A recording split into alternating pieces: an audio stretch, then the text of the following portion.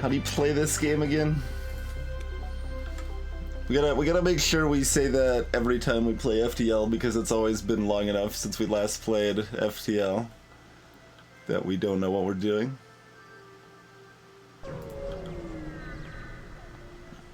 Jump right into a sun with no shields. Excellent. Yeah, there we go. Perfect.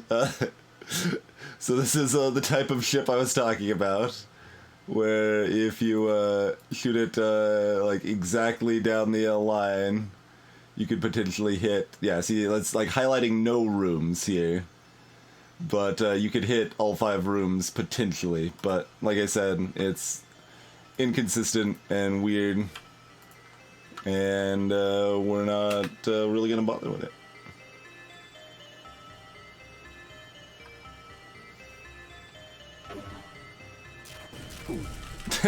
That was 3 ion blasts firing at once. That's kind of funny.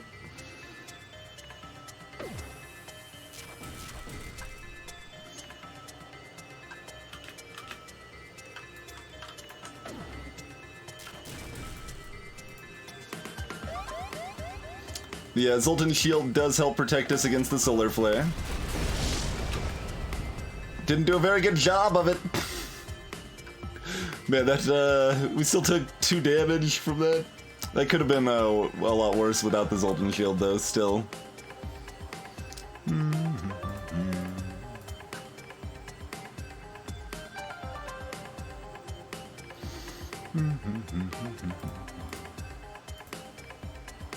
Yeah, alright.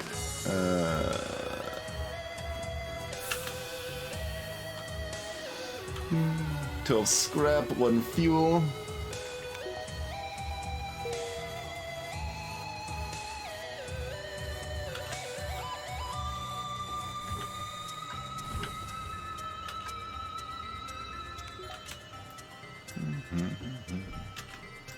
Let's just make sure the fire didn't spread anywhere else. Okay.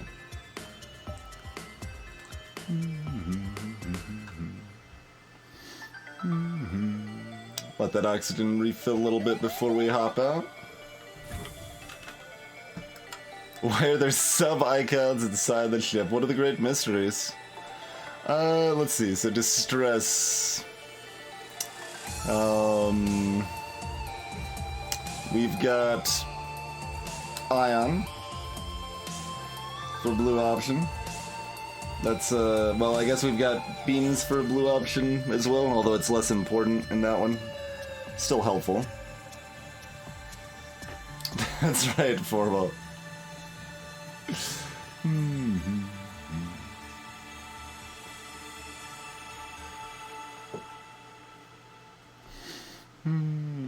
I'll do it anyway. Maybe sometime in the next decade I'll actually do an analysis of distress beacons. Hail them. Alright.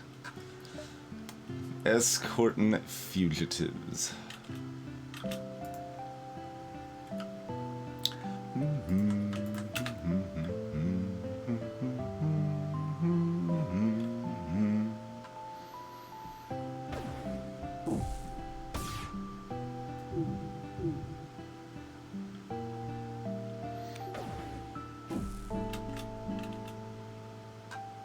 Alas.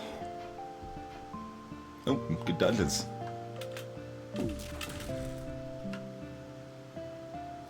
I should have targeted weapons there, by the way. That was a small mistake.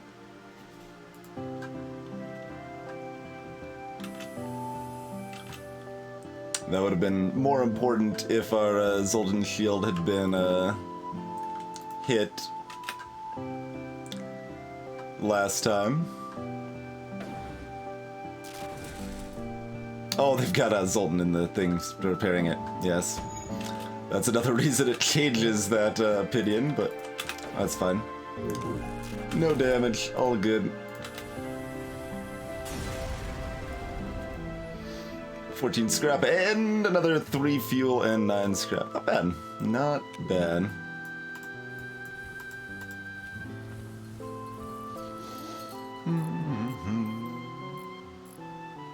Hey, Blackfire.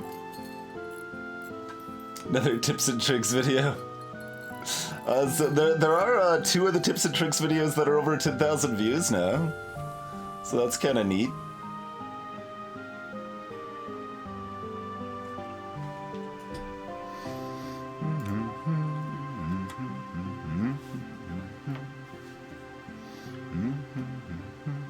Also, wait, what happened to my cheat lines here?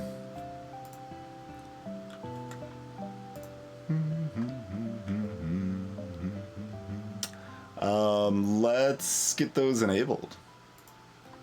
One moment. I want my jump lines. I don't know why those are broken right now.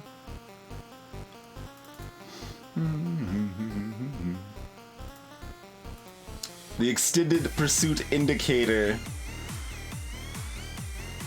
Hype music for a loading screen while we fix something.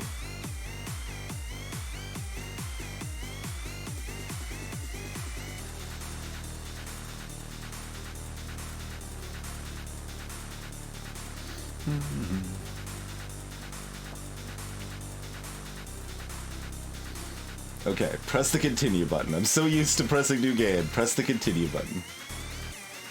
Press the continue button. And there we are. There we are. Hey, Arturizu!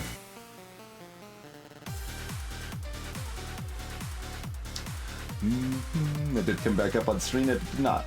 Alright, let's try again. There we go. Good thing I checked.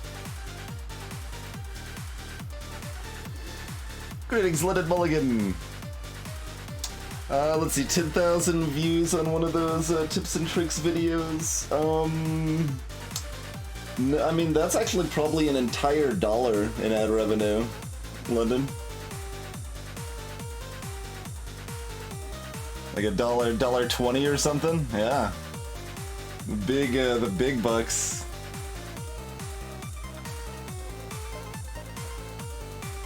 I mean, what would it be on the average? Listen, yeah.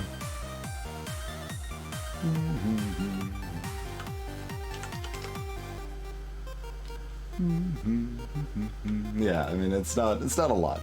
It's not a lot. But it is more than 10 cents.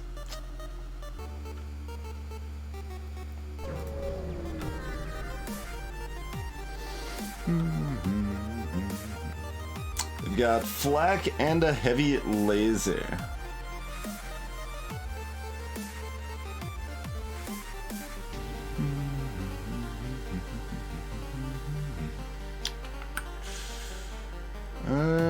Maybe we just take it.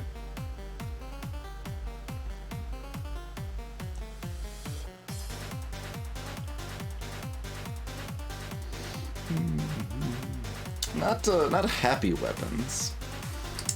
Yeah, the double reward, quote unquote, here tends to be pretty poor, which is why I'd consider taking it.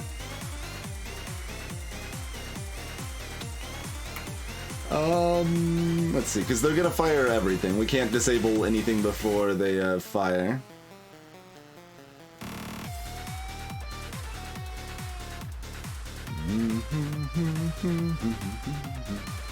This bribe is standard. This is Sector 1. The bribe's gonna be between 7 and 10 scrap. And it's got 2 fuel. Like, I don't believe this bribe can be more than 10 scrap in Sector 1 on hard, or Sector 2 either for that matter, because it's the same.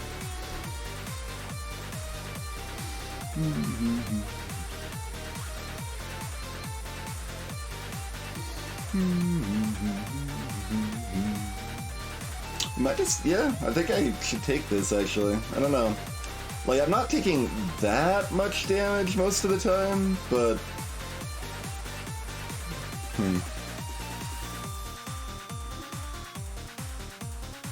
I would say, like, on average, we get slightly better by being a hero, but it's higher variance.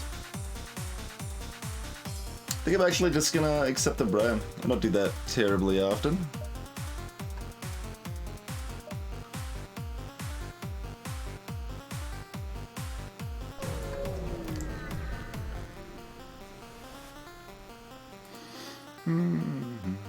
Sure, we've got Zoltans and we can upgrade our oxygen, I guess.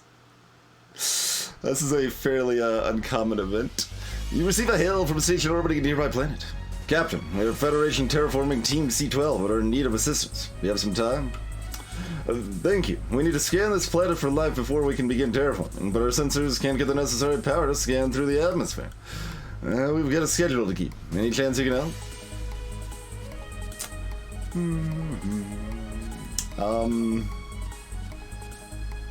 I mean, yeah, I guess. Level 2 oxygen. We done did it.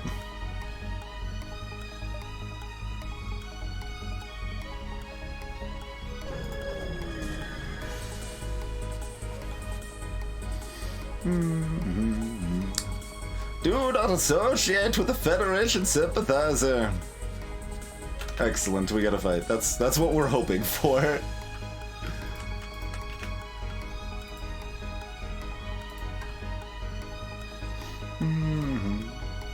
Hey, Shinichizo.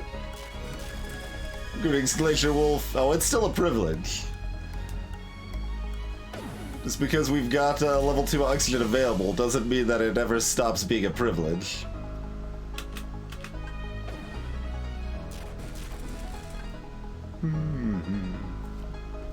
How interested are we in getting our weapons skill up?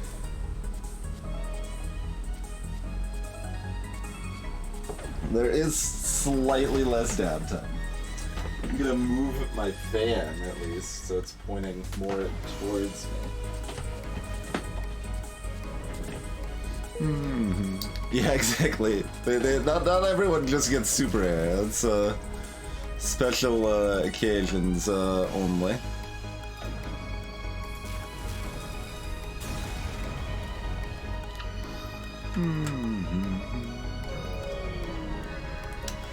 How well does that work now, Thomas? Like, I remember trying it after the most recent major update, and it didn't work very well. Like, it could only do ×2 at most.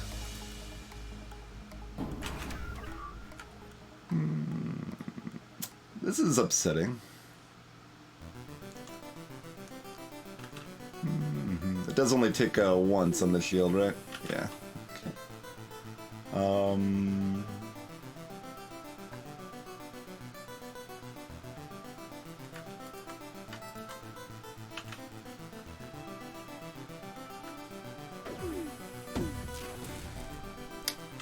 right. That disabled the other drone. Of course it did.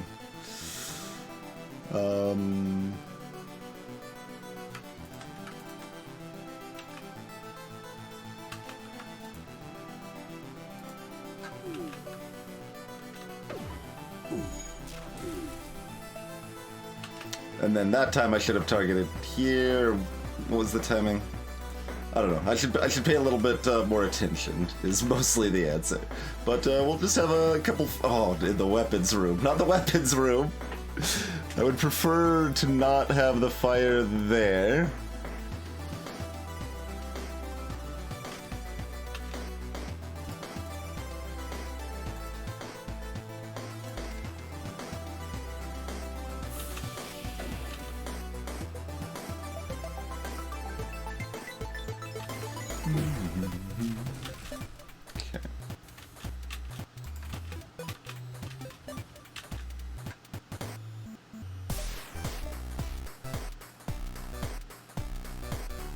Sure, that's fine.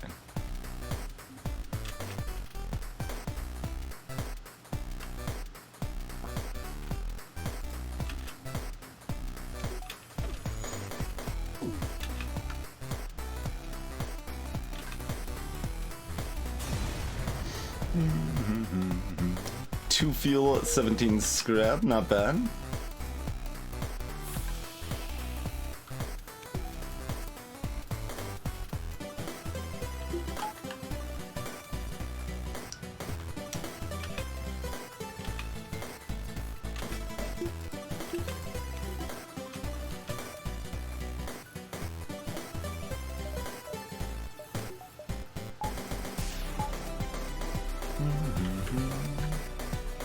Oh boy, look at the super oxygen go. Hey there, Kleck.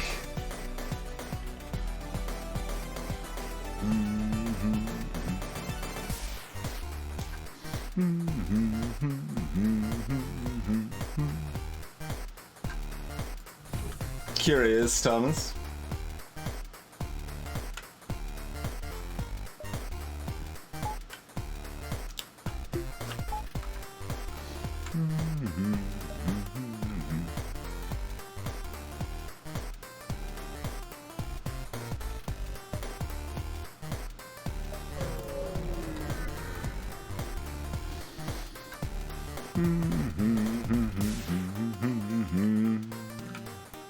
Ship is completely abandoned.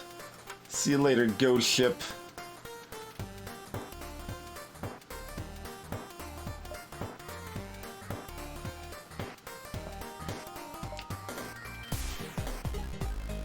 Probably don't want to do this store.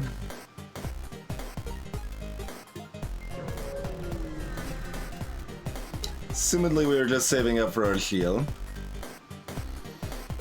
Would you like an escort? Alright. Yeah.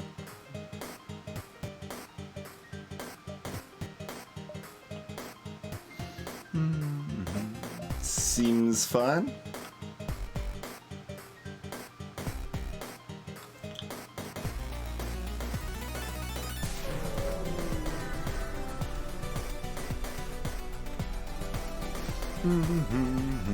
Check out the asteroid field. Nothing of interest. Better than eating 5 damage, I suppose. I walked right into their trap.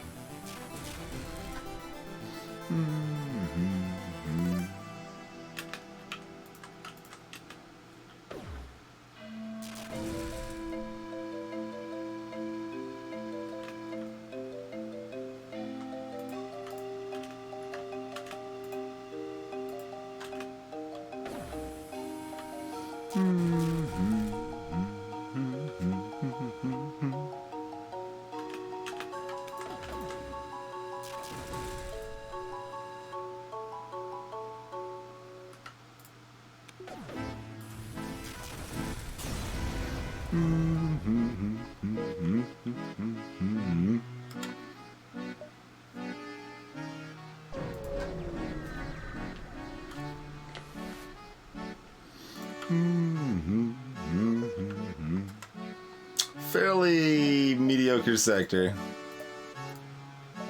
87 scrap and an oxygen upgrade is what we've got to show for ourselves. We're about 30 scrap short of par there.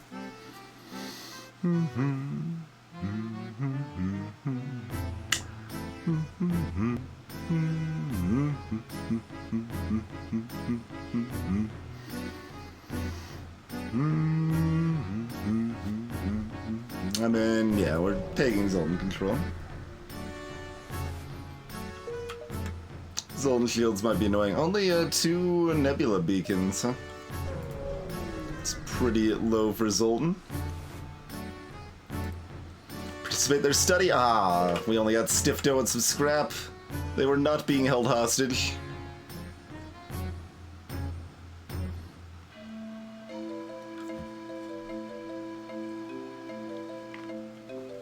Yeah, honestly, I think a distress beacon, like, guide list would be one of the most helpful things I could make at this point.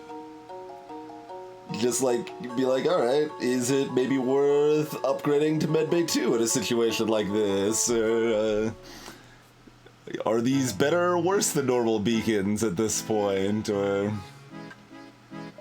These are the questions. We're gonna do them anyway. still probably worth...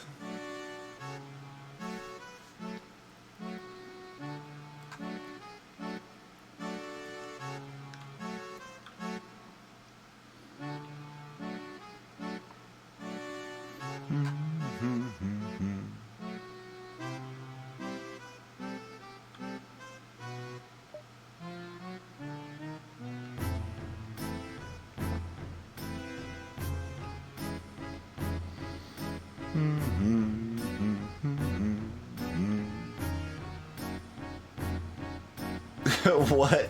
That?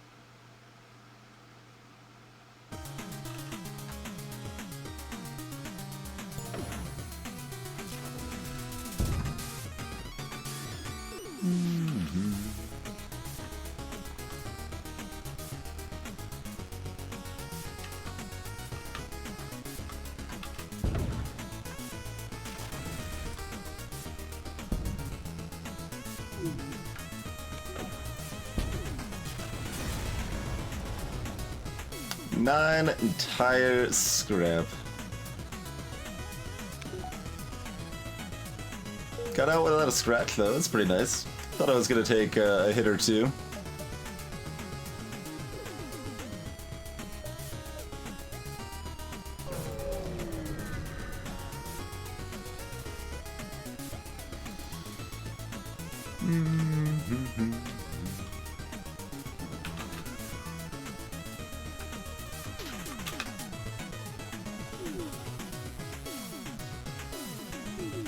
Yeah, that's right. It still makes the double hit noise, but it only actually hits once.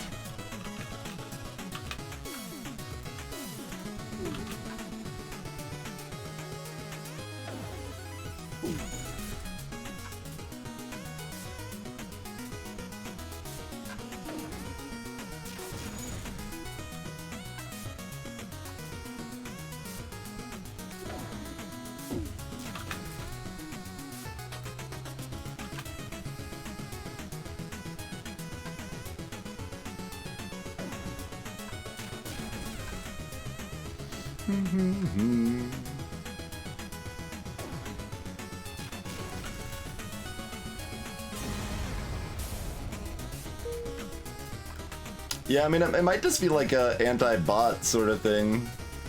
That is quite possible.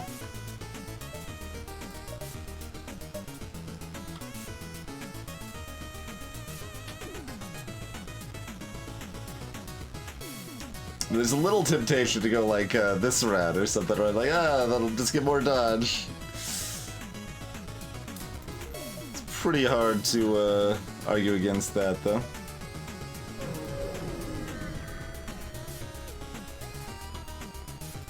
$22 scrap. It's just a free high reward chilling around. Pretty nice. Pretty nice indeed.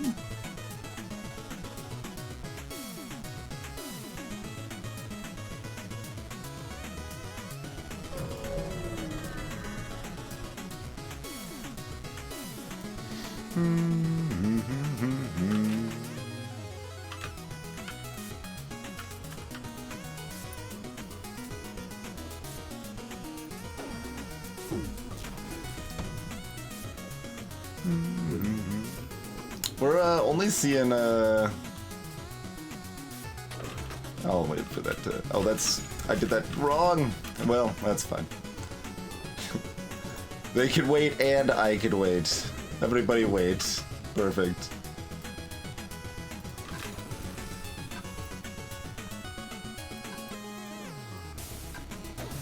Just more weapons trading, I suppose.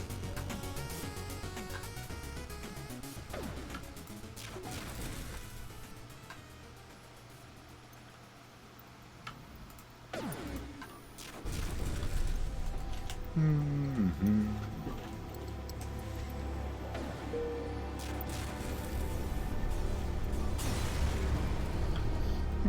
15 scrap, not bad.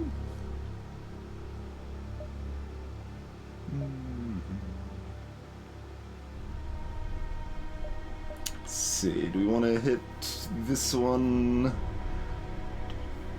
So we got 7, not including this one, so 1, 3, 4. This gives me a little flexibility. Sure, and a little more time to get more scrap for a store. Something strikes you as odd about a moon in the distance. Check it out. Just more free cash money. Yeah, we can save money for a store. Looking at other weapon sort of options is good. Upgrading shields is fine, like our weapons could last the next sector, but we'd rather get a little something else if possible.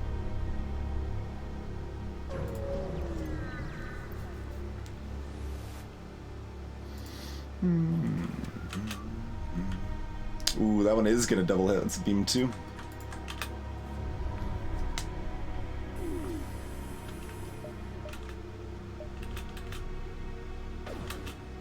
Although, we would actually rather take out the missiles at this point, wouldn't we?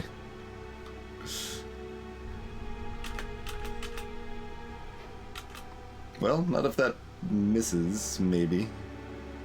No, we'd still rather target this.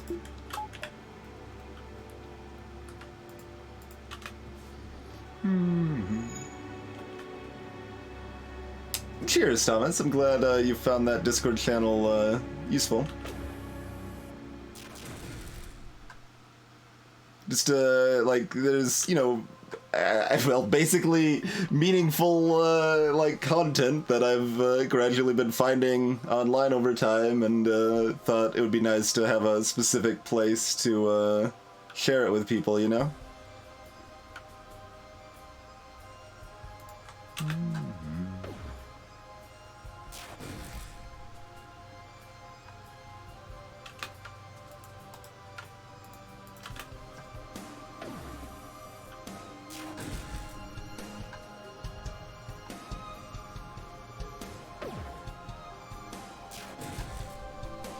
Hmm.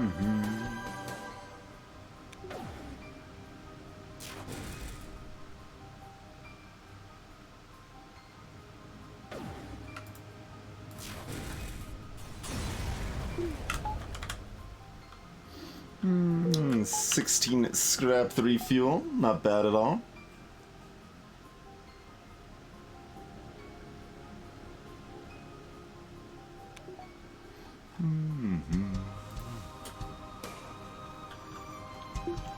Look at that oxygen refill. Oh boy.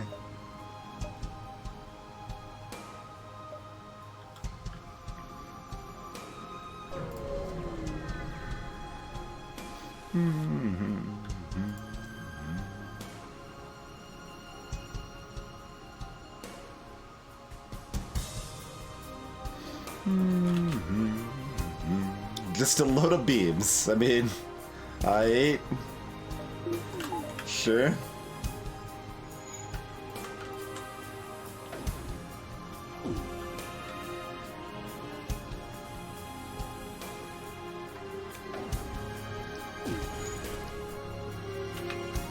That's just one of TwingeBot's quotes.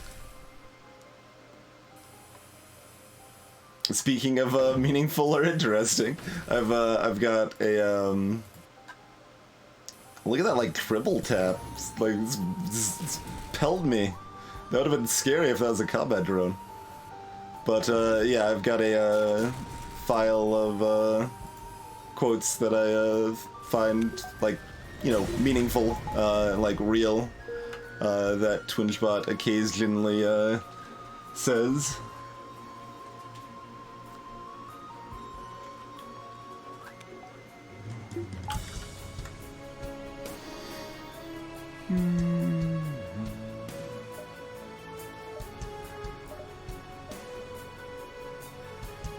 Oh, this is a stupid beacon.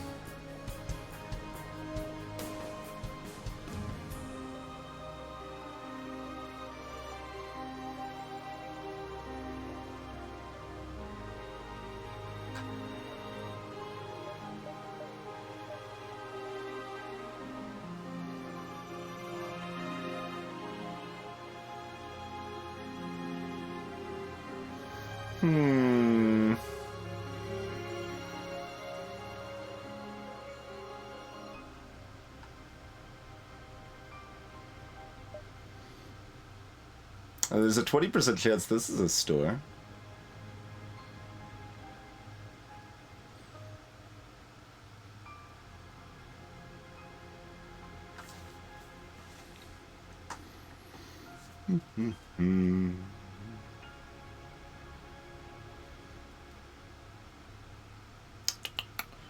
We're gonna lose out on a beacon to guarantee ourselves a store.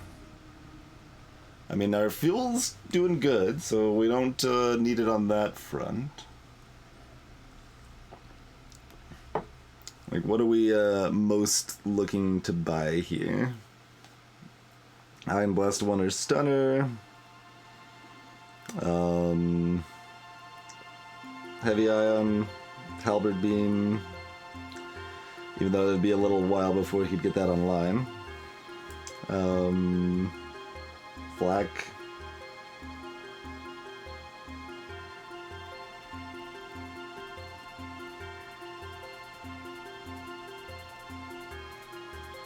Can't afford hacking. I mean, really any ion weapon, right? Like, we'd buy Charged Ion, we'd probably buy Chain Ion. Since we're talking balance mod here. Greetings, Squidbang.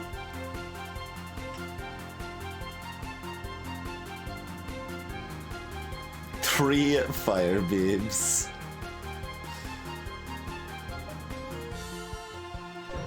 Alright, let's check the store.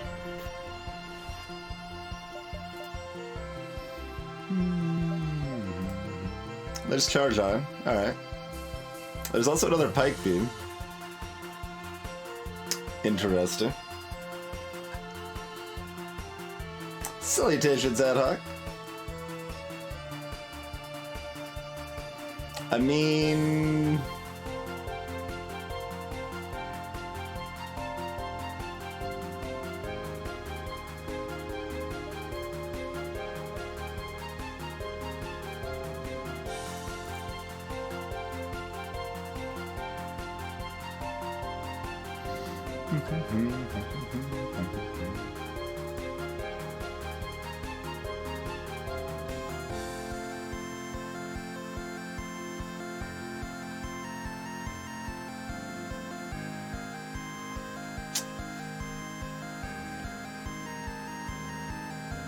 Huh.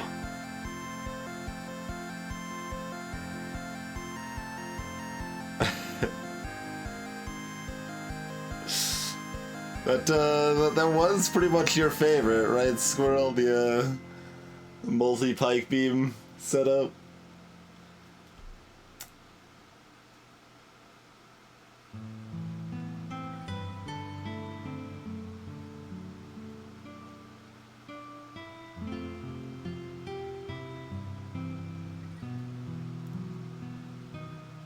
I mean, it'd be more comfortable if we had another $1. Because I'd rather not sell an Ion Blast just yet, but we can, and it's not that big of a deal. Alright,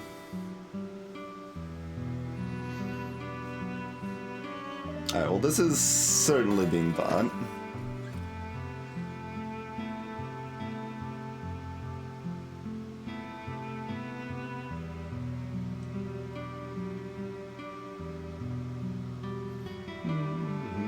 If I sold my pike beam, I'd have enough money to buy a pike beam.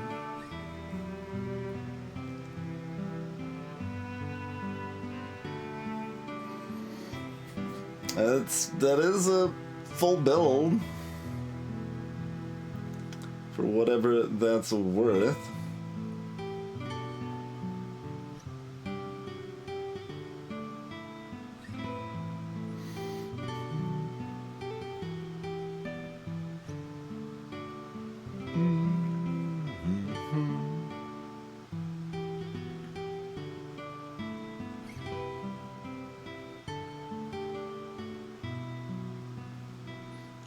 I guess?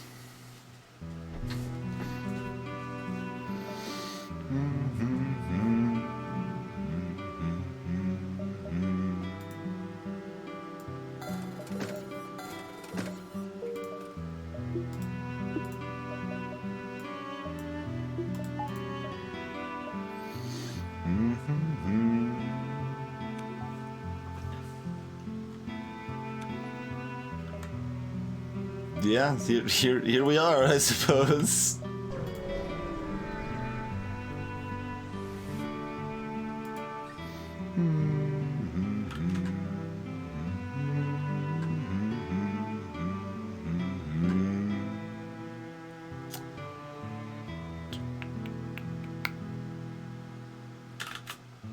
Three of them? Yuck.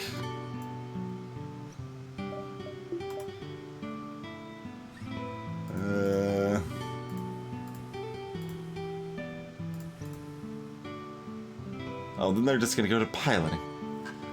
Well, that's fine, I guess.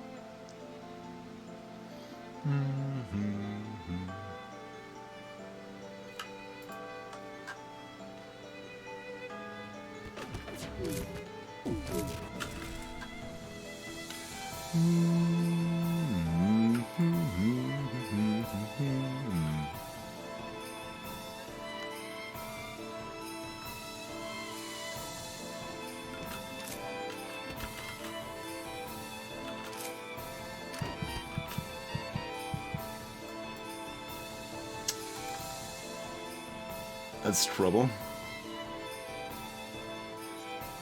Should have moved them over sooner. It should be okay.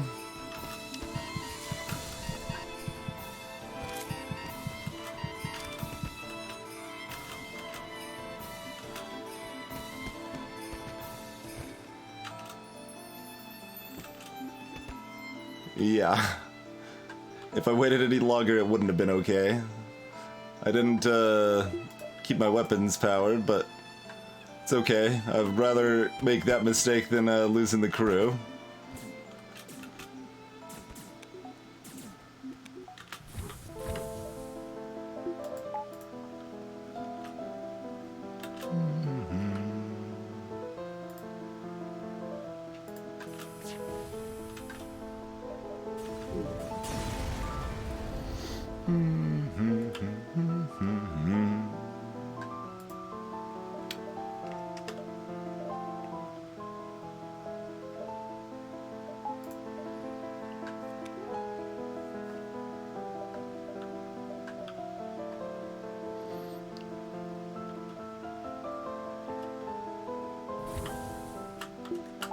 It is a little amusing that the main advantage of the upgraded oxygen is just to save us a few seconds.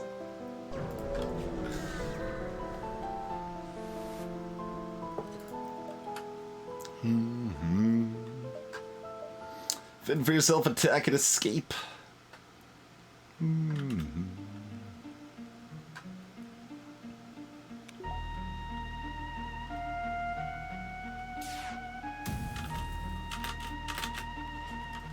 This will take down the flag. Well, if both shots hit. Oh, it took down that instead. That's curious. The flak had more time left to charge, so I'm surprised that wasn't the one that was taken down.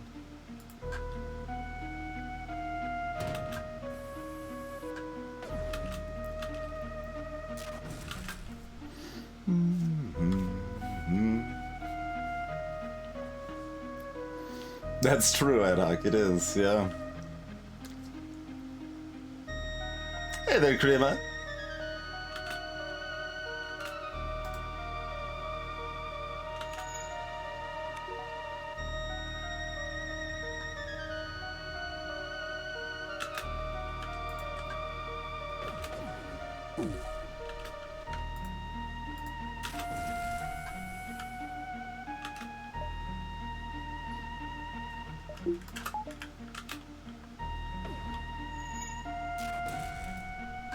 That did actually land in time.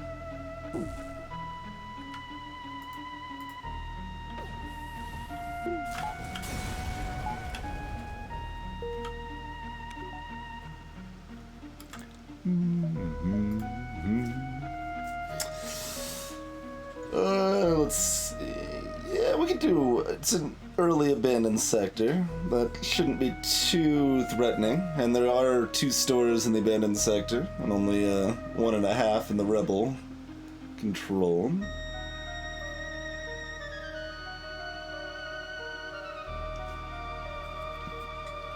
Alright, I'm game.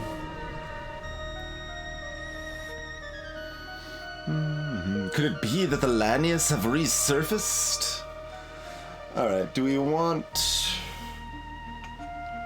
We should probably just get the Iron Blast online with our 50 scrap here. Like I said, 2 stores, like that's a good thing, but like we don't actually care about stores at this point, do we? So...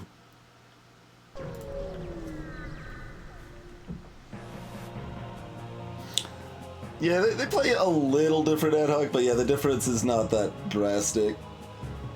Like, hostile, you might be looking at like 8 average directly hostile events in the sector versus 6 in a civilian, something like that. Like it varies a little bit between sector types, but it's not that drastic, yeah. And obviously the type of ships you're fighting depends on the specific sector type and such, but it ain't too different.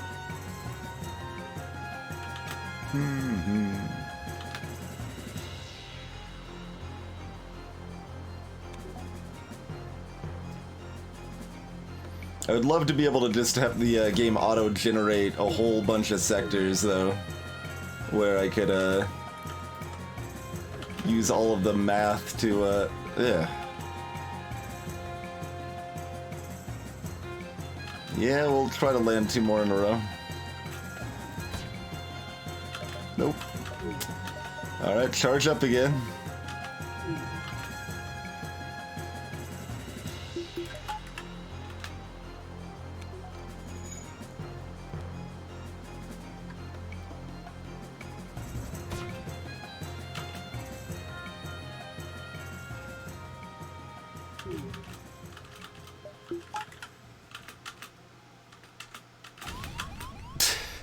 Of course.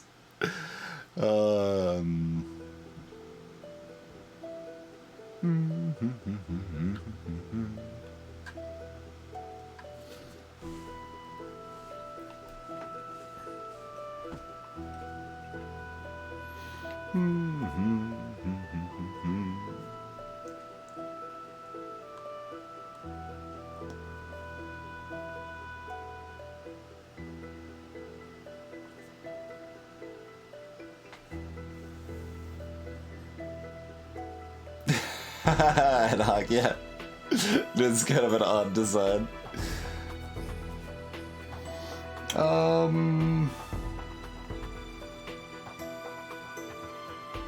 Suppose we probably leave the shields down.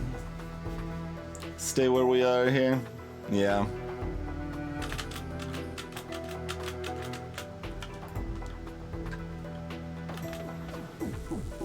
There's that triple hit.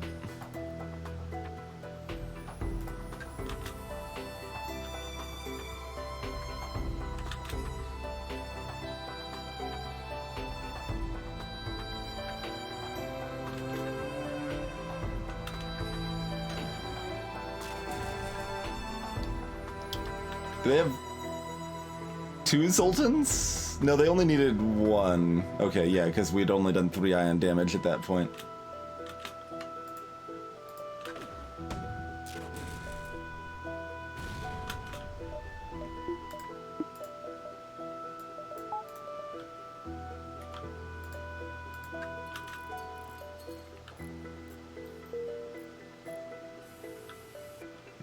Bad surrender, get out of here.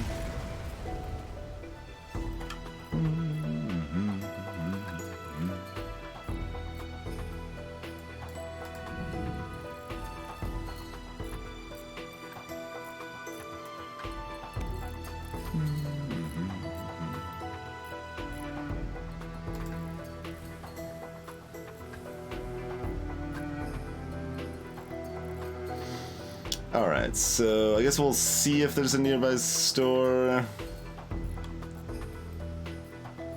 Probably be looking at, okay,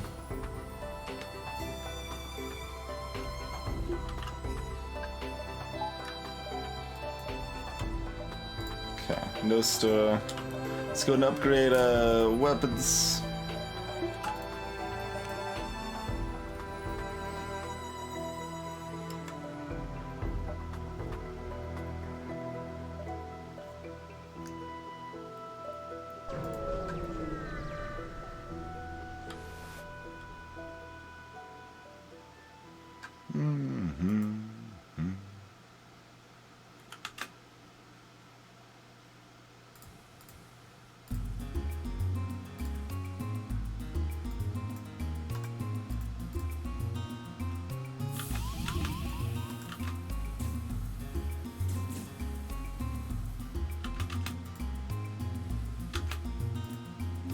Oh, fine.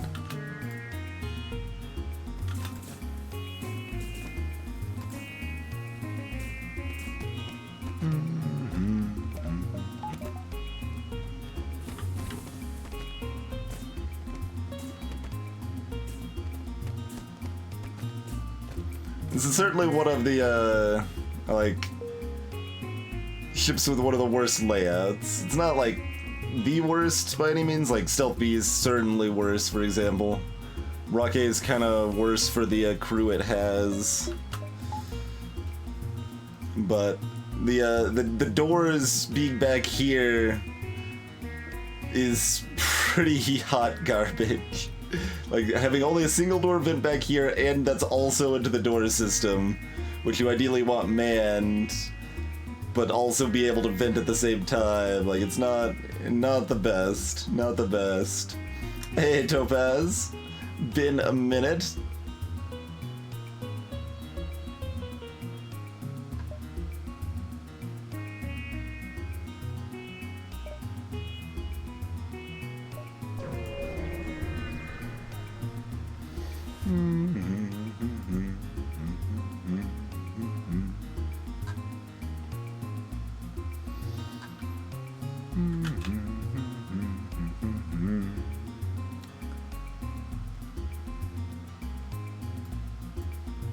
Okay, you're going over here.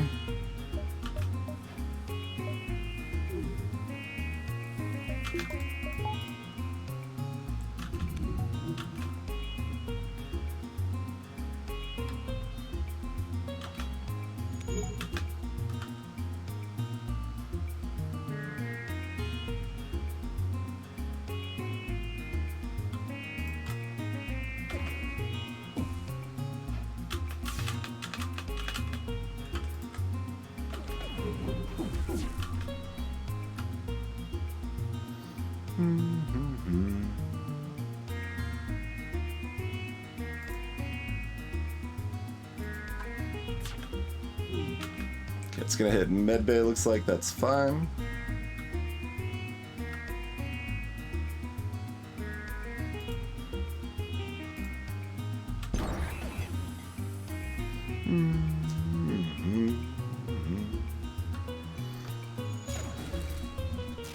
Three fuel there makes that not actually a bad surrender, but we'll still try to get better. Oh, I should have targeted one of the ion weapons at the, or yeah, at their weapons here. Alright, got there in time anyway.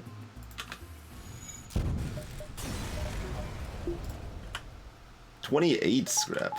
Nice.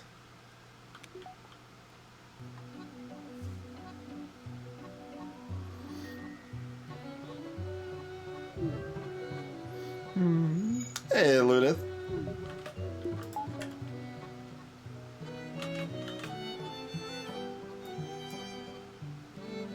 Oh, we actually do need that to charge first, I suppose, don't we?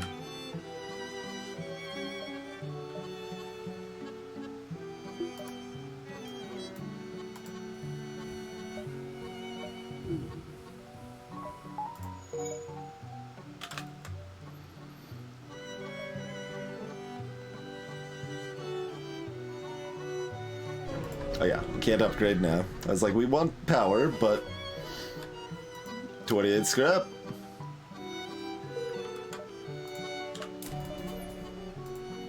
Certainly grabbing that much.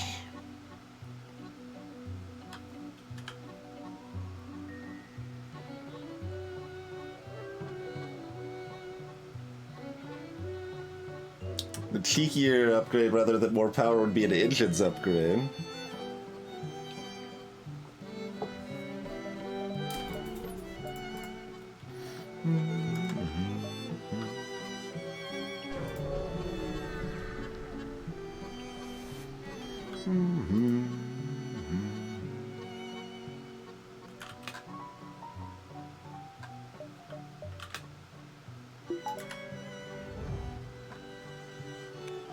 The old friendly ASB situation.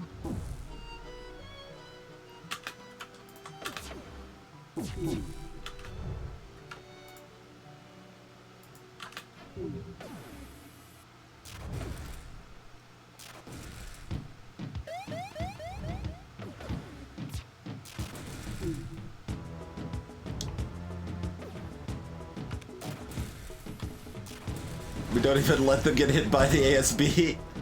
They're already erect.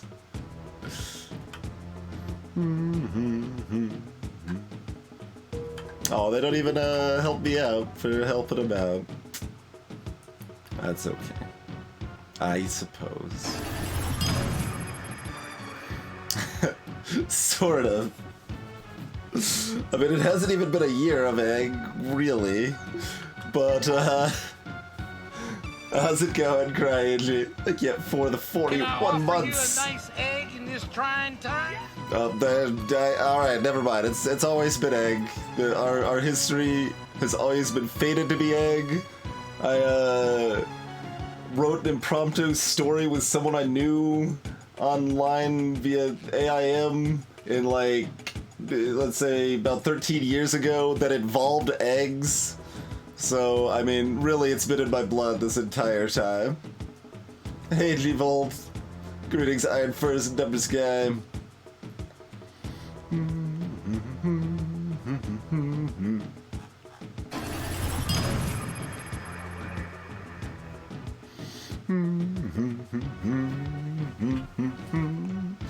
Appreciate the continued support as well, London Mulligan. Whether you're whatever card game related name you've had, you've certainly been around for quite some time. Numbers guy, Drofton. What was that a combination of? I guess gifting and dropping. And that's what drafting the gift sub to G-Volt. Enjoy your egg, G-Volt. Enjoy your egg. Appreciate it, Numbers guy.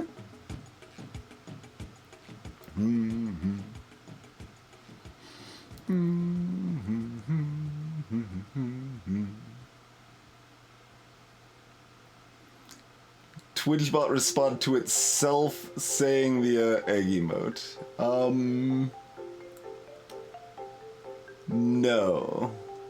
But it kind of looks like it did. So we can say yes because it's funnier. Hey, just Sparky.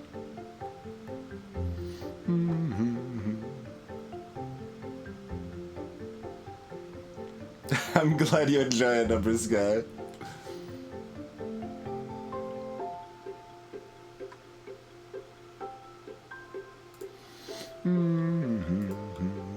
Twitchbot may be hatching an AI takeover plan. That is possible.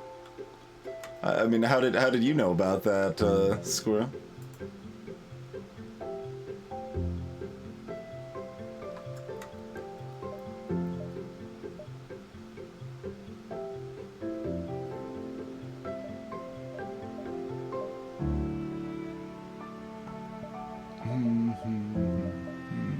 Ah, yuck.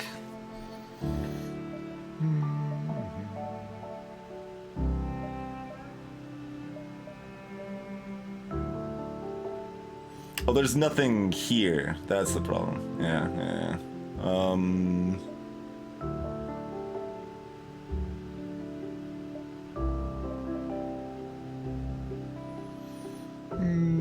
Guess I should have analyzed that sooner.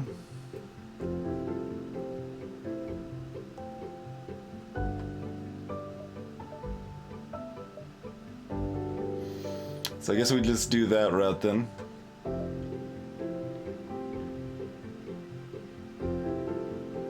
Yeah.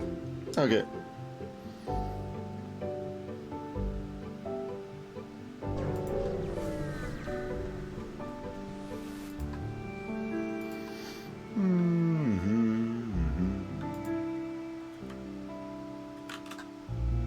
Burst 2 and heavy laser, huh?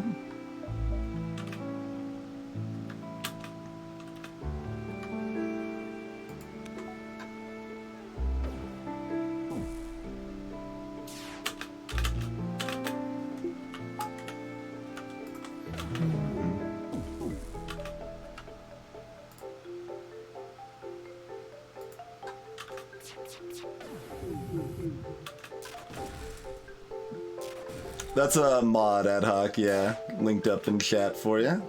Oh, we didn't get our shields up. So keep evasion up at first then.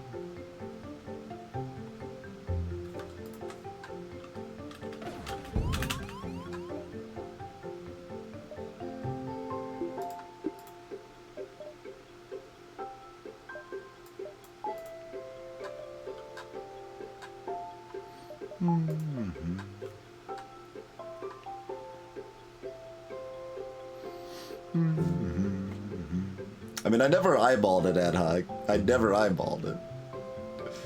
I only eyeballed it the first, like, 2 hours I played this game. I had a piece of paper with lines on it for several hundred hours.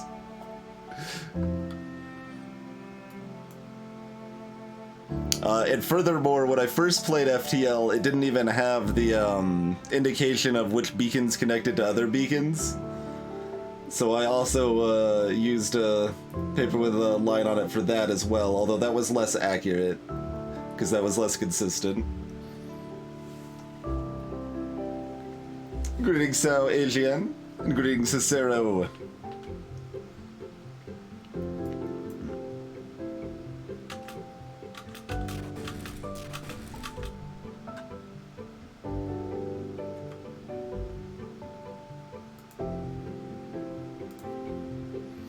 I do not, Squirrel. There's been several pieces of paper. Sometimes pieces of paper get lost here and there, turns out.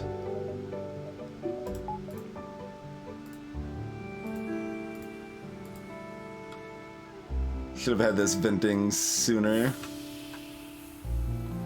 Because they ain't gonna be able to fight it fast enough.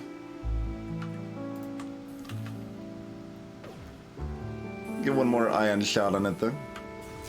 Oh, and also they're dead, so doesn't matter too much, suppose. 30 scrap and fleet delayed by a jump, you say? Well then. What are these bountiful rewards we are receiving? Hey there, Brennath! They told you the directly adjacent, so what they were missing, so you can see these 3 beacons were connected to, right? That was always there. But this feature here, where I could hover over this and see all the beacons this connected to, that did not used to exist at the very earliest day. But it was a feature added pretty early on.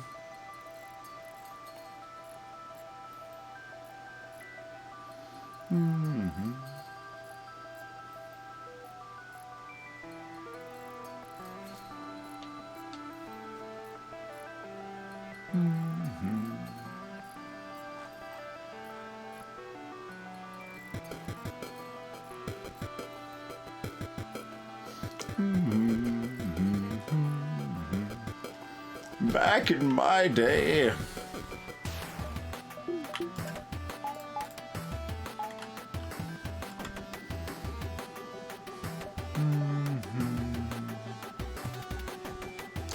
So now we can pick this one up. Cool. That worked out.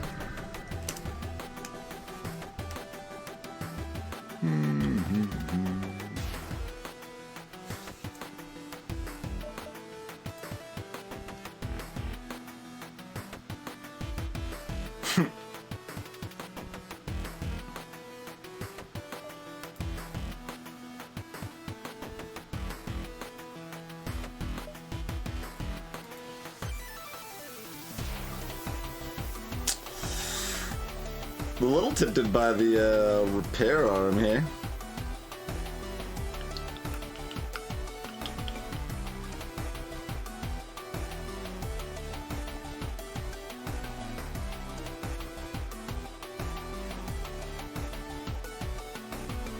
Yeah, I think I'm actually gonna go ahead and grab the repair arm. I like the repair arm decently in a balance mod.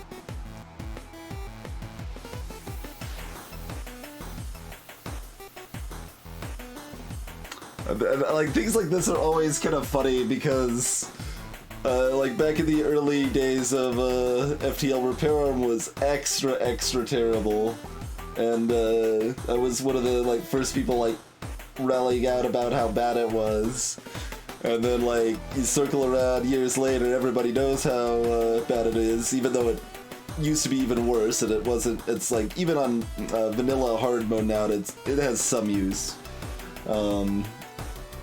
But then, like, oh, we're balance mod. I'm like, yeah, let's go and buy repair arm. And, like, some people are just like, the hell? But repair arm's terrible, Twitch. Like, no, man. He's cool.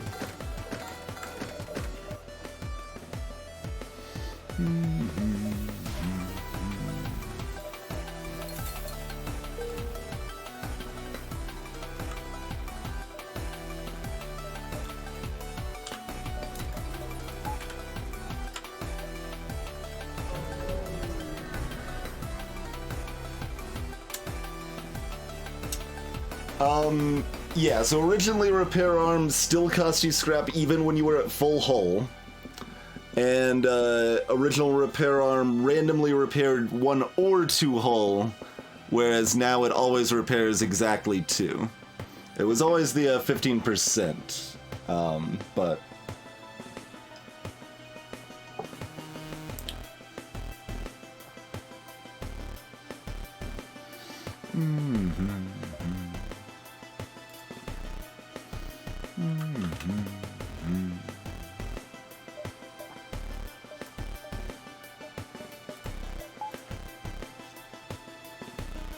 Yeah, it's 10% with balance mod.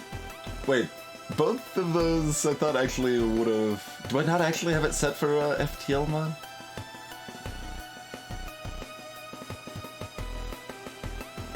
I'm gonna add that right now.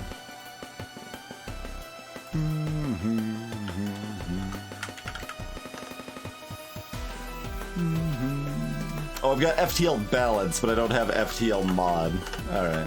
Well, I mean, I guess maybe I didn't do that because there's multiple FTL mods that are potentially in use, but yeah, that's fine. FTL mod should refer to that. Later. So much for heroes. So much for heroes. On hard mode, both, Krima. It also gives you more health against the flagship.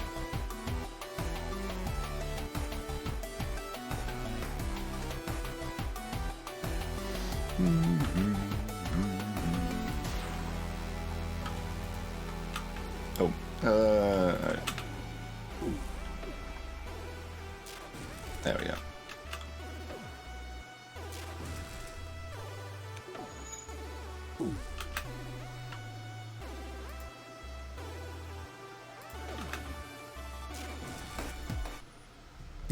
Global offensive.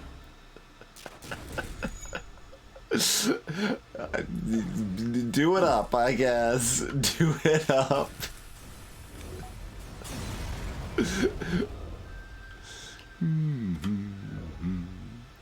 So, like, that cost us 3 scrap to repair 2 hull. So, saved 1 scrap, and, you know, it costs 40 scrap to buy to begin with. So, not exactly a big savings, but it is convenient. It also means that I potentially could visit, like, 1 or 2 fewer stores, and doing that is worth an extra, like, 30 scrap or something. So...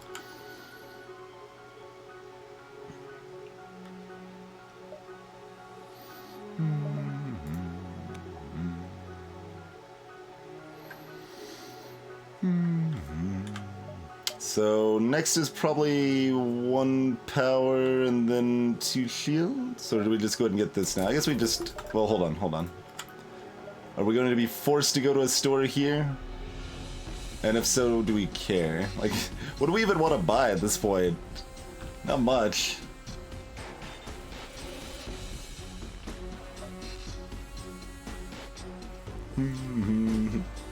Who decides what proper balance is? Yeah, that's me. I am the arbiter of good game balance.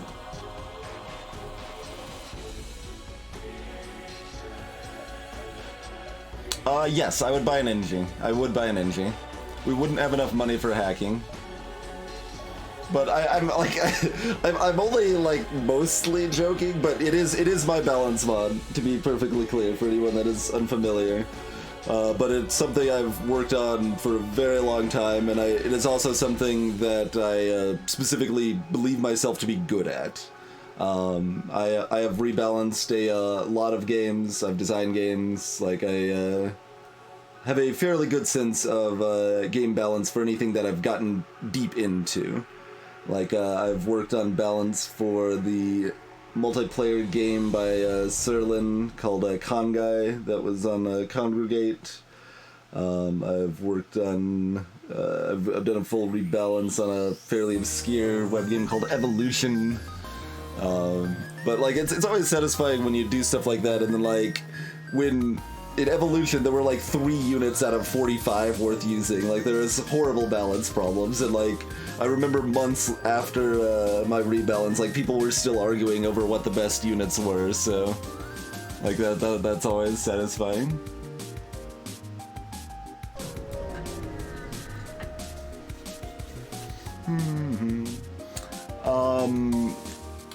League stuff was mostly not balance related, spherical.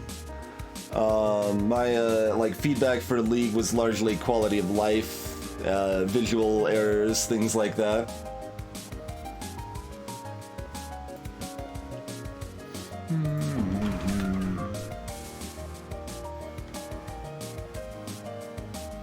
Only indirect. I mean, like, a lot of these aren't, like, paid positions, although I did actually apply to be a QA tester at Riot at one point.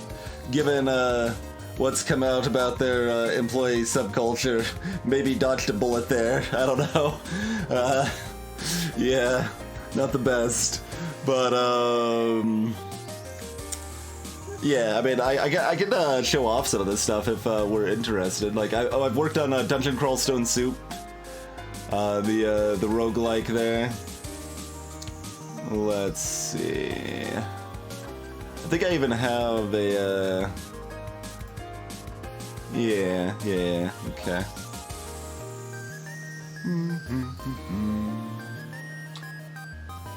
So...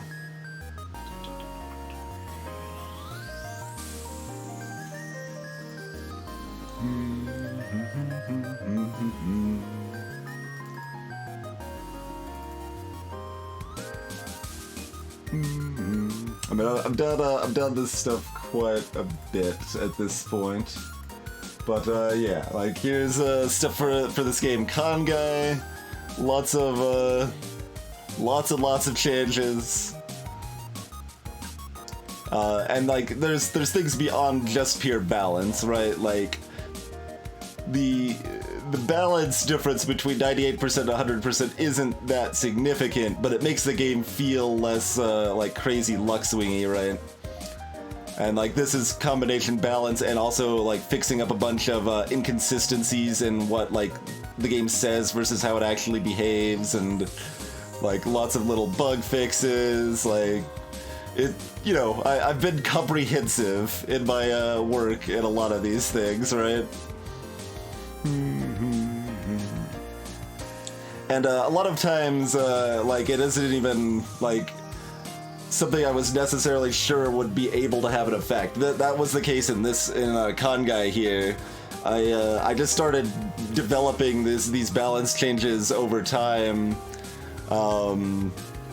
hoping that they might make a difference, but, like, we weren't even sure the game was ever going to be changed again at that point. Like, we had a nice competitive community for it, but we were hoping we could change it, but at the time we weren't sure. But eventually they did add new cards, and I was pretty important on the balance tweaks for that.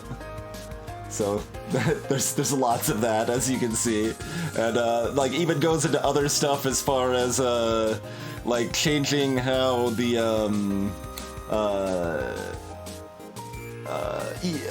what's the I can't even remember the term now. The elo, the elo system, the amount of rank points that you win or lost depending on the difference in skill level between the players, like to make that a little bit less swingy, less extreme.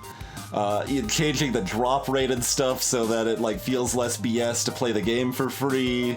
Like so many, like I've got into detail. That's just that, and then like on top of that, like sometimes it's just intuitive stuff. Sometimes it's consulting expert players. Sometimes it's consulting less expert players. Like it's good to get feedback from less experienced players too.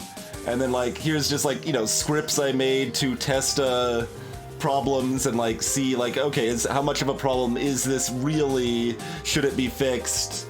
Like things like that.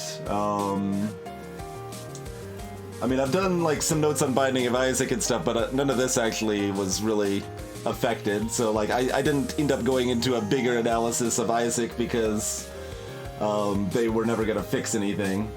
But lots of bug reports. This was stuff for Darkest Dungeon.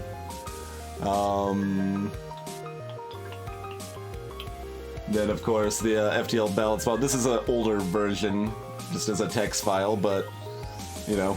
Lots and lots of changes. Hacking now costs a lot more than this. Hacking only costs 100 at this point, but we've nerfed hacking a lot more since then, because hacking is ridiculous. Oh, Undertale feedback, like little bug fixes, quality of life stuff. Like that's not really balanced, but like a lot of it falls into some of that same category as far as like there's an issue with the game that I'm trying to fix, right?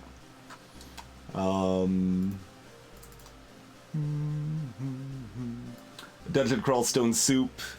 How this worked for Dungeon Crawl Stone Soup. Originally, I was just like I started making notes of some of the problems, like the most egregious problems with the monster experience gains. Like some monsters gave you way too much or way too little experience for how hard the fights were. Because it was a formula that kind of generated it based on their stats and stuff, and sometimes that wouldn't paint the real picture. So I started making notes of that, and basically since it's a communal effort, it's an open source project, the devs were basically like, hey, if you want to make a patch for this and it's like, you put effort into it, make it good, we'll just add it to the game. It's like, alright. So, did a whole bunch of this, like, let's see, do I still have a spreadsheet of that anywhere? Maybe. Let's pop over here real quick, and make sure I'm not bringing up anything weird. Yeah, it's fine. Like,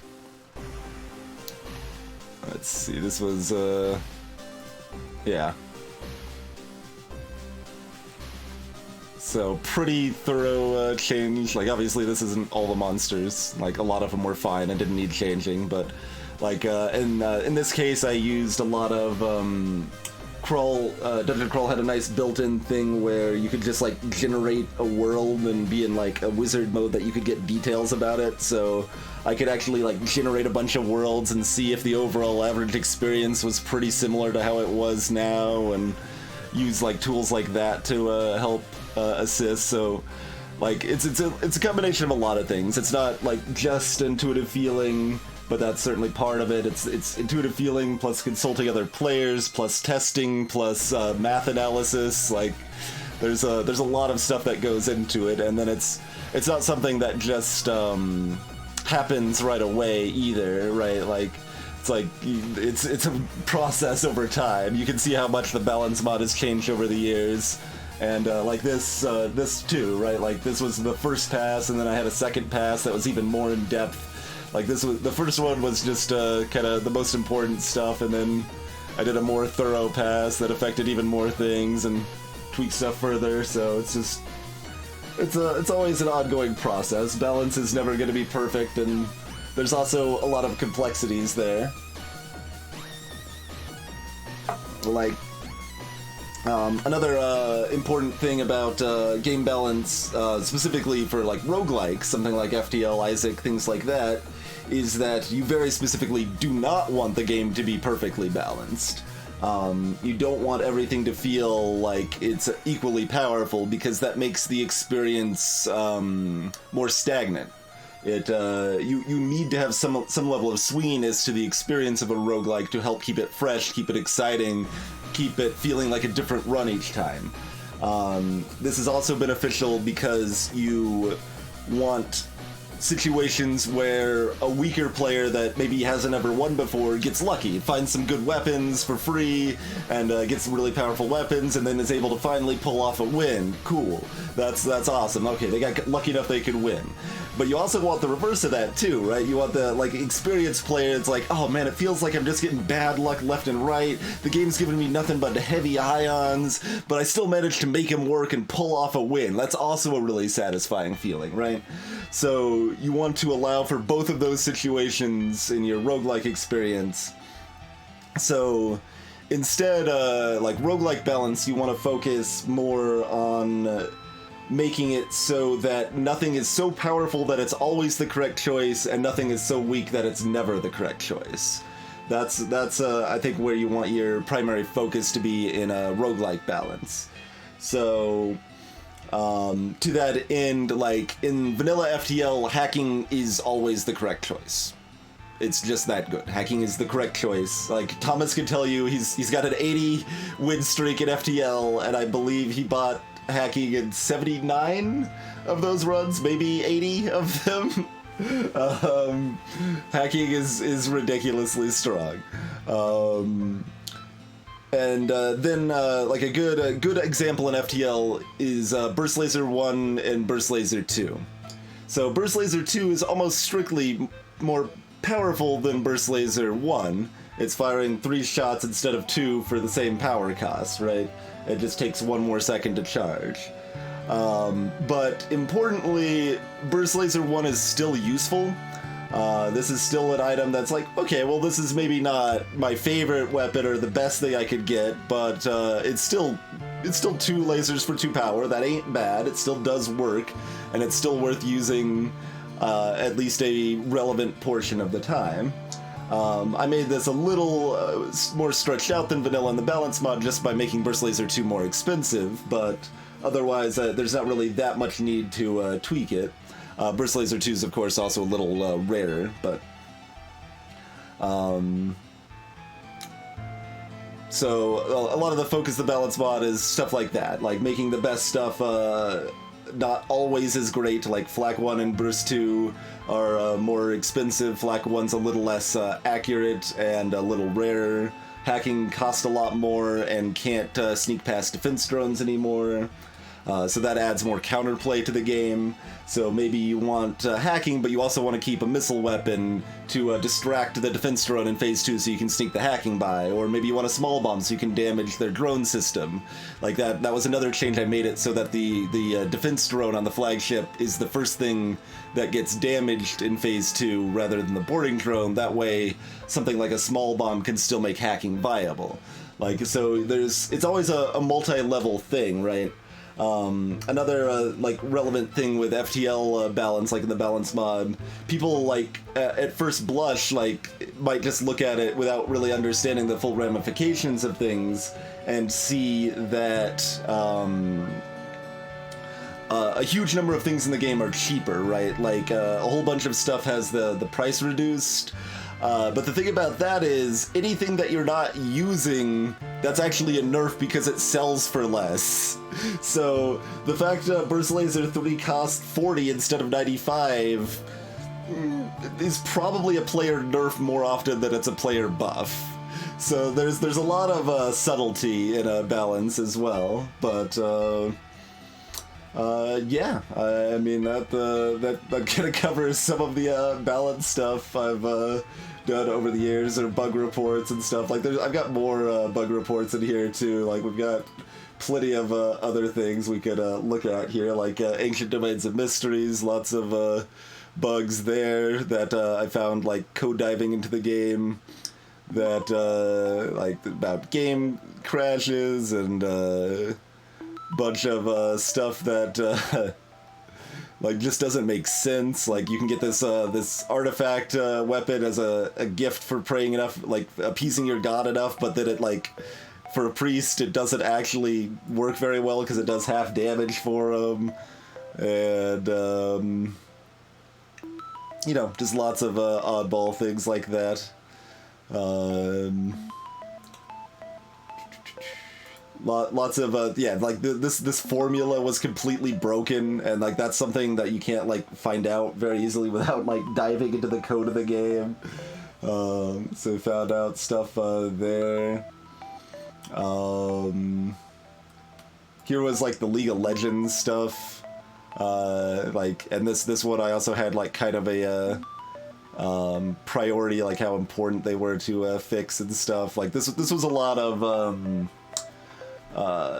inconsistencies, quality of life stuff, visual indicators that weren't accurate. So there were a bunch of like pictures of the actual hitboxes not matching the visuals of where, like, it could look like something hit an enemy when it didn't actually hit them. Things like that. And I know this was received, and some of this stuff was implemented probably as a result of this. Like, I'm pretty sure this was directly fixed because of me. Oh, I found like a really major game bug that was present for months. I found out the cause of that. One that globally froze the game for everyone playing for 6 seconds. Just, you know, you're playing a multiplayer game with 10 people, and then suddenly the game just freezes for everyone playing for 6 seconds, and nobody knows why.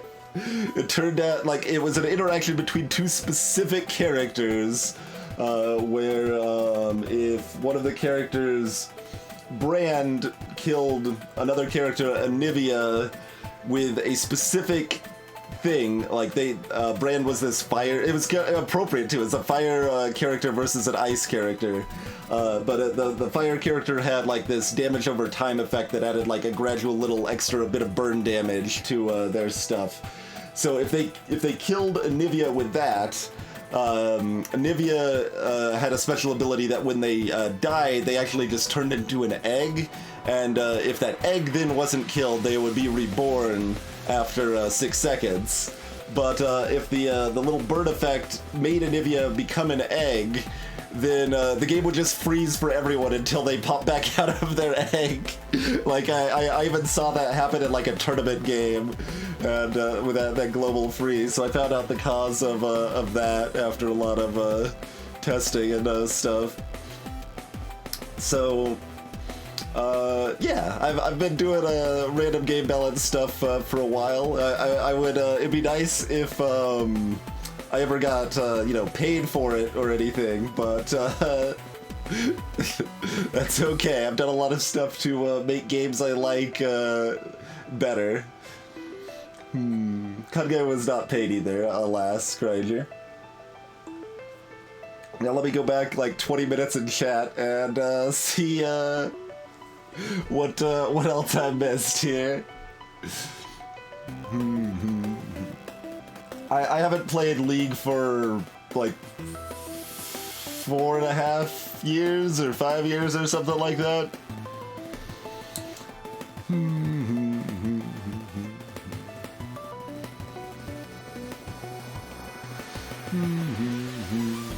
And yeah, Kage was a card game. Yep.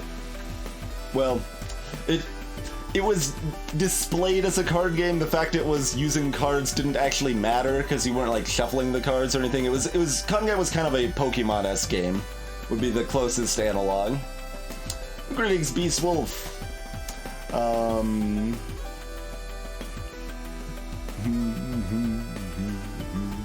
FTL is a text adventure now. And yeah, Isaac, that's a little bit of a different category, but yeah, when Isaac Rebirth first came out, I did a whole bunch of testing to figure out how all the items worked and stuff. And, tried to extinguish, like, a couple dozen just lies that kept spreading. And I spread at least one lie myself, too, because I misunderstood how something worked. So it's easy how lies spread like that, because I misinterpreted one thing about how one of the new items reduced your tier rate in Isaac. So that's what I wrote down on the spreadsheet, so that's what spread everywhere. So that was lots of lies. The problems with Darkest Dungeon. Well, one of the things I specifically complained about at the time was that the game could tell you had a 135% chance to disarm a trap, and then this trap would still explode in your face. That's bullshit. You don't want lying garbage like that. They did actually fix that one so that it tells you the real number rather than the fake number, but thank you for the host, by the way, Arbrelia. Like, my biggest problems with Darkest Dungeon is just the core design of the game. Like, it is entirely designed around grinding, and I don't really enjoy grinding very much. But that's not inherently a problem with the game. Other people enjoy grinding, and there's still other good stuff there I did enjoy, but...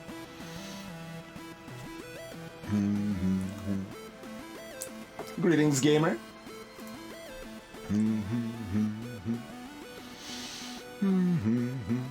Oh, nice, Ad Hoc, as far as the Heart of the Swarm changes. Formal. You like Firebeam? Firebeam can be fun. I did buff Firebeam a little bit, but...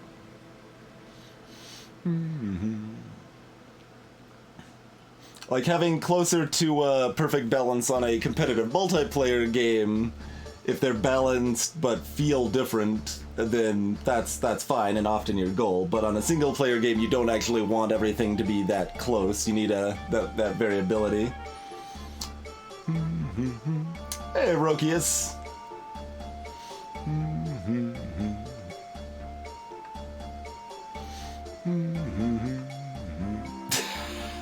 Cadgar. Flag 4.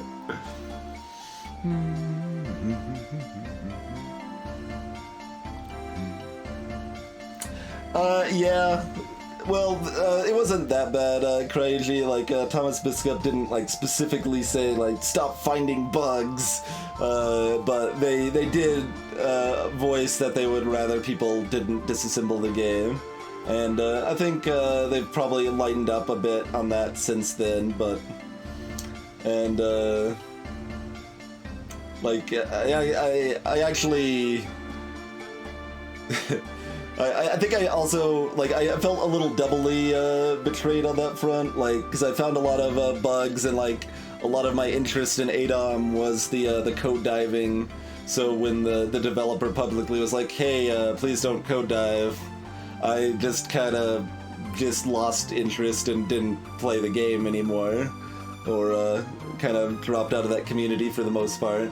And then when they made a bunch of I think they made little like in-game statues at one point for people that found a bunch of bugs. Like I didn't get credited there either, so I felt like a little slighted, I guess, at that point. But I think in reality, in practice, like it wasn't an intentional slighting. It was more that like I wasn't currently active in the community at the time that like that was being made for the new version of ADOM or whatever. So I just happened to not get included, probably.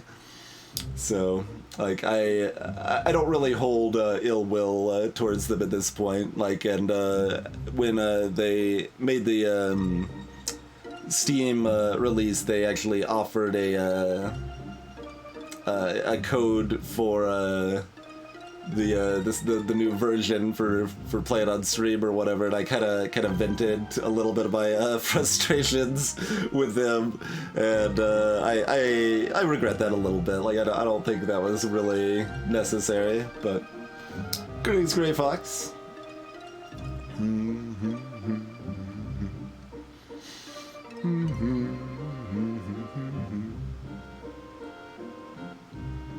Yeah, as far as like being paid for it, like I would want to do it freelance. Like I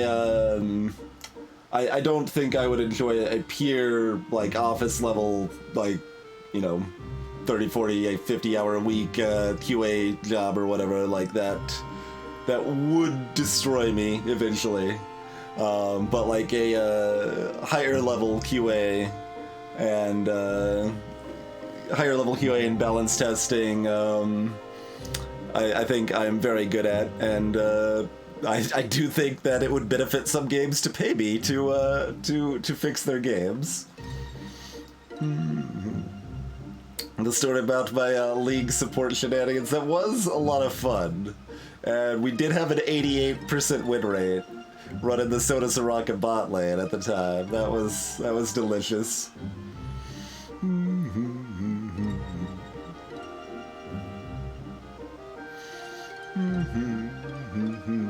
Because pure QA in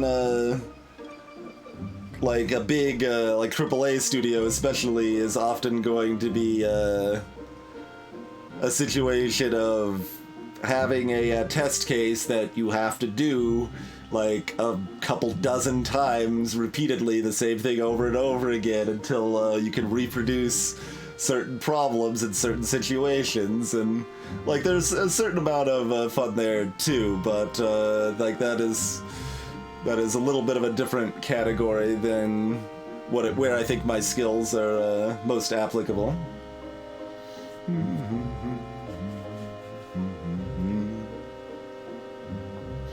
Con guy stream win, it's just possible.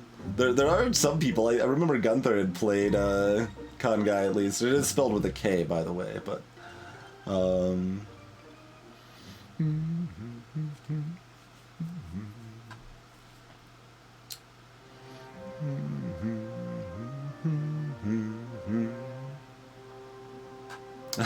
Rokius on the grind there.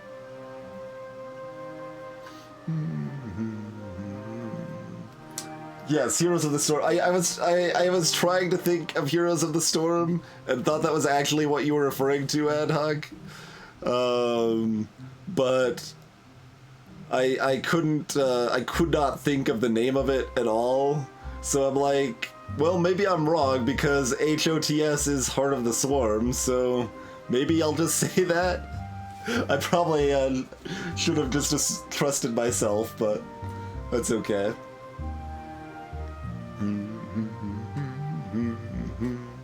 Yeah, indeed, Spherical. The Antiquarian didn't tell you what its bonus is. Darkest Dungeon probably still lies about how low light works. Like, the difference between 1 light and 0 light is a lot more different than what the game actually implies it is. Stuff like that.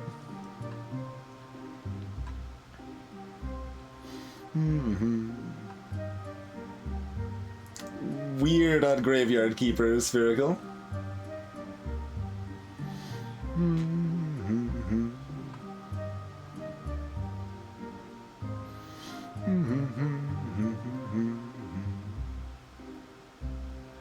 Yeah, I can see that, Iron Furs, as far as Thomas Biscup goes. Like, I mean, my biggest frustration back in the day was that, at the time I was playing it, the game hadn't been updated for, what, like 14 years or something like that? Maybe not that long. Probably not quite that long. No. But...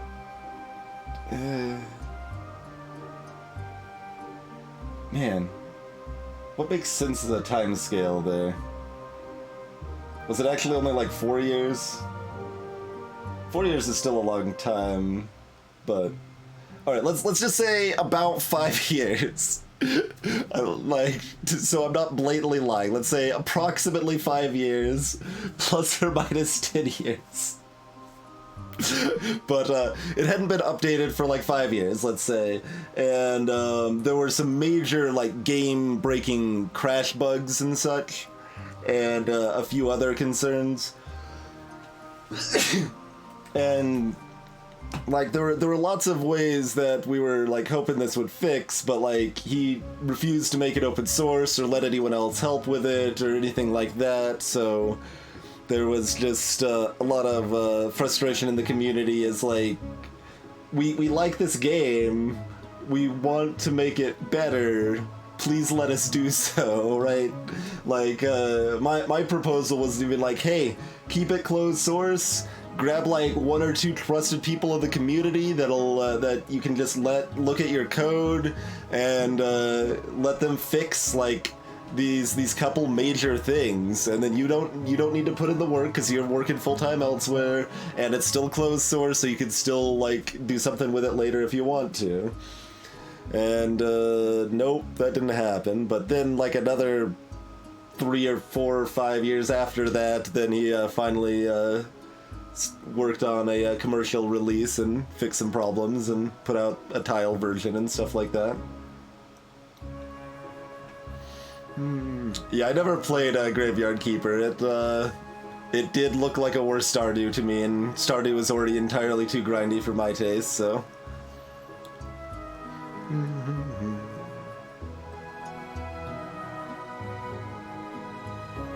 That's very silly, Spherical and rude. Hey there, Rude Stream.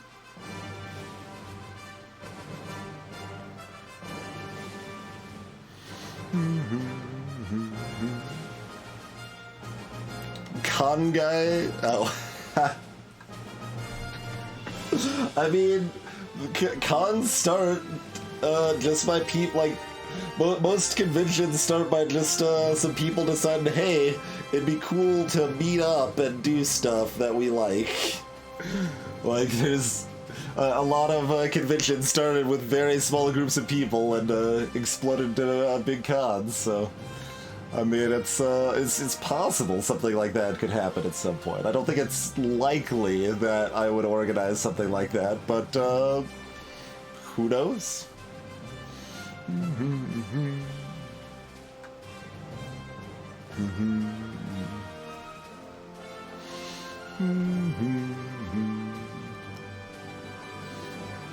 Yeah, like, I mean, even, like, actually probably alpha tester rather than pre-alpha Crygy is probably kind of the spot that I specialize in the most, like, rather than just, you know, fixing various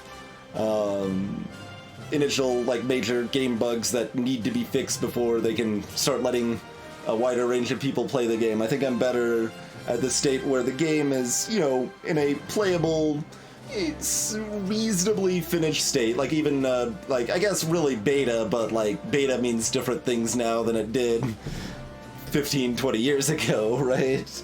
But let's say the alpha to beta like area where we've got a reasonably finished product, but it needs a look over for quality of life features, for polish, for balance, for things that are going to make it feel like just off, or like dissuade players in ways they didn't think of, where I remind them to have rebindable controls, where I remind them to add a colorblind option, and like, oh, when you click this button it should give auditory feedback, and also like these 3 items should never ever be used if you're playing seriously, and over here the best strategy is the most boring one, so that's a bad design choice. You know, things along those lines. The FTL run is not finished, Topaz. No, we've just been talking about game design and balance.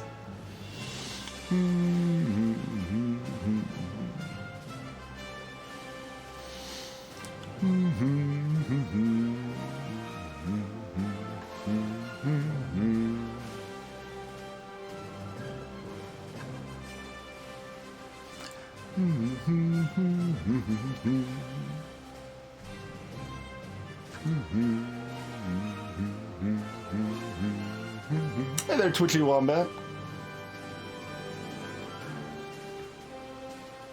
TwitchCon is just the GDQ board game room. I mean, you're not wrong, right? Like, I can't take full credit for starting up the board game crew by any means. Like, it was already there, but I think I was very helpful in expanding it and growing further interest in it.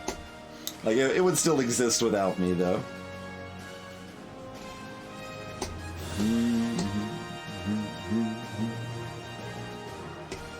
Yeah, kind of ad hoc. Like, not even necessarily when they think they got it perfect or anything, but like while they think it's at least decent. Like, they've already done the first like pass or two, that they've got their game and they've got their ideas and like they've got their stuff in effect. Like, I think I'm best at making things that are already pretty good, making them very good. I think that's where my skills in this area are best applied. I'm going to have a harder time turning something, like, I mean, I can also probably turn something that's, you know, pretty bad into something mediocre, but I'm probably less good at that, and it's also less satisfying, so...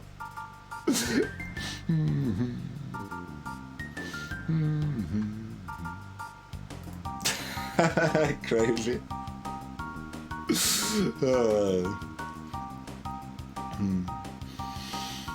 Okay, we're caught up on chat, and that's some talk about game design and balance. Hopefully that was like interesting and possibly even informative to people. So that's a nice little fun side discussion there. I mean, I think I'm probably actually fairly good at like text editing as well, as far as like helping people phrase things better and write better and stuff too. But I can't say I'm nearly as confident in my abilities there. Like, I think I'm probably pretty good, but I would say, if nothing else, I'm not well read enough to think of myself as great there, right? Like, I played thousands of games, so having that background of playing that many games and analyzing games and stuff has helped establish my skills in that area, where I don't necessarily have that same background for like text. Oh, that's fine, ad hoc. That's part of the charm of this stream, I think, personally. Like, I actually really enjoy the little side tangents, and yeah, I was actually talking to Sneaky Teak, another streamer, earlier today, about like he mentioned that yesterday's stream when we were talking about game ratings and our we were recommending a bunch of games that would be good picks for a game that has a strong emotional impact but would still be a fun, enjoyable game experience for people that aren't very familiar with games, that aren't really gamers, haven't played a lot of games. So we had a nice long discussion there, and he was like, yeah, that was like kind of some of the best stream of yours I've ever seen. Like, I actually really enjoyed that. And I was like, yeah, no, I've had that with other streamers too, for sure. I enjoy those little side conversations. Like, I remember, like, I mean, I certainly enjoy, like, the people's regular streams. That's how I, have found them and enjoyed watching them in general. But, like, I remember Jorbs, rather than, like, playing Slay the Spire one time, was just doing, like, the game that is now name is escaping me. The Geo whatever, wherever you're trying to figure out where you are in the world on Google Maps or whatever. He was just doing that, and was just having this chill conversation about life and like viewpoint on life. Yeah, GeoGuessr, and like that was one of the best streams I ever watched of his. Like that one was really really enjoyable. So I hope other people enjoy the side tangents here as well. I think they're an important part of our stream, and yeah, bring some interesting life to things beyond just the gameplay. But we'll be back to the gameplay momentarily. But first, we're gonna take ourselves a quick break. I hope y'all enjoyed the discussion, and we'll be back in a couple minutes. See you shortly, folks.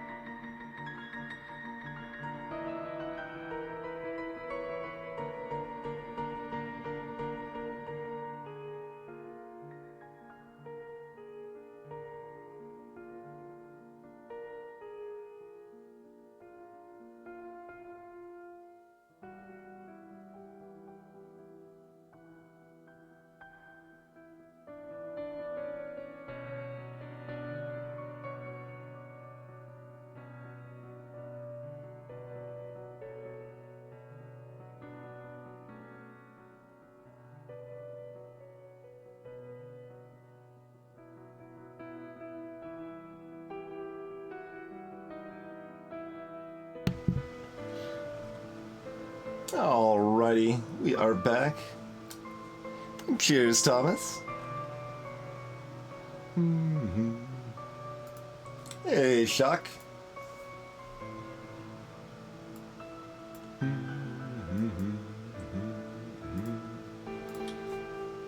We haven't even gotten into the, or we didn't even touch on the balance notes for Slay the Spire, but that's coming soon, TM. All right, where were we? We're playing this FTL game, I suppose.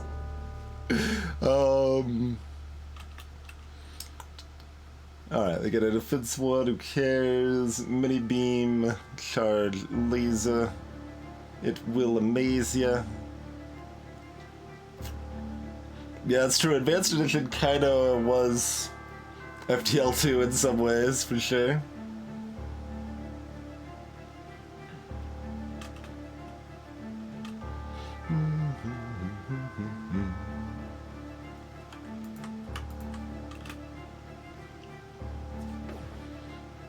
Go ahead and target their weapons, see if we can get stuff down before it, before it fires. Cool.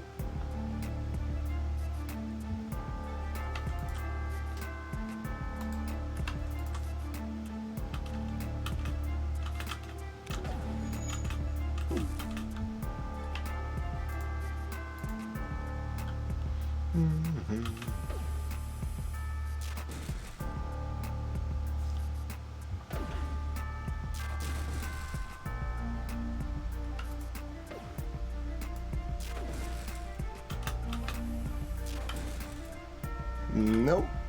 That's not a good enough surrender, friend. Try again, please.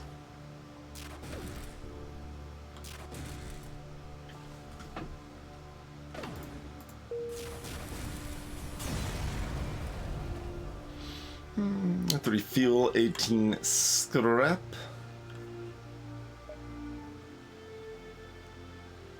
Anything else we want to buy? Oh yeah, I was gonna see if we were forced into a store here, even though we decided we would buy like an NG crew. Yeah. Yeah, I could do that. 6 drone parts for 30 scrap.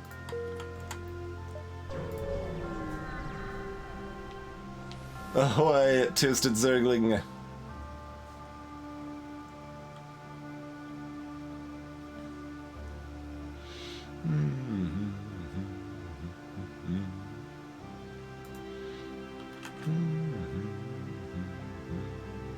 So still one shield bubble.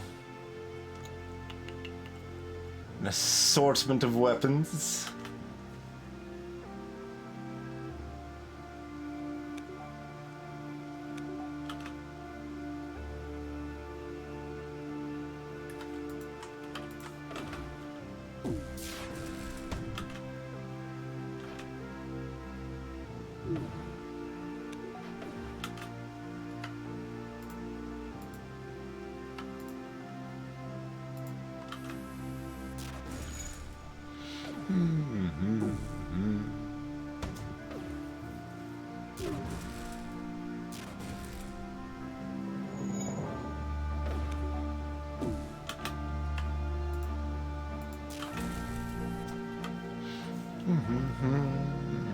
Yeah, exactly, Cringy. It's like, they hail you and let you know that they do intend to fight, and they might mess you up a little bit, but they wanted you to know about it. Huh.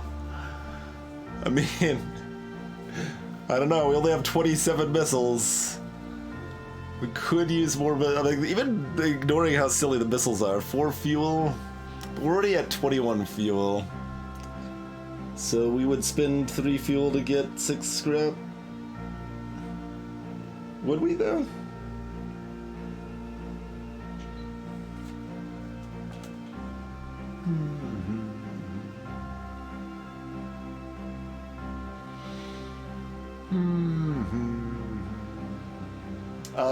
I probably have a VOD of a shieldless run. You can search here. Either look through FTL or look for shieldless. I think taking that surrender is pretty reasonable.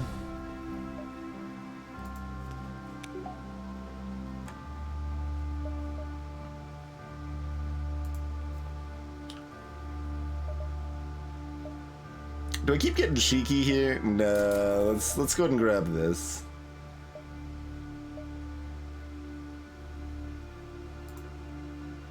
Be cheeky enough not to upgrade it? We'll get 1 power. Alright.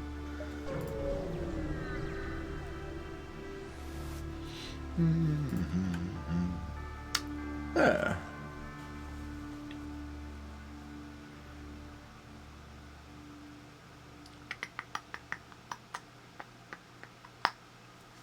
Not an Inji.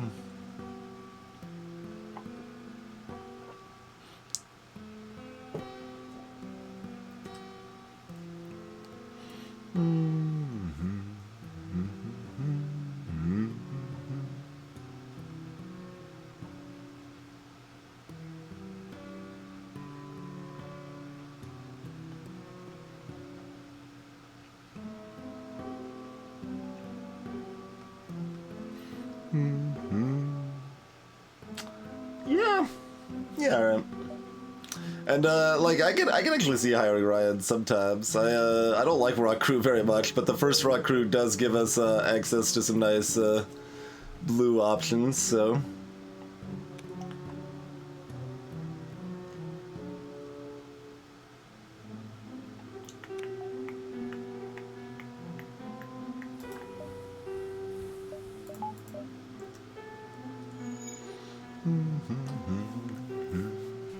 Alright, who wants to be our new crew member here? As we enter this Mantis sector.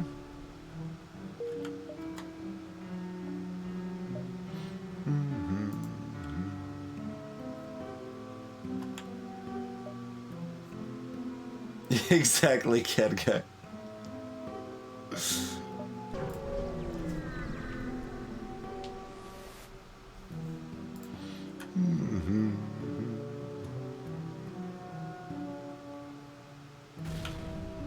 It was a trap! How dare. That's a defense 2. That's pretty rude. That's pretty rude.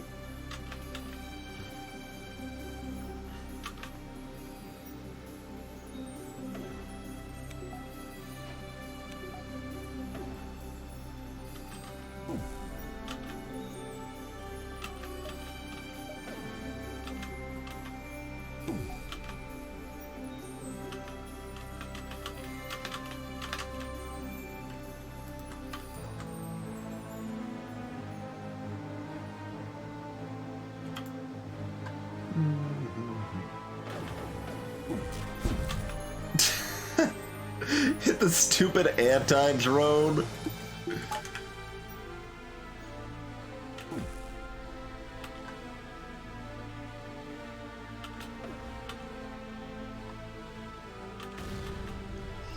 Well.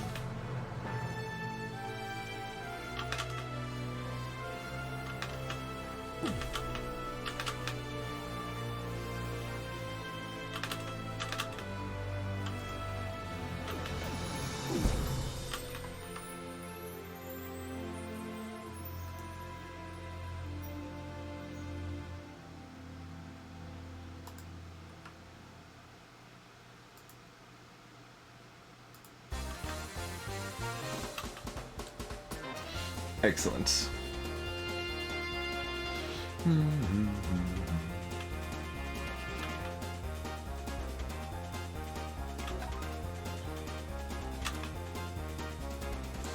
Firing these at the same time so it can't shoot down both.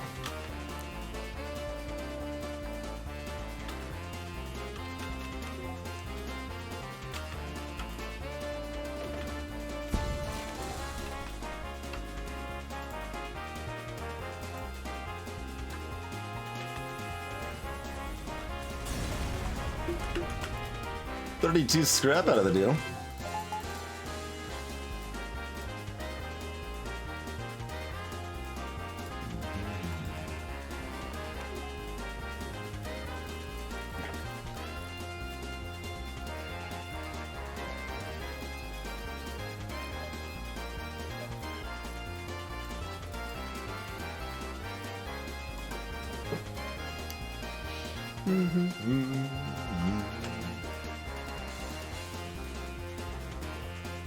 That's true, we still have a rock to be named. How's it going, Crow? Thank you for the raid. Greetings, Dragon Azul.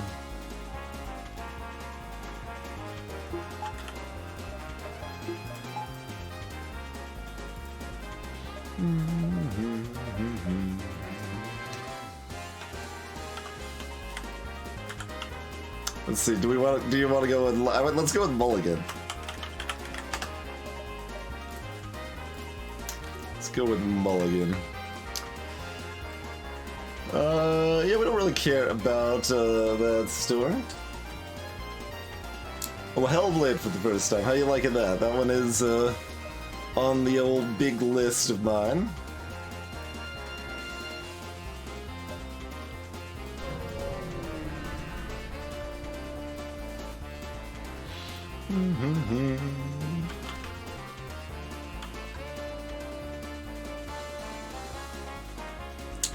Three shields. That's moderately rude. Significantly rude at this point, actually. More than moderately.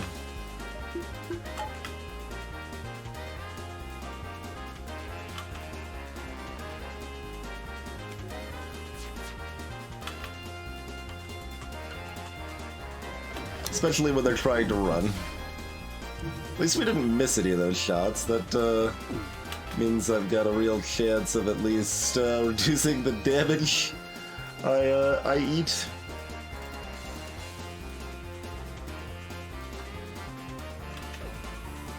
Ooh, and they've only got a level 1 pilot, so we might actually be able to do this.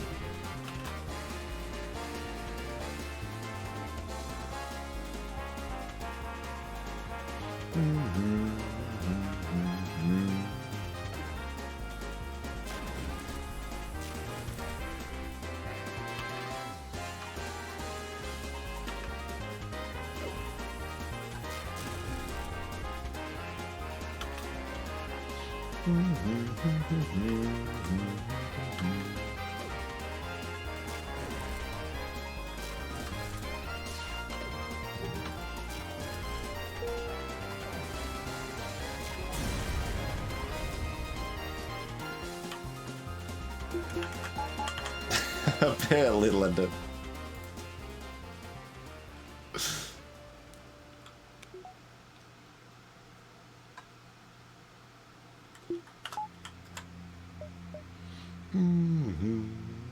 But yeah, I guess I should note for those just joining us, we've got 33 wins in a row, looking for 34. Zoltan B run got we bought an extra pike beam and we bought a charge iron at the same store, and just planning on running double pike beam with ion as the current leaning. And Sector 4 doing pretty decent. Bought a repair arm as well. Just bought a rock crew.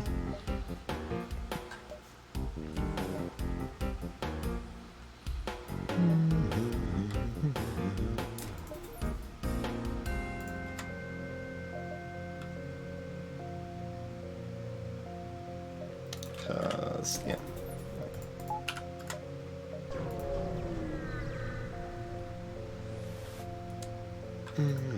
And yes, this is balance mod, of course, not vanilla. But I do love the double take. It's like bought a repair arm. Excuse me.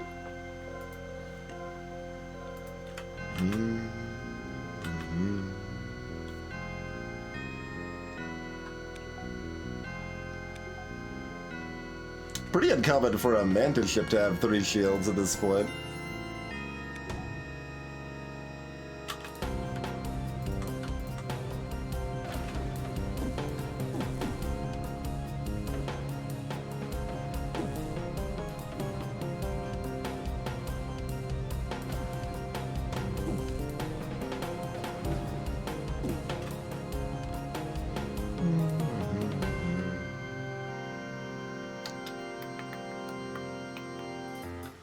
Okay.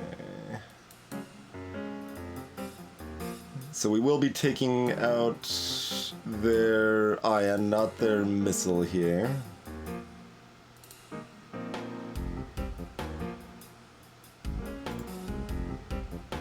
Let me do it this way. That should distract them before they board me.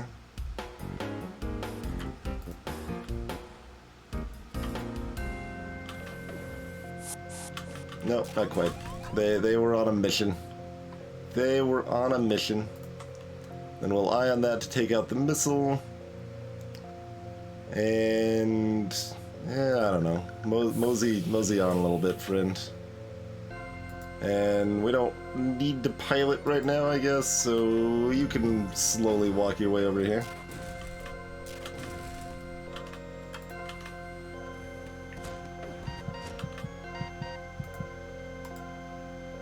Should have truffled the shuffle a little earlier there.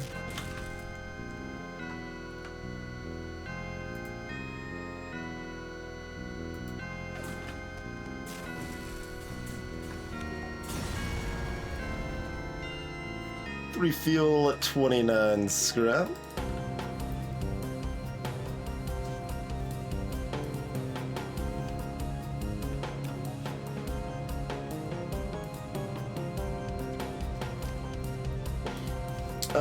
Probably Squirrel. I already forgot what layout. Yeah, I think so.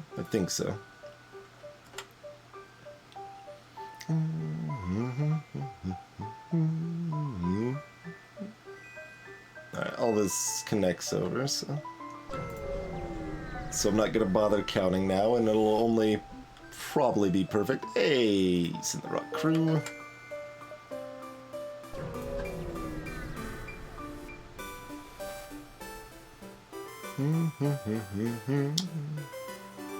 How, is that pretty, is that new and recent, Thomas?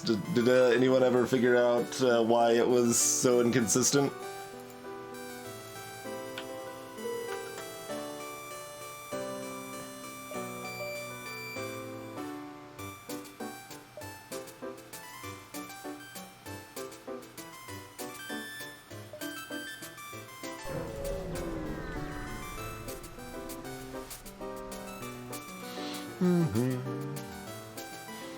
Oh man,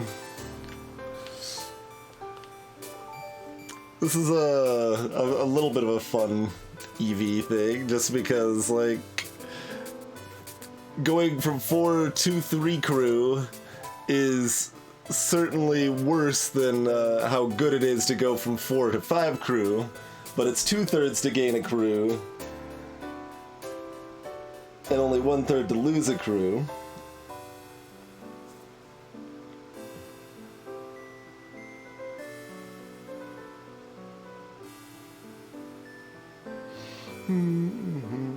I don't really have any reason to take that, but it's kind of. I was about to say I don't have any reason to take it, and then take it.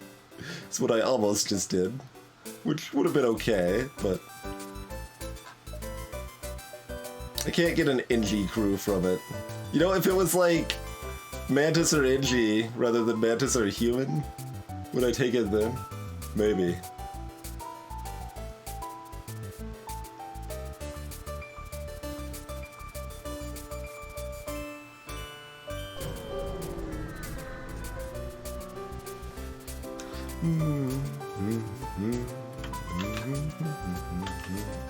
Loads of bombs.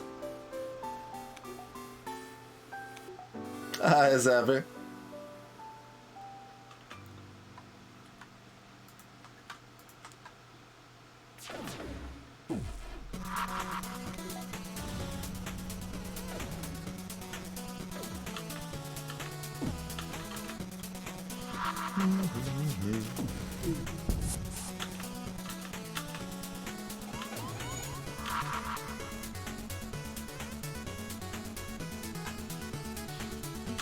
Honestly, them, like, this doesn't even do damage to me if they damage one system. So I don't actually care. I'm just gonna ignore it for now. And all my ions gonna keep missing though. And I should have already done this also.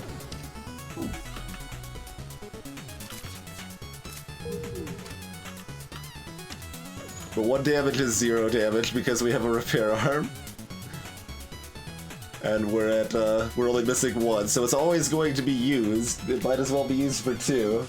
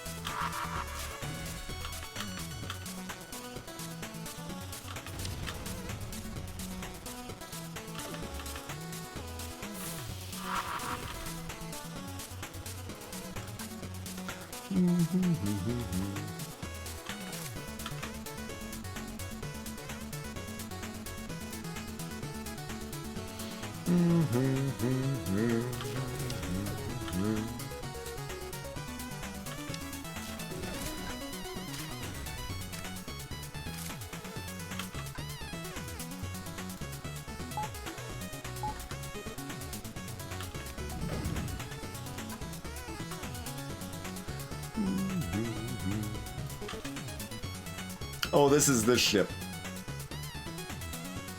Well...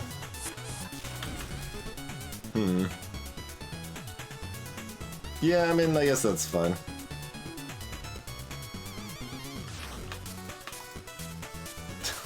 Go repair those. And then just wait for them to repair their piloting, probably. Like, they can't really do anything else to us, so, you know. I don't really... I guess they were just here. I felt like... Wait, they're reboarding me!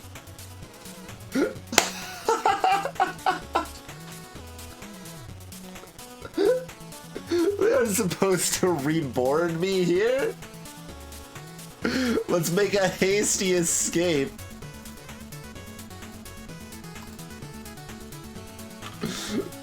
Oh, my...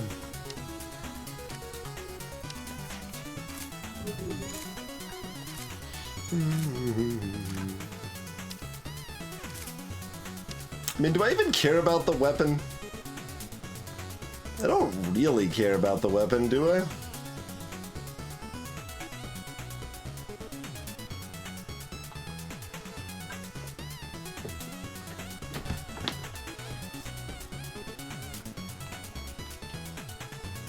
Well, that's a strong statement, Thomas.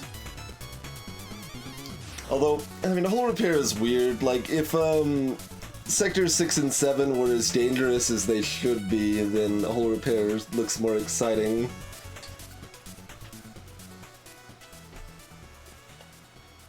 If like you were either in more threats in those sectors or more actual threat of taking that much damage against the flagship. In practice, you just often aren't actually in that situation.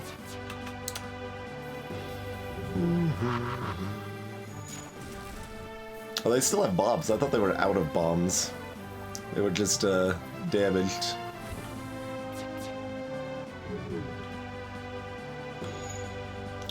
Oh, I should actually power things up if I'm like, well, in the meantime we can train stuff.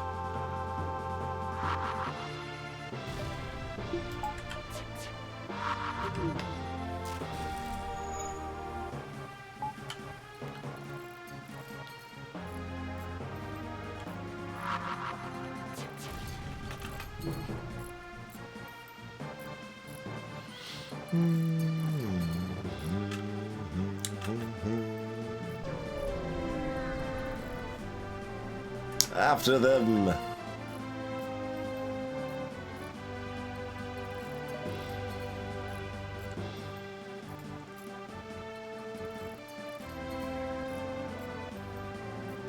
I mean, the recovery arm hull repair is just not that strong.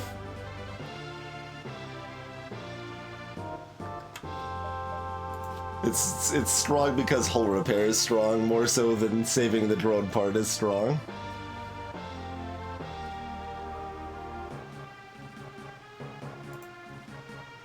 Yeah, like the thing about hull repair is that if the flagship fight is a legitimately threatening situation, then the hull repair like doubles your hull against the flagship, which is incredible.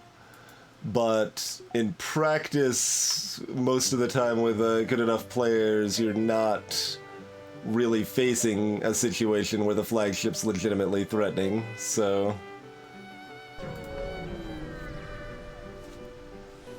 it doesn't matter that much. Time to take out the big guns.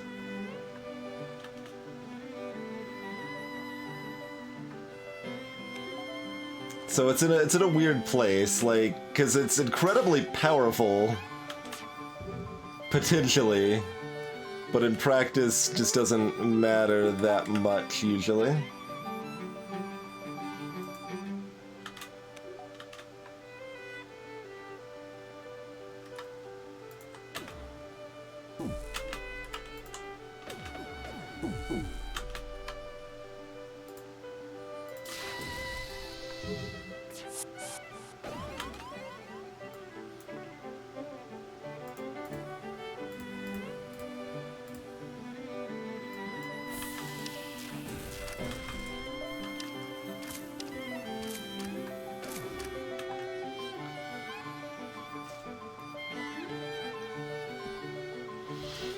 It's a much harder threat the worse you are at the game. Like on easy difficulty, the flagship is actually too hard. Like it is weaker in the balance mod because the flagship is entirely too much of a jump up in difficulty compared to the rest of the game on easy difficulty.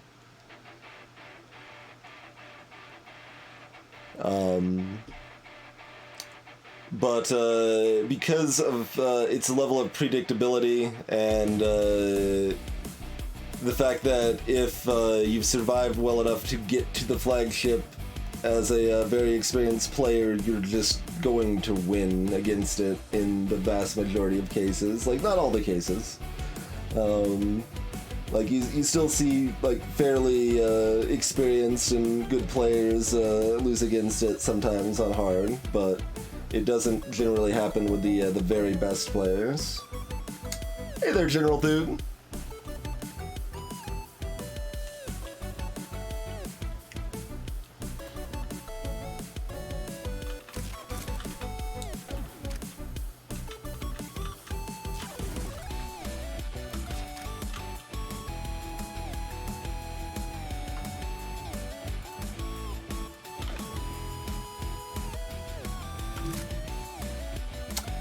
Stun bomb, huh? He could have done better, but alright.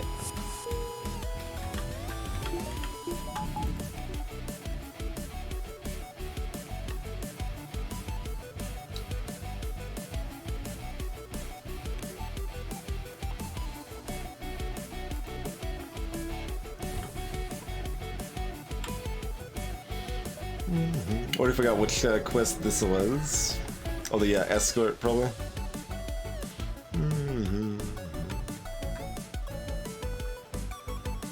Go ahead and pick up backup battery, I suppose. We can't buy a second repair. Oh, I forgot. That's how it worked, Crow. I forgot they still offered you a weapon when you kill them. Well, offered. You know, you still got a weapon when you killed them. But no, that's right. Yeah, I just forgot.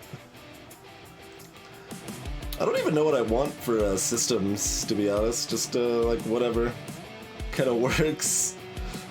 I guess we probably want mind control.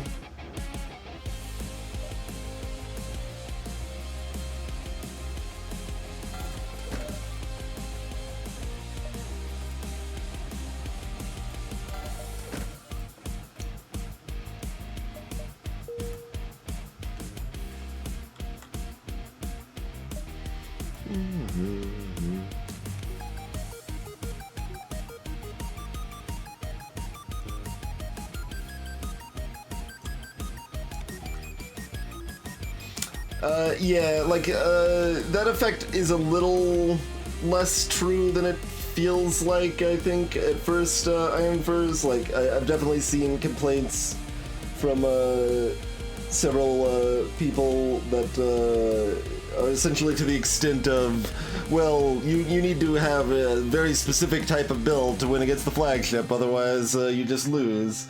And that's not really the case. There's a pretty wide range of viable builds, but it does still take some, you know, practice and experience with the game to get a good sense of what type of builds you can put together for the flagship and still do well.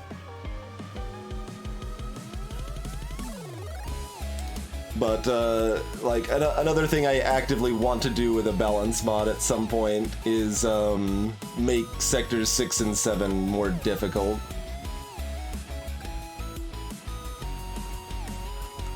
Because it's a little weird that, like, Sector 7 is basically the easiest sector in the game, right?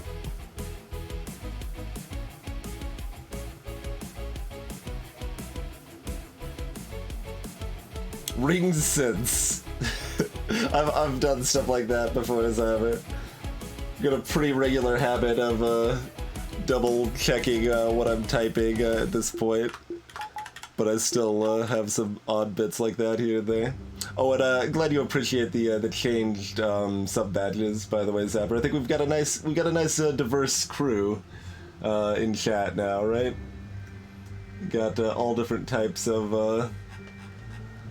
a crew rather than mostly the same types.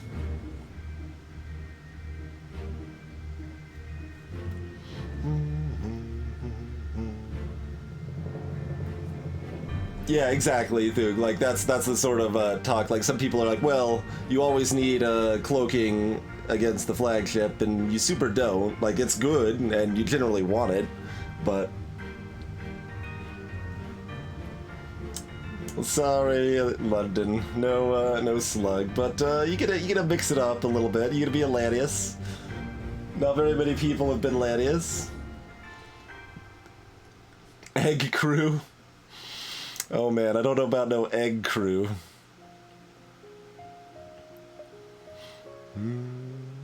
So, do I want more defensive upgrades, or are we trying to get the other pike beam online next, I wonder?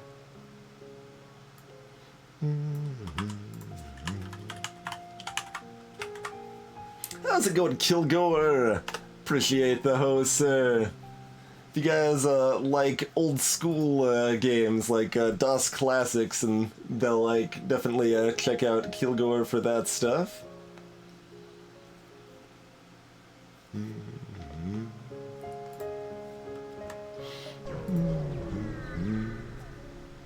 Hey there, Garrett. Nah. For those just joining us, we're playing some of our old classic FTL, but this is just a worse offer than what I was just offered. It's like, well, at one station they're offering me 5 drone parts for 5 fuel. The next station they're like, hey, would you consider 4 drone parts for 6 fuel? No, still don't want that. The download link down. It looks fine for me. Greetings, CTQ.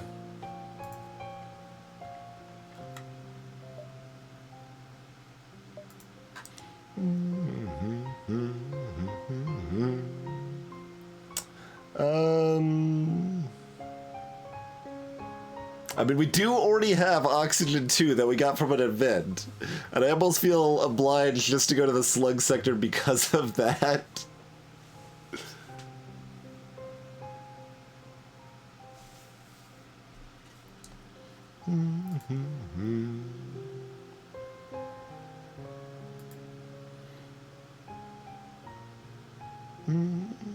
Yeah, I clicked the download link and it works fine for me. Like, here's the direct link.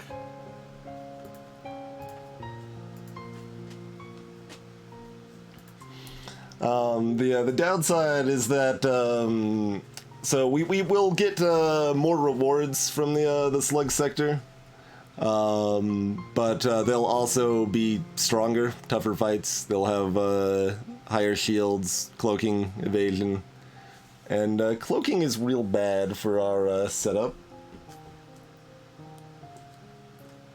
Hey there, X.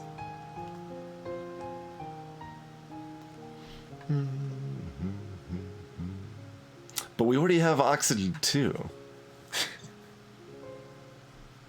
How well could we even handle cloaking right now? Well, we can do it okay. I mean, the charge ion does some work against that, for sure. Alright, screw it. We're going slug. Weird, CTQ. I don't know why Firefox would have any trouble with it.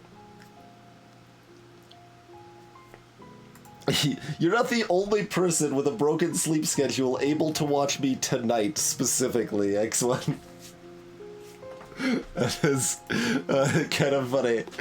Sorry to hear you've got some sleep issues. I've had some of those recently myself, and they aren't a lot of fun, but happy to have you here all the same.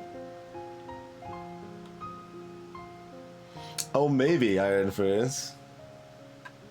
But I've just never heard of that as a problem before, so I can't imagine it's a, like, normal, like, default settings sort of issue. High form.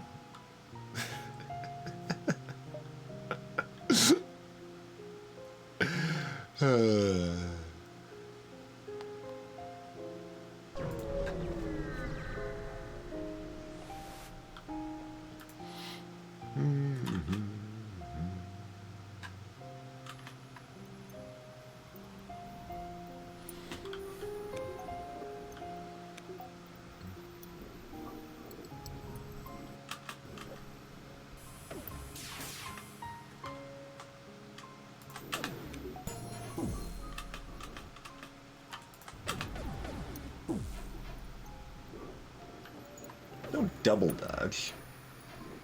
Oh, don't quadruple dodge. Quadruple dodging is far more offensive than merely double dodging. Don't approve. I don't approve. How's it going, Saray? Appreciate the 8 months in a row.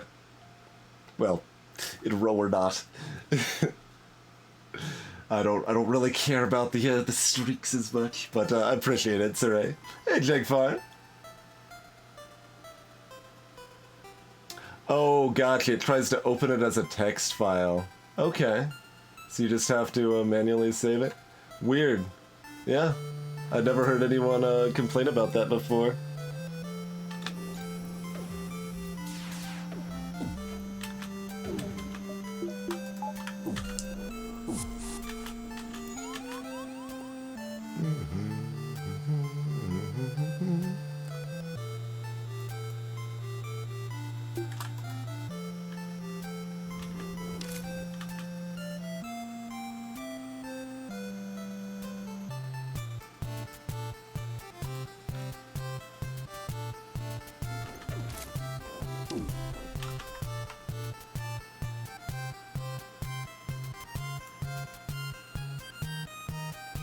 We can hit both of those, can't we?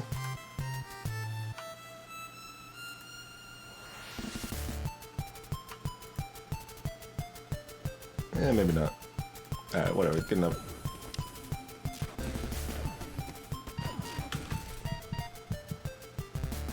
Jeez, you're getting kind of mauled there, friend. You gonna be okay?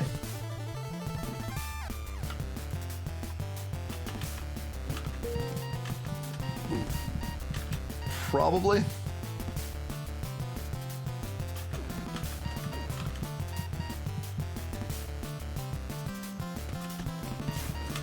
Yeah, you're losing health.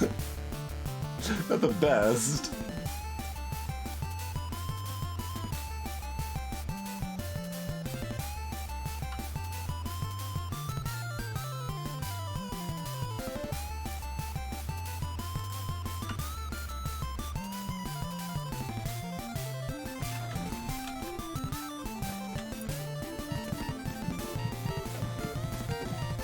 $17. They'll make it.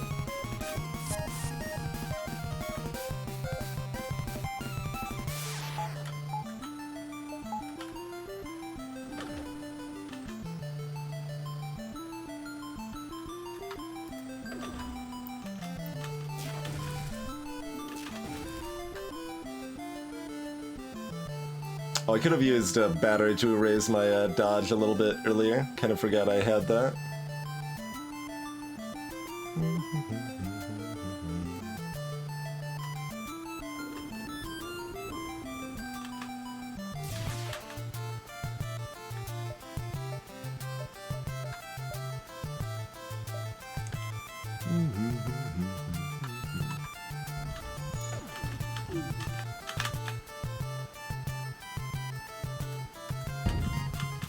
Didn't quite get him out of there in time. I needed to, like, when I was waiting for him to heal up before I sent him elsewhere, I was making sure they had over 30 health before I sent him anywhere to make sure this heavy laser wouldn't be able to take them out. More like 35-ish to make sure the fire wouldn't also kill him. Which, that has a decent chance of starting up.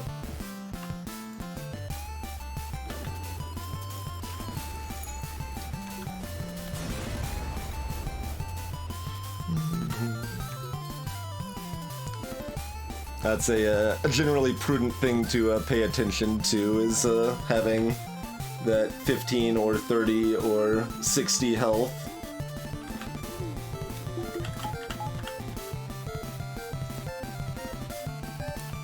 Because you don't always want to spend the time to have someone heal up to full in the middle of combat when they might need to be elsewhere to go get some repairs done or man a system for bonuses and such.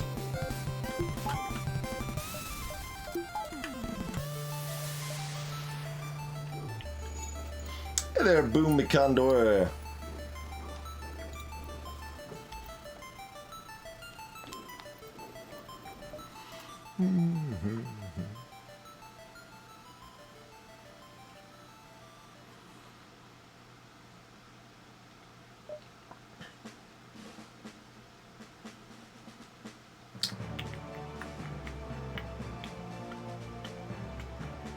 Do we just save up for 165? Yeah, probably. Otherwise, we just get tier 3 shields right now. Which also ain't bad.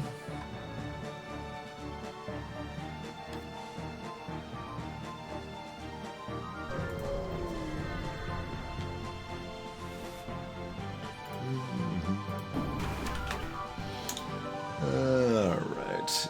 Shield drone and some fairly weak offenses.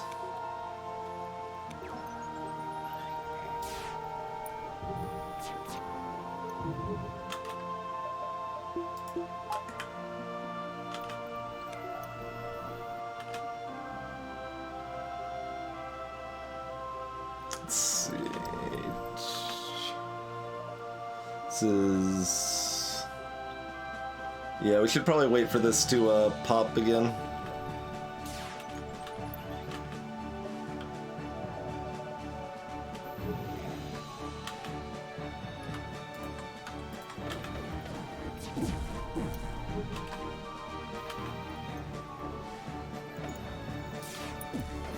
Well, I guess we could have popped it with a pike beam, probably, but... Might have a window here? Yeah, we do have the window here. Did actually target, right? There we go.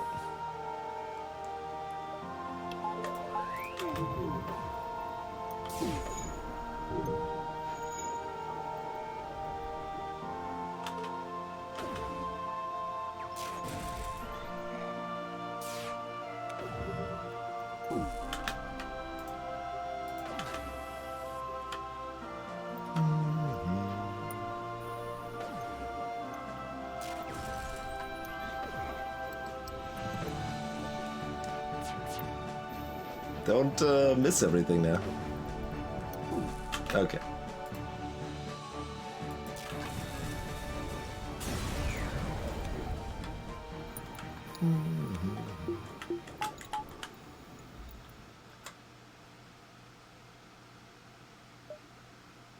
Having a piece of paper is still helpful in nebulous sectors, but I'm probably not gonna worry about it.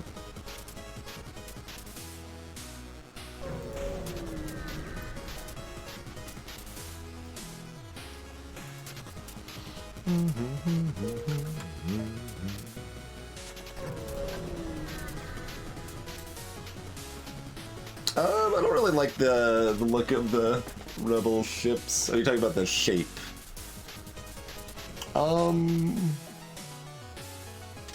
Yeah, that's reasonable. The shape's pretty good on. Like the rigger's an interesting shape.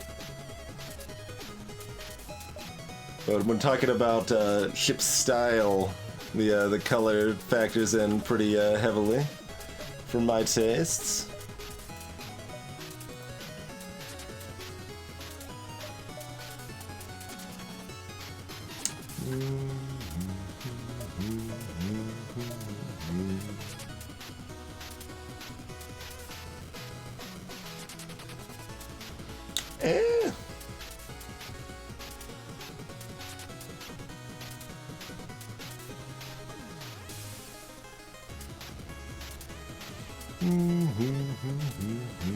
I think I just want cloaking. Oh, I could get hacking too. Jeez, yeah, I've got 3 slots. I don't even like need 3 new systems though. Hacking's expensive, and I mean it's good. Dropping their evasion to 0 is always going to be strong. Yeah, I made hacking a lot more expensive. Also, it's worse on top of being more expensive. Also, drone parts are slightly rare. Well, overall, I guess they're probably about the same, actually. Because trades are better, but there's like a couple spots where free drone parts are more scarce. Like the repair beacons in Sector 8 and the Rebel flagship construction. But yeah, hacking is ludicrously powerful. And like it is actually like game breaking in a way that makes the game worse and less dynamic. That's the like I was hoping I could convince the devs to actually change the cost of hacking in the base game. But alas. It's so strong that it makes ion weapons trash in vanilla, basically. Like, hacking just does the job better. Hacking does everything better than a lot of other options. And, like, so hacking and Flak 1 being as common and as powerful as they are in the base game distort the entire game and make it less varied and less interesting. Which is unfortunate. I don't know. We could buy hacking. Give hacking drones a chance to miss. Well, I did make hacking drones able to be shot down by enemy defense drones now. You can't sneak in past the defense drones reliably anymore. So that adds more counterplay to the game as well, where stuff like flak or missiles or bombs can be useful for allowing you to disable their drone system so that you can then get the hacking past.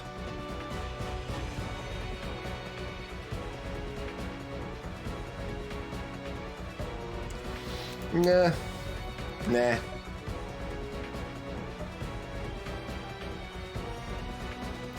Like, hacking's probably still correct to buy here, to be perfectly honest, but we'll be fine without it.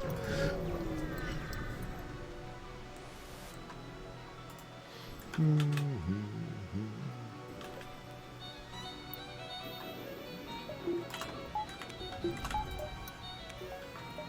mean, I guess we'll just do this to increase the odds of getting training.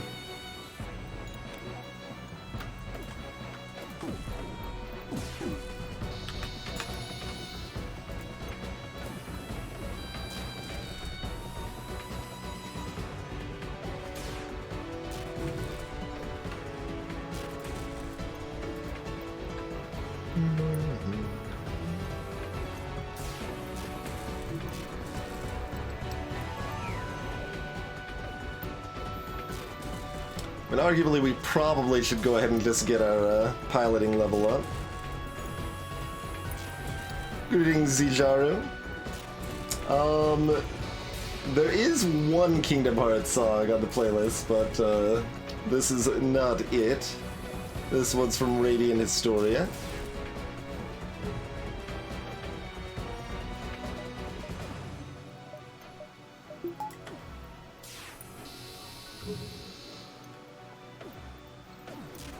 That is correct, excellent, yeah.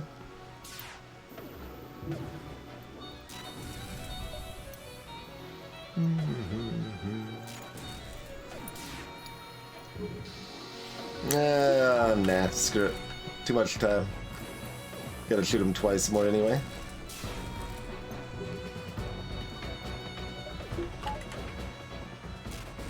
I've only got one laser on me. To be somewhat fair, X1, this encounter is actually a little bit weighted towards that inevitability. Because it is guaranteed to have the fire beam.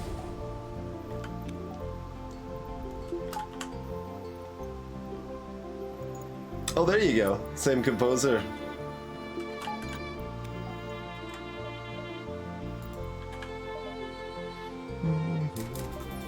Alright, it's on.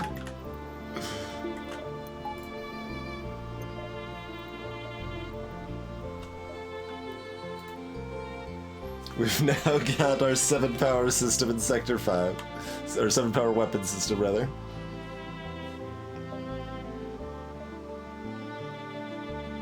Oh, that doesn't go back down. Awkward.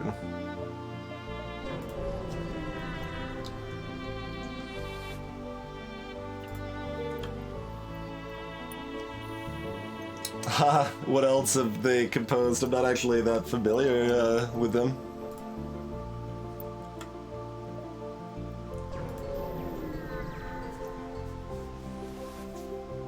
I think Radiant Historia is the only one by them on my playlist.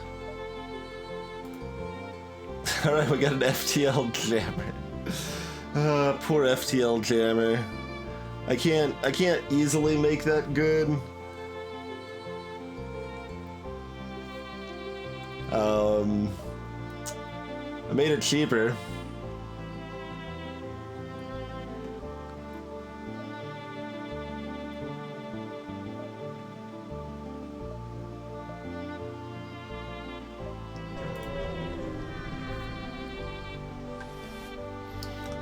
Like, to make the FTL jammer actually as good, like, useful in its niche situation as I want it to be,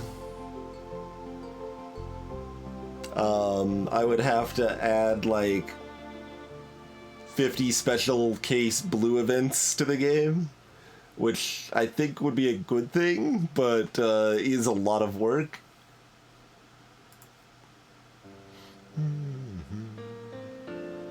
Well, 50 is strong. To do like the mid-level improvement to it, it would require about a dozen blue options.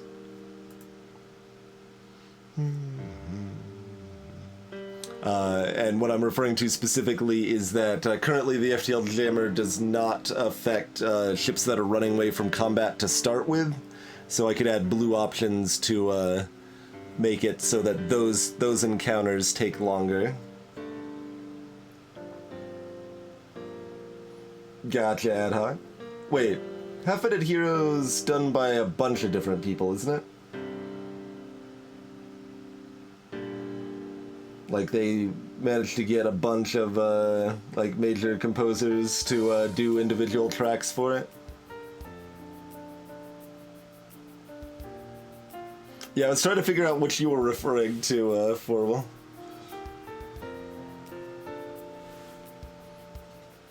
But yeah, I thought like Half-Minute Hero was like specifically all over the place. Like I think Yasunori Mitsuda did a track for it. And I thought like no composer did more than like 2 or 3, but I might be wrong.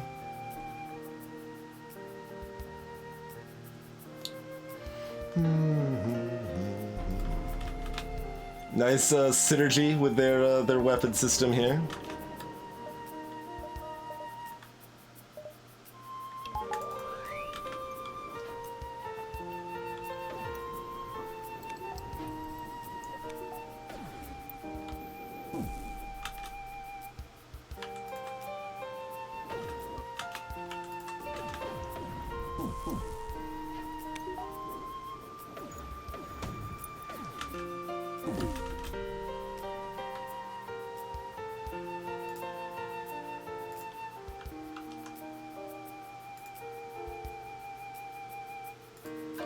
The double pike beam begins.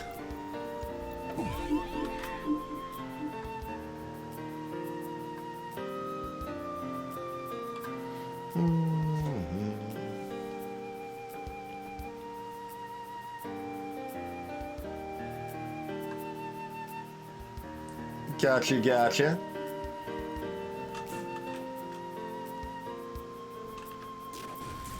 Yeah, I mean, I guess we don't actually care if our shield system is damaged, so whatevs there.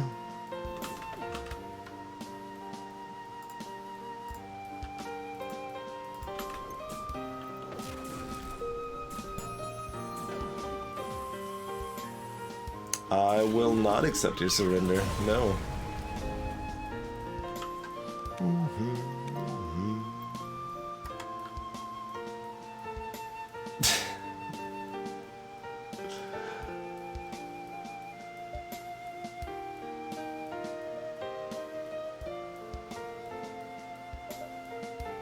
I actually go up here, don't I? I go 1, 2, back down 3, 4, 5, 6. Yeah, alright.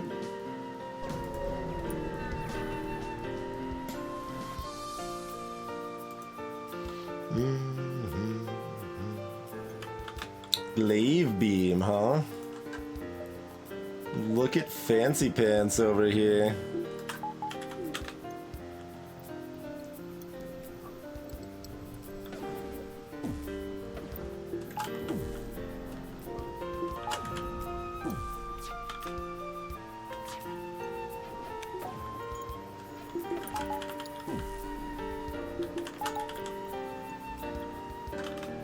Oh, wait. I need my shields up, don't I? Well, no. It's not gonna actually pierce through the Zoltan shield. Because they don't know how to do a cheeky glaive swipe.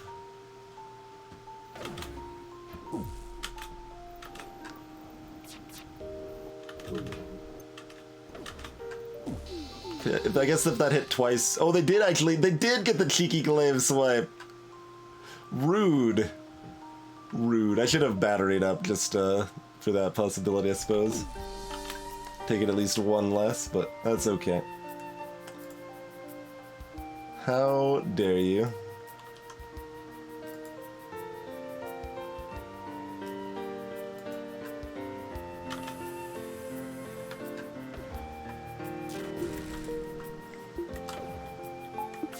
Also, I totally still needed to put this up for the lasers.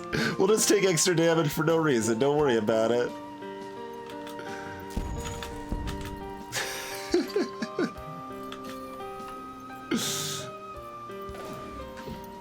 What good is the repair arm if we're not going to use it for taking stupid damage? After all. Hi there, Ed.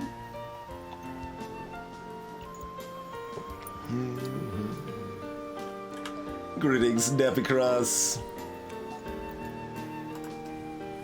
Well, I suppose we should actually, like, repair this stuff, huh? I suppose.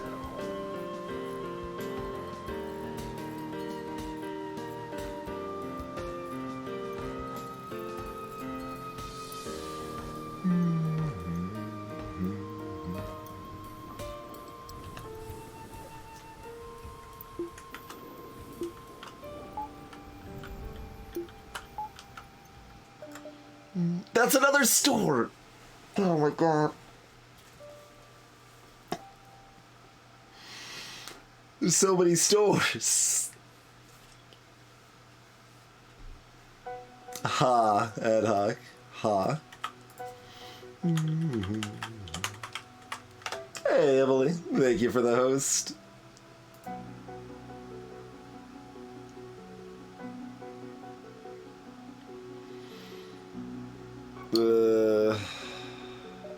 I mean, I guess we'll hit this store for the heck of it and ignore the other ones. Sure.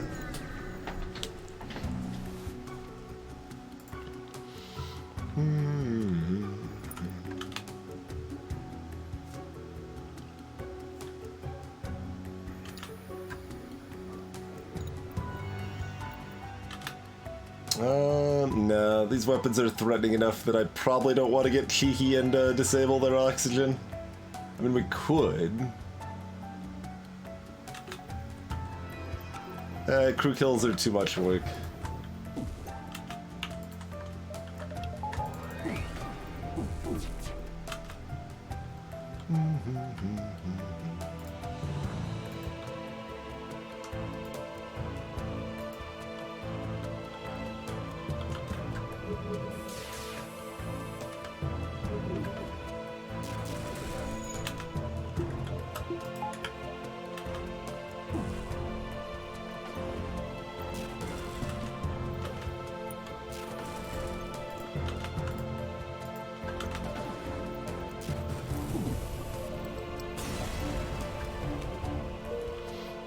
We've already extended the length of this run with like 45 minutes of game design discussion, so we probably don't need to worry about killing the crew. I mean, that's correct, Ad Hoc. It doesn't matter much in practice. I hit the O2 because I still was half trying to make the correct play. It's I kind of want to get the crew kill, and it's yeah, but I just don't care. I don't need it. We'll be fine.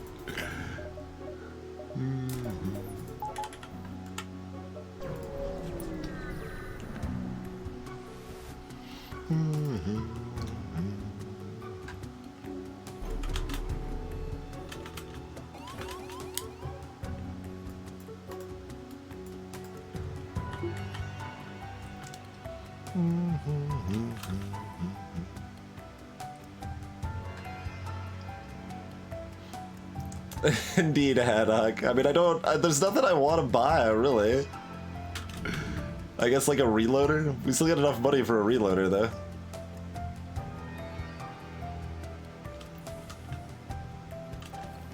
Playing designed games is helpful for being a game designer.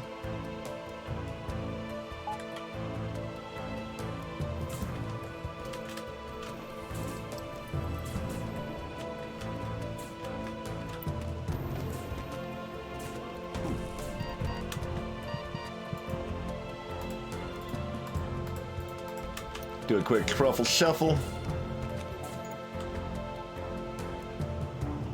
Should have paid attention to what type of missile this was, so I know how at risk my crew is, but...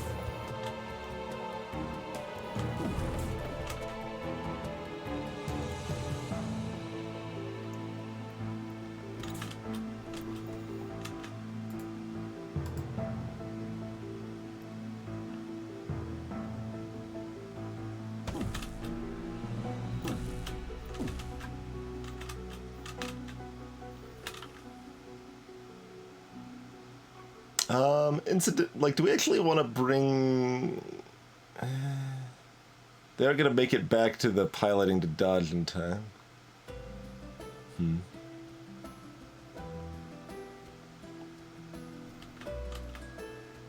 Okay, Artemis...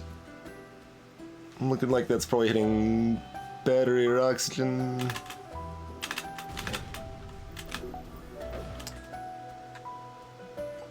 We'll wait for them to cloak before we go again here, before we start attacking.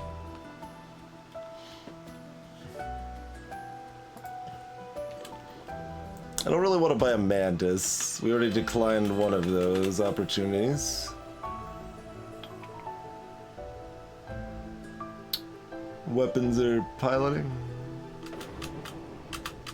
Or, yeah, or something unimportant like oxygen. As long as it's not hitting shields is really all I care about.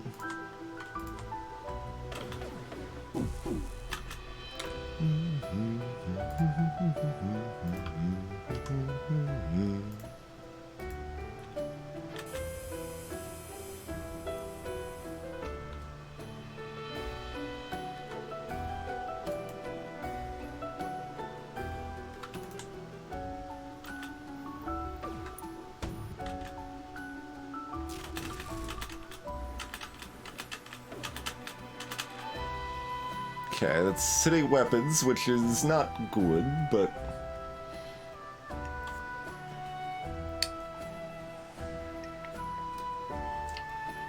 Hey there, Anarchy.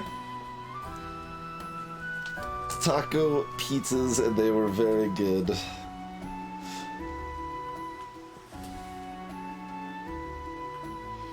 They lost this one ad hoc, the Charge Ion. It didn't look like they did. I was briefly confused too.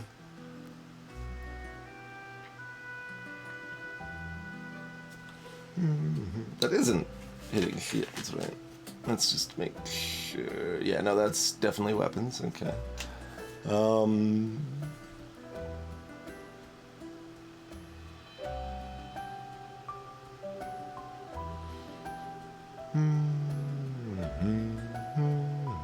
I'm figuring out if we'd rather have the Charge Ion down or the Pike Beam down. I think since our weapons aren't manned, we can't keep the shields down, so we just have to let a Pike Beam drop.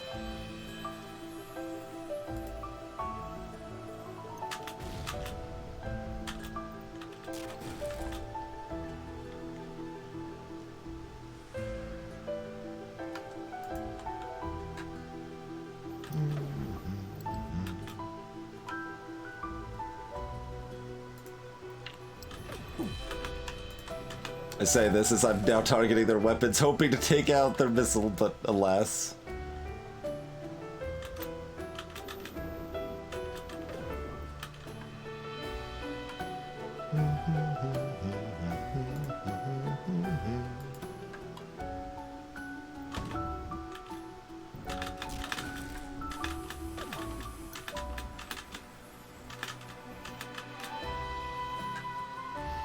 Targeting weapons again. Well, we'll try. That probably won't work though.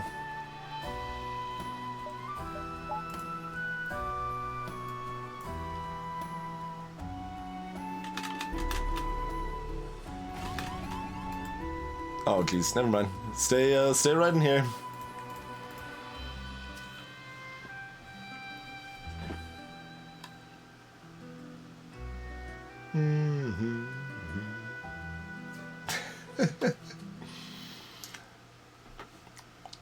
My oxygen's off. They missiled it.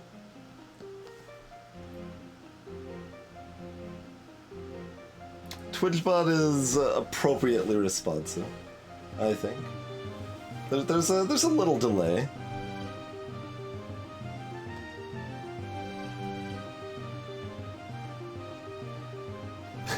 that was a good series of responses by TwitchBot though.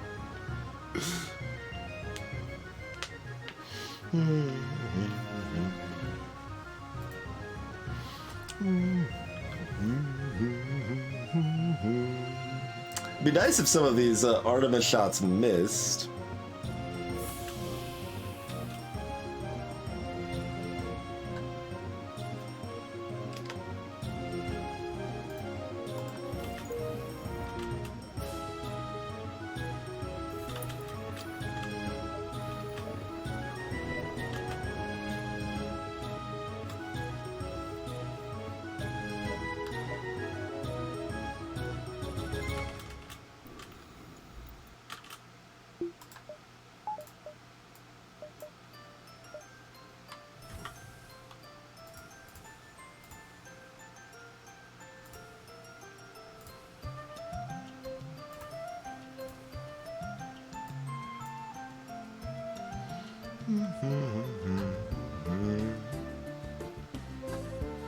I mean, we're fine to wait out this fight since we're going to a store afterwards anyway. It's just a matter of trying to not get spherical killed.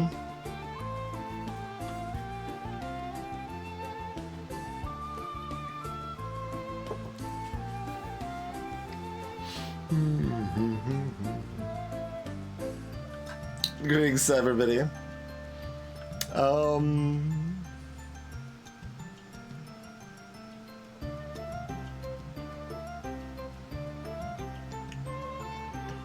If we go much longer, we do need that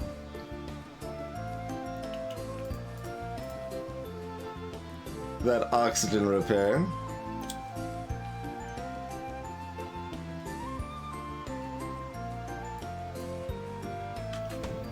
I'll take it, Ed.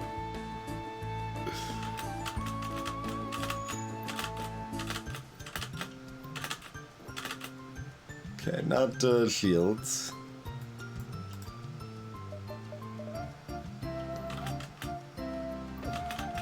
Hey, we dodged one finally. Oh, you shouldn't be auto-firing anymore. Not that it really matters, I suppose.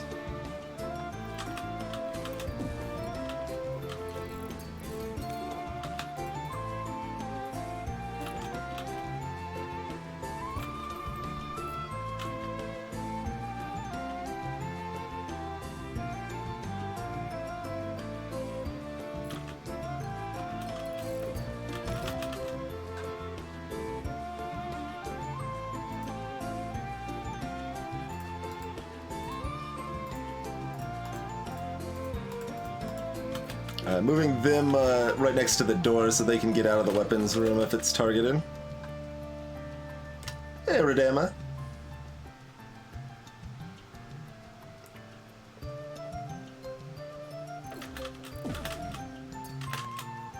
Okay.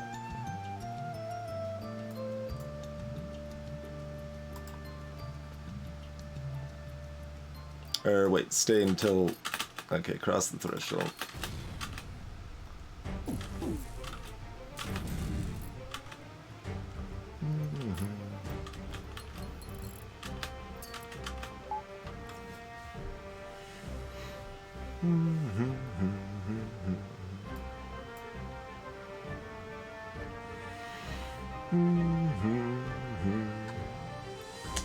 Alright, do we get that fixed or just run back into shields? I guess we run back into shields, that's okay.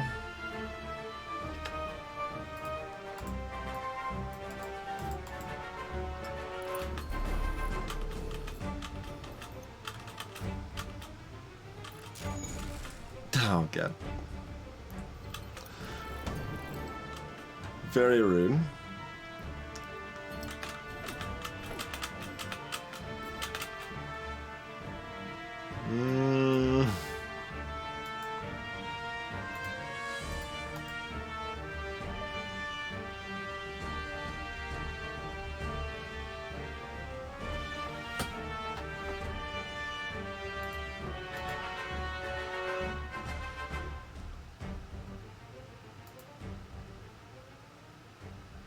Or I'd rather you just cancel the move orders. I want you to stay here.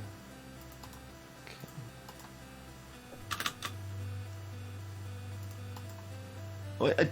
Oh, you automatically move over here regardless. Okay. Yeah. Alright. Alright.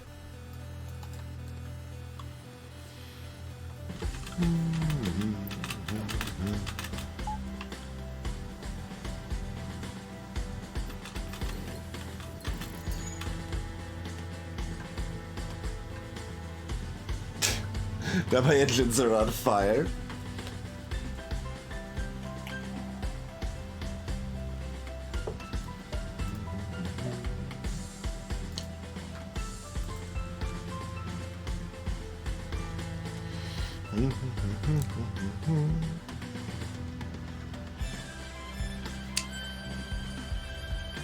Let's see.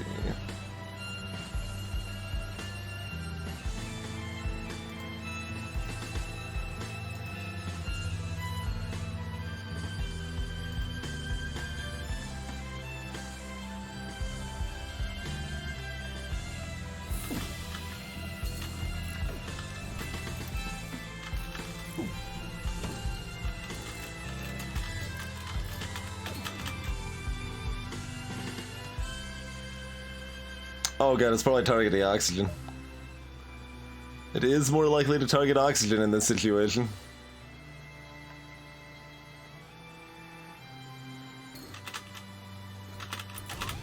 Oh no, doors. Okay. That's fine, I guess. Yeah.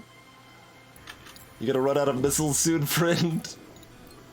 Appreciate that.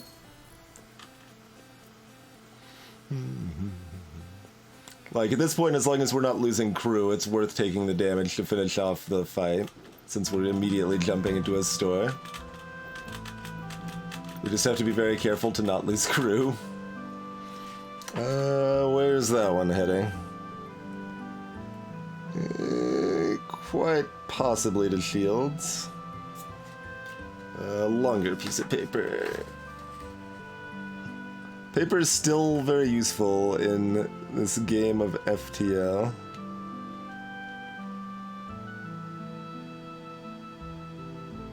Kinda hard to read.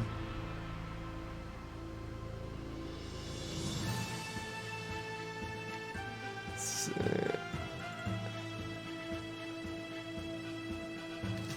Shields are weapons, I think.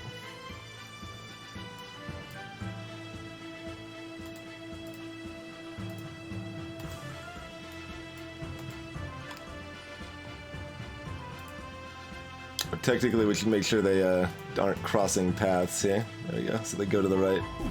And just get out of the room as quickly as possible.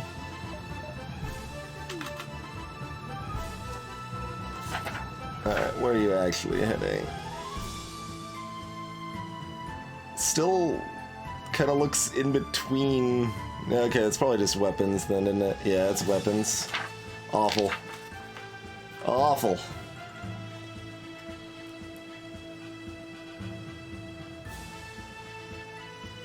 Oh, also my doors are down. That's right.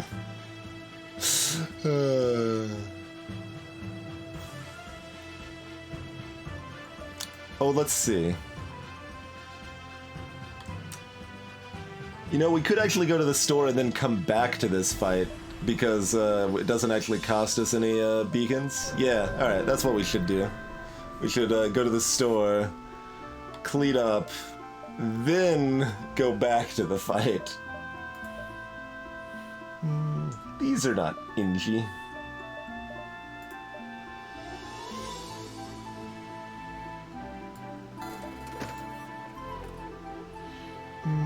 They should not, Undead Hippo.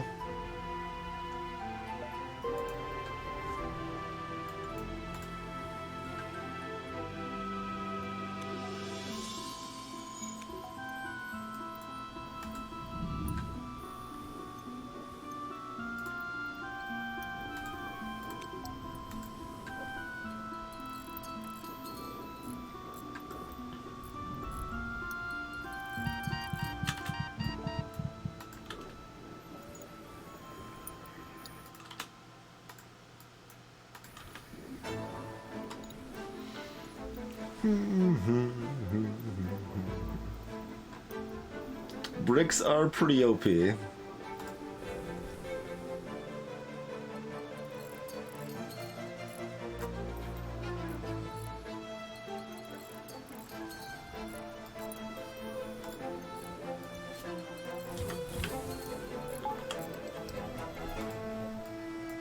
But no, don't move them there. What? Whatever.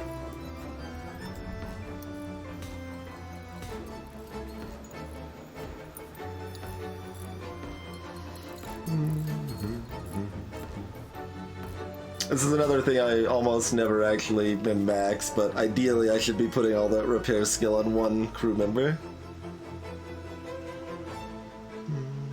Like, I thought I would have a repair level up now.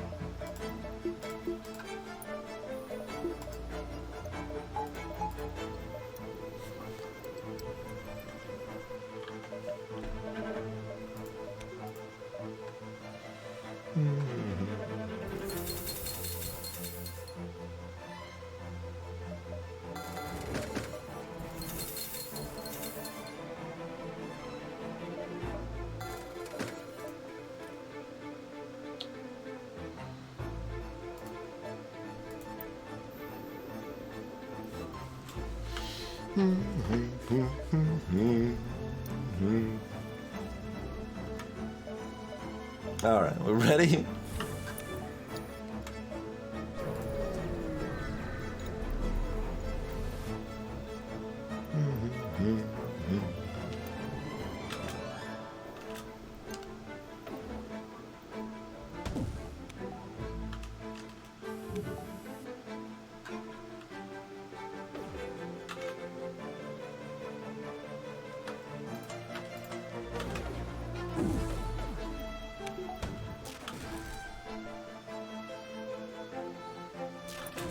I probably should have... Well...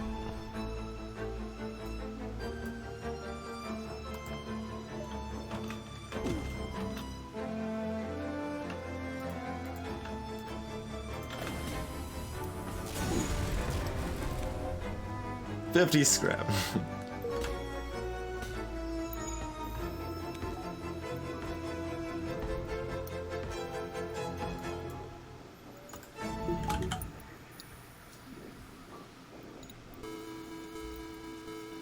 Yeah, so all that cost us extra was 1 fuel, so I should have realized that sooner. But it's not usually the correct play, right? Like, because you're missing out on a beacon, that's pretty bad. But this sector was kind of dumb with its available pathing, so we weren't missing out on nothing.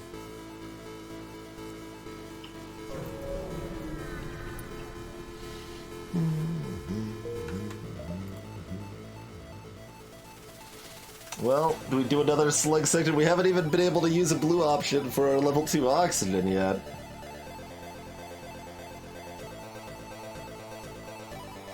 Same number of stores in either case. Civilian sector more likely to find NG crew.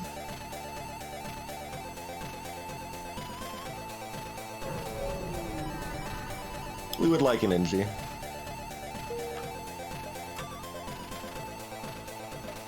So save up money for cloaking now, probably.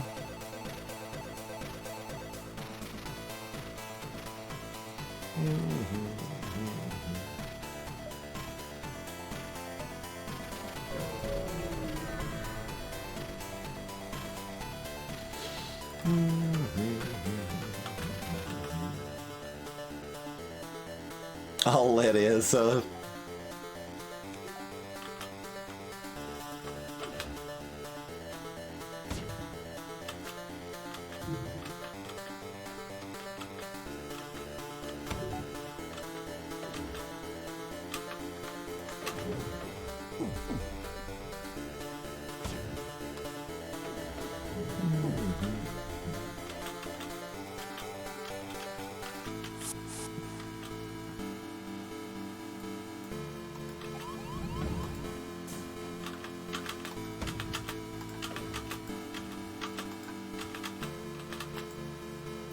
You wanna come up this way, guys? Also, I don't have dodge right now, so maybe this stance is a mistake. But well, it's gonna hit us here anyway. All right.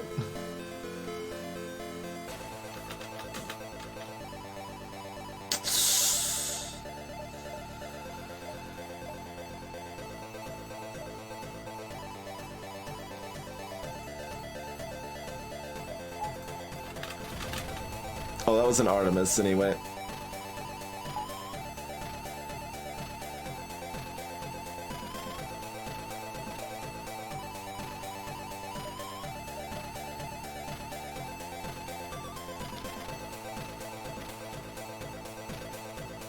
No, we gotta keep these up. We missed too many shots.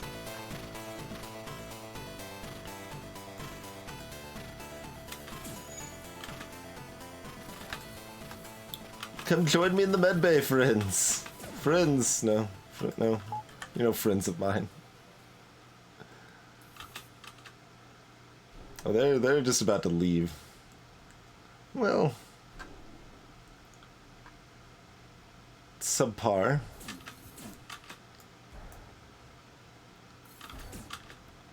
but that's the way it's gonna be. Alright, well, get over here to reduce damage from this last shot.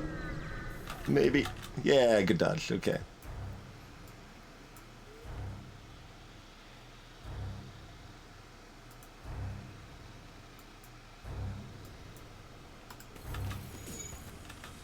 Oh, jeez.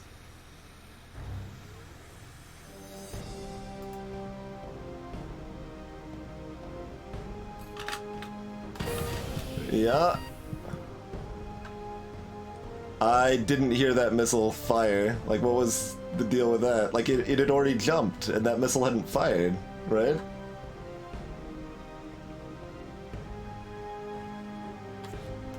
Unfortunate.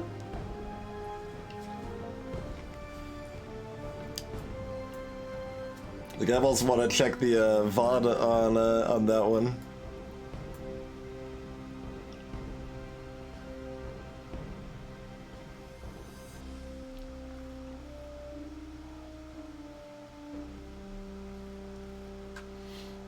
Zoltan just disappeared.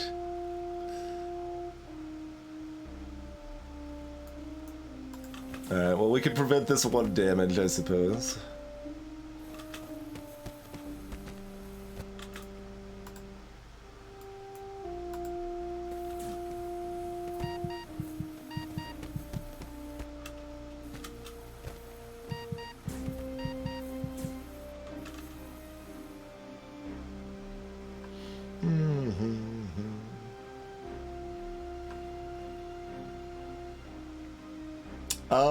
My FTL was not charged when the missile was here. Lumps. It's possible it could have been charged to jump when I was here.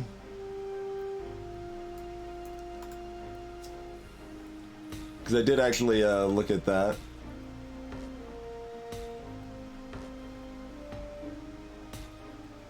You can jump if the pilot's fighting, yes. As long as the piloting system isn't wrecked.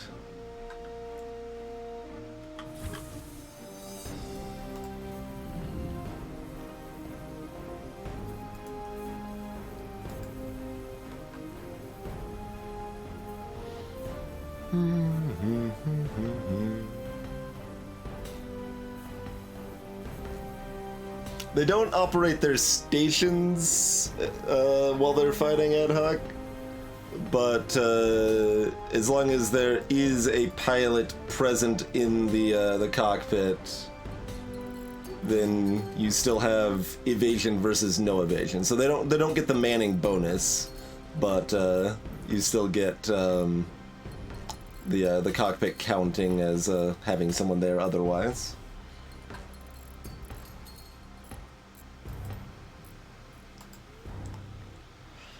Well, that's a pretty rude hit. So what did this actually look like? I hit pause. I hit pause. Okay. So let's see.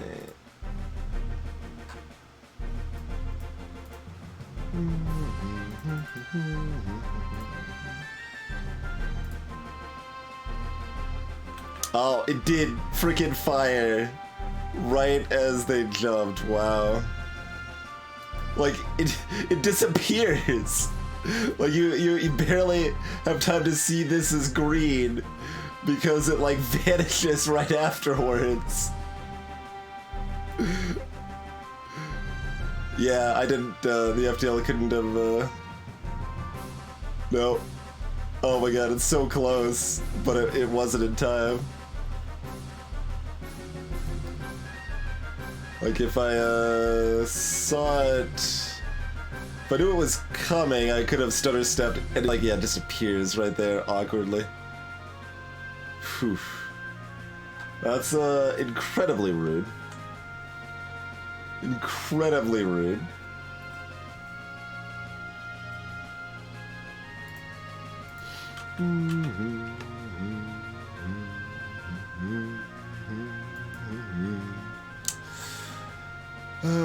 Well, you want to go man weapons for a little while, Spherical?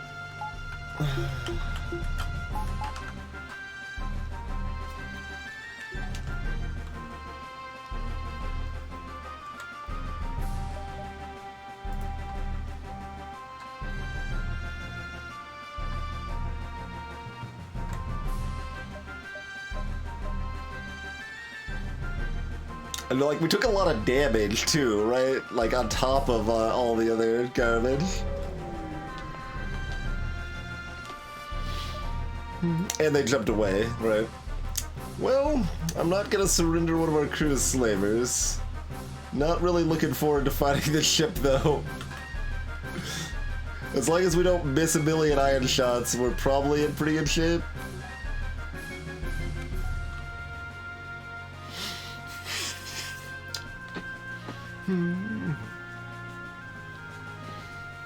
Acceptable life, numbers guy. Acceptable life.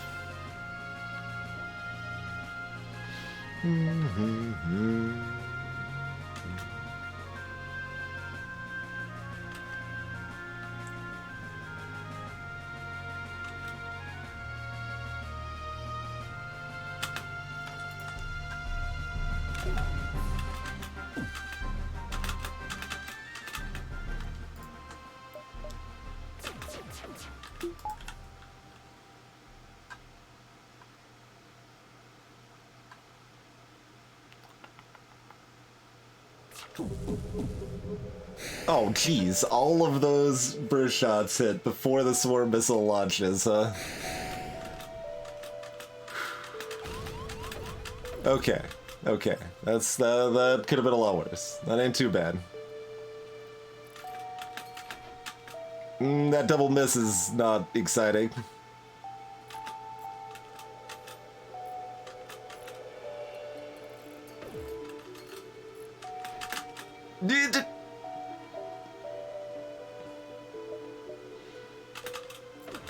Please?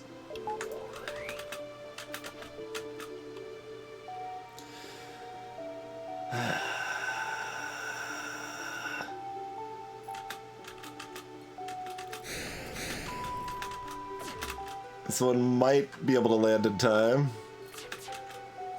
We're actually in, like, trouble now. Which is okay, okay. Jesus.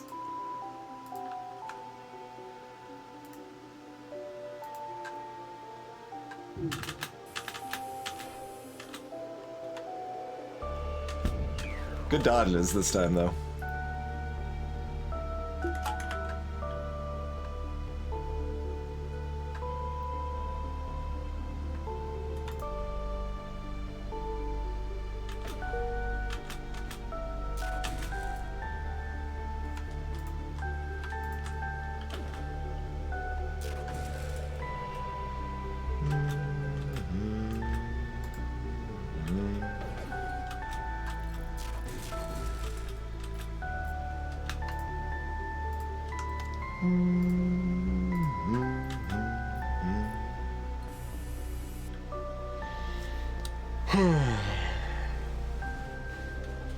I mean, yes.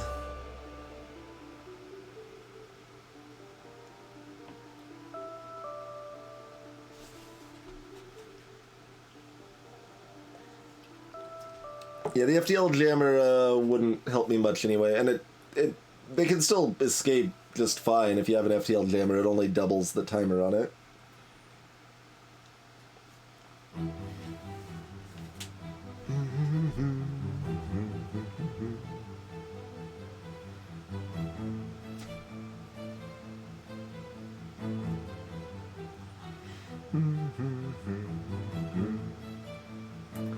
It's really no way I'm not taking this, is there?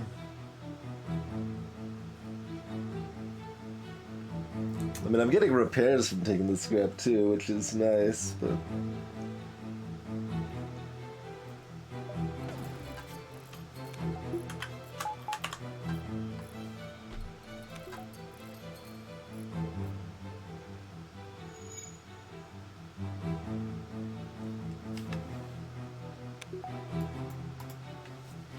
Alright, well, who wants to be our new rock crew?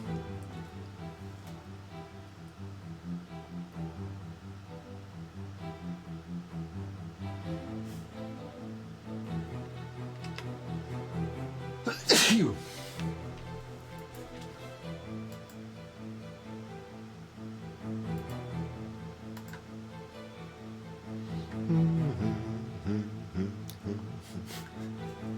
You want the new rock crew to be Egg?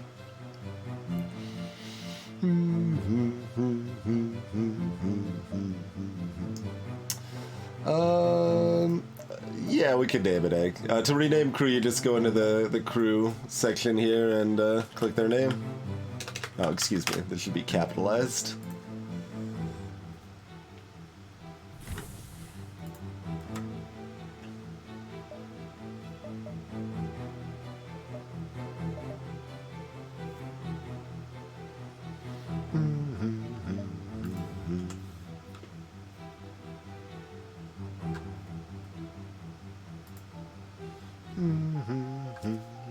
That's been around since Advanced Edition came out ad hoc. So it wasn't in the original game, but it's been around for quite a long time.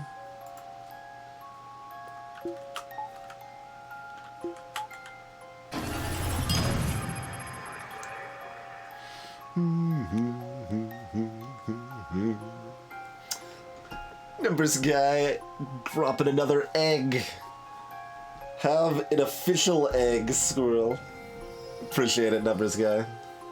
Advanced Edition is the DLC stuff that adds flak, adds hacking, adds mind control. All that wasn't in the original game, but was added not too long after release at this point, comparatively.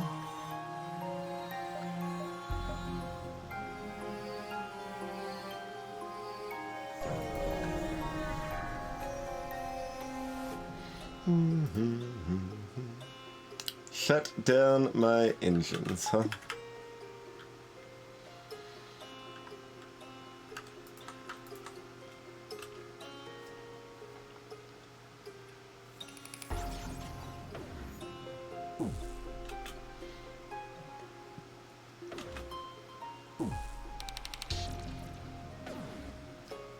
Start getting a new weapons officer trained up, I suppose. This is gonna hurt.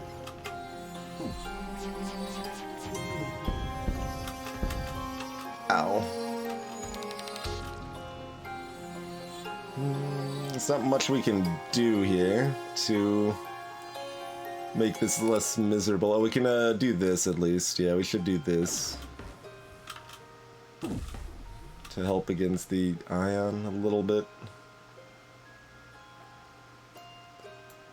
That actually doesn't even matter yet, so get the repairs going first. Will matter momentarily. Oh god. Sort of.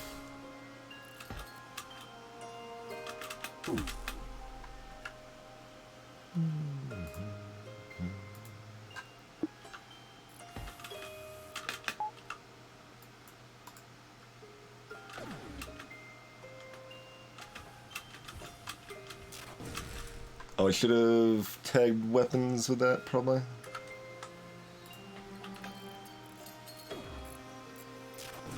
Cool. Just before it fired. Even better. That's pretty important that I did that. Rather than just letting it blindly fire at shields. That just saved us about 4 damage when we're at 11 hull, so... Pretty helpful.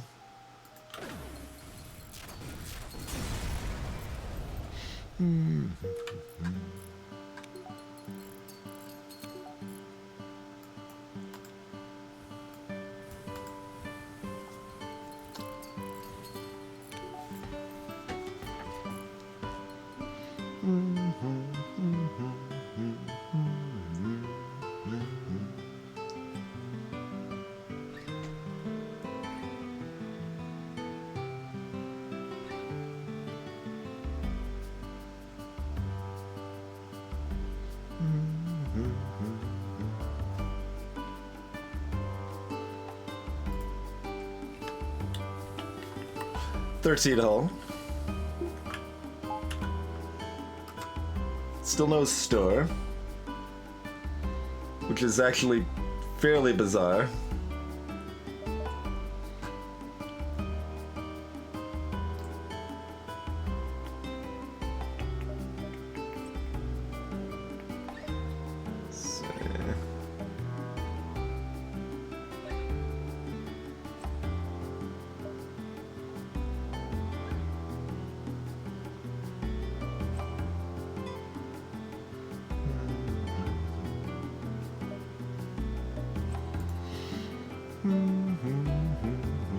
Do we buy more power or engine levels at all?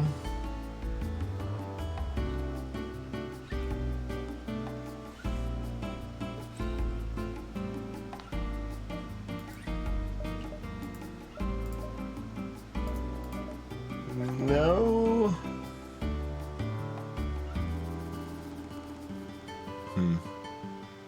I'll buy one power bar.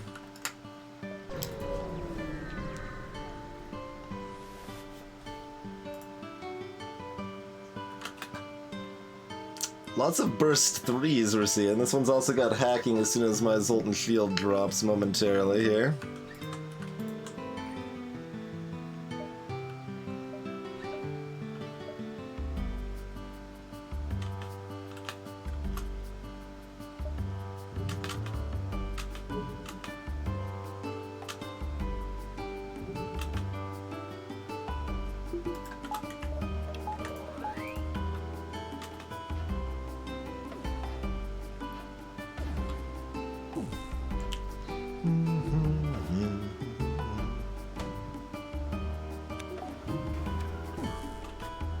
Well, what's the hacking gonna hit?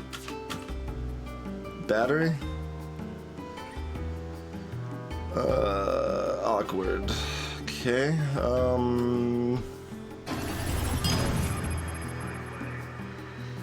well, probably happy that I have an extra power. How's it going, Manar? Appreciate that 43 months. The Lanius tier support.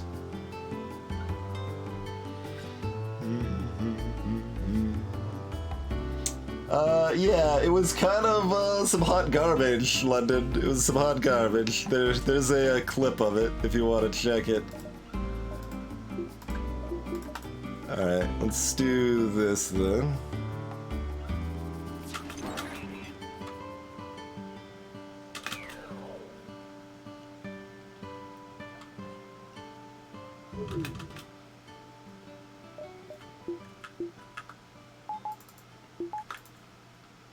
Shield's already down. Let's see, we'll have the first shield bubble coming back up for asteroids, but we'll put that into evasion so we can dodge that shot anyway. That we probably don't dodge otherwise.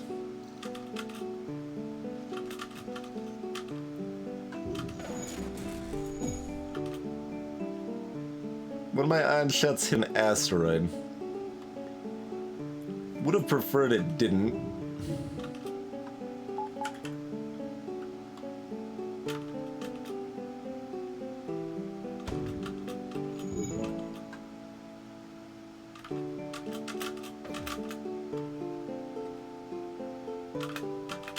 Alright, fine. We don't have a battery anymore. That's... other than the fact it did 3 damage, that's kind of helpful for me. That's destroyed when they have it hacked.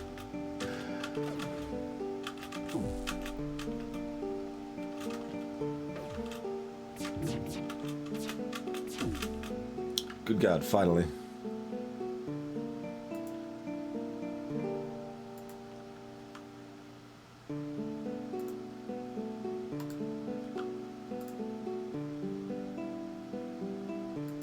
Wait, that's just a better swipe than what I'm doing here, right?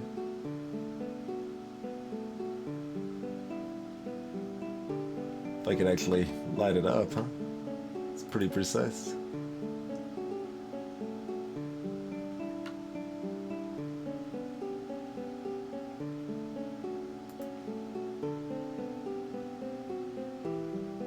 There we go.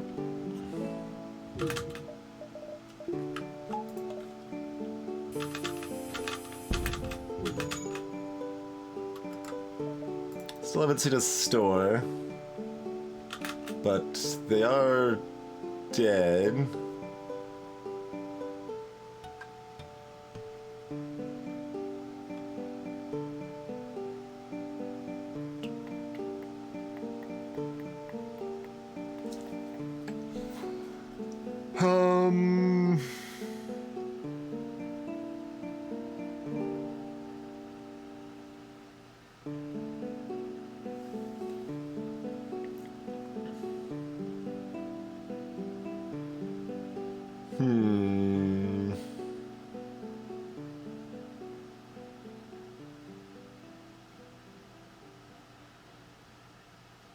Okay, their piloting's down, and they're going to be hit by 2 asteroids real quick, so I don't think I actually take less damage by taking the surrender.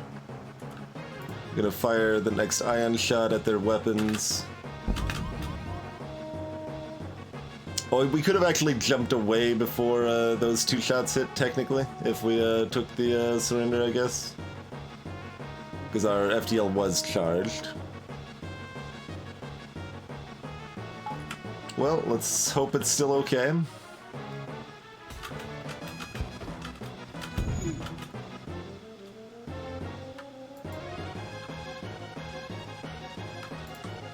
Right, that shot's not going to miss. We know that shot's not going to miss.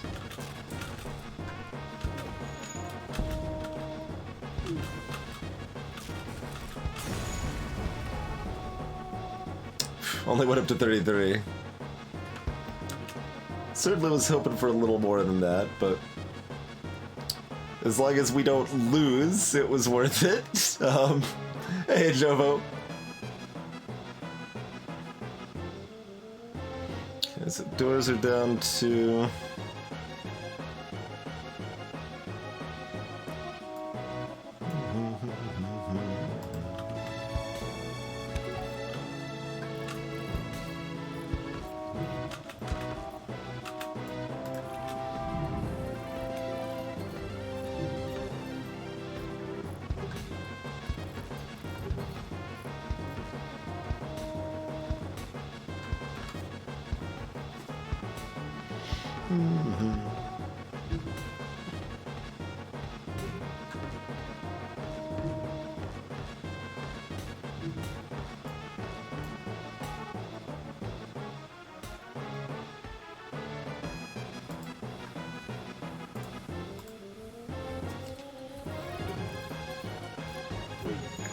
That's right, everything's perfectly fine. Our rock crew's jumping for joy.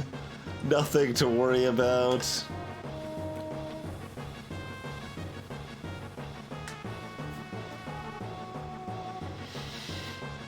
Okay, we can't buy any more upgrades right now.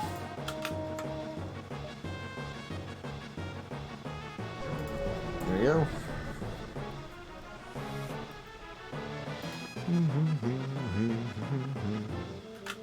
That is a lot of pew-pew, friend.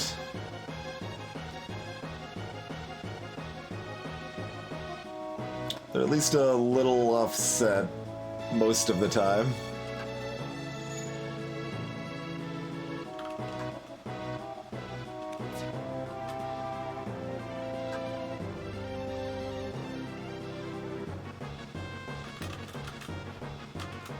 Just keep getting those dodges. That's what we want to see, eh?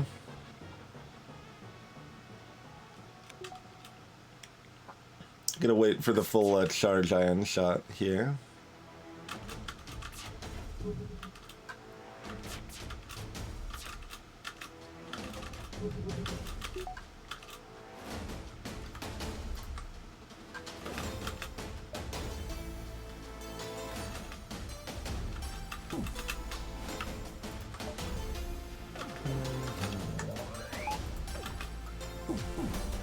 Okay, we hit 3 out of 4. That's pretty good.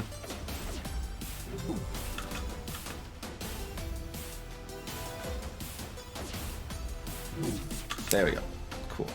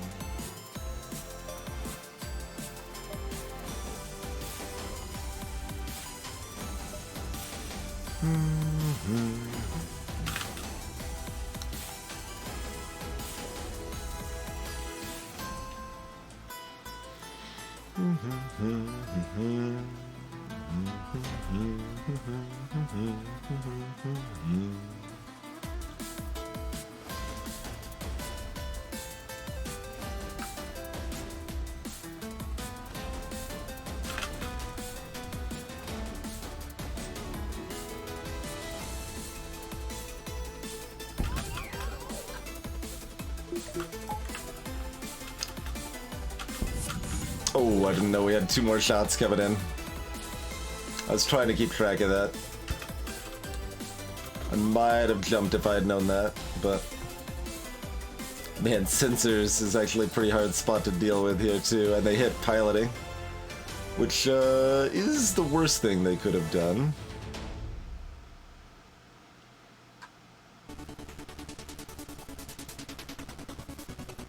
Hit piloting and light it on fire. Yeah, I should have played it safe and jump. Hey there, Porius.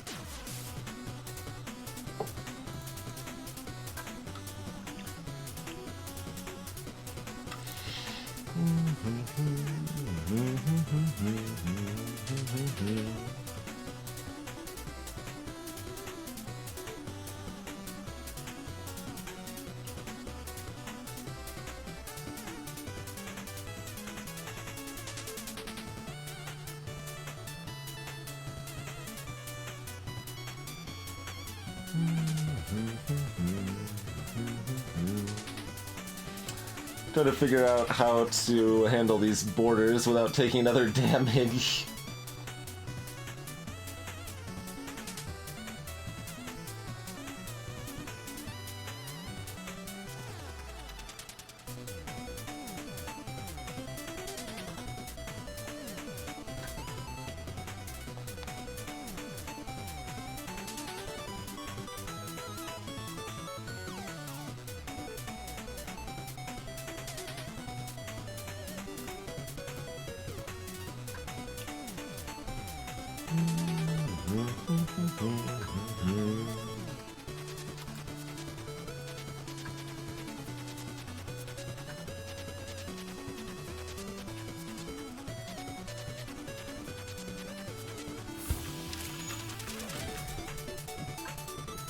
Okay.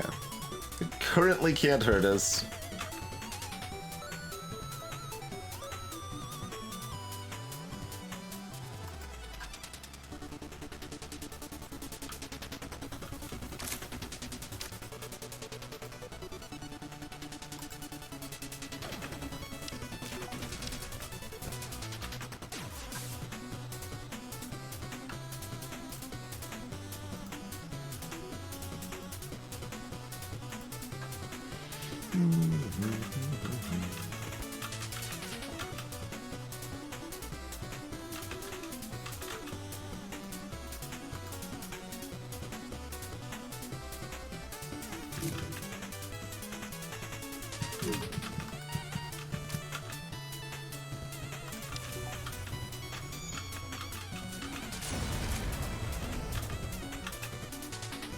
Okay.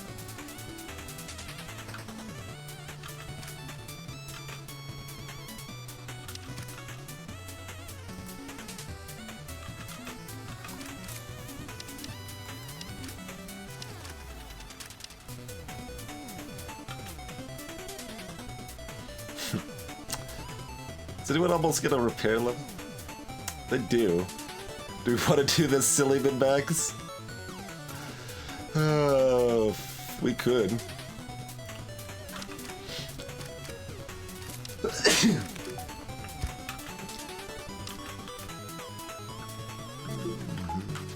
Silly min-max where we purposely let them damage the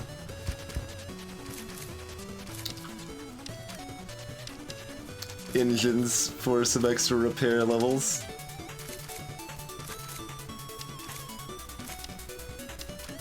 Don't tell me I waited too long. Oh god, that was close. I almost took a damage, like, basically, relevantly hurting myself for, the silly possible small bit of it. But we didn't, so, we get this possibly relevant small bit of it. So first, let's see, we've got 3, 4, 5, 6. We could, get either of these leveled up. Do we want, Mulligan or Squirrel?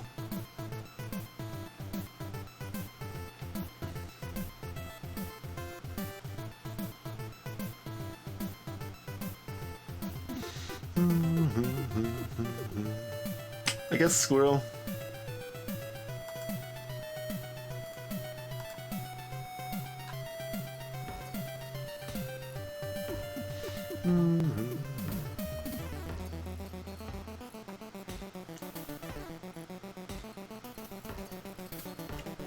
I mean, we're going to hit a shop, shop. There's a guaranteed shop fairly close at this point.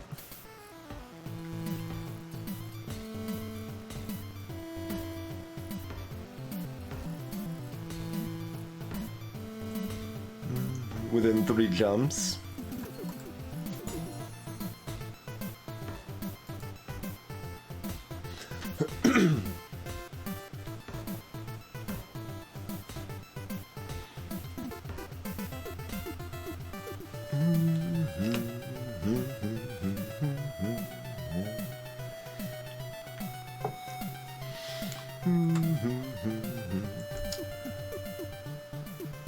Hey there, Aaron. So yeah, we've seen this, so yeah, at least one of these 3 beacons here is guaranteed to be a shop.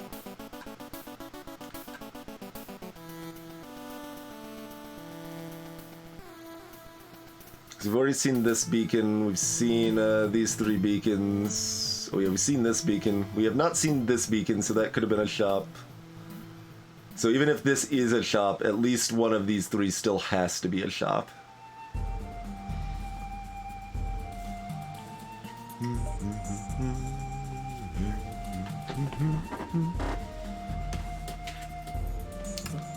Oh, we got a bet on the right mantis, clearly.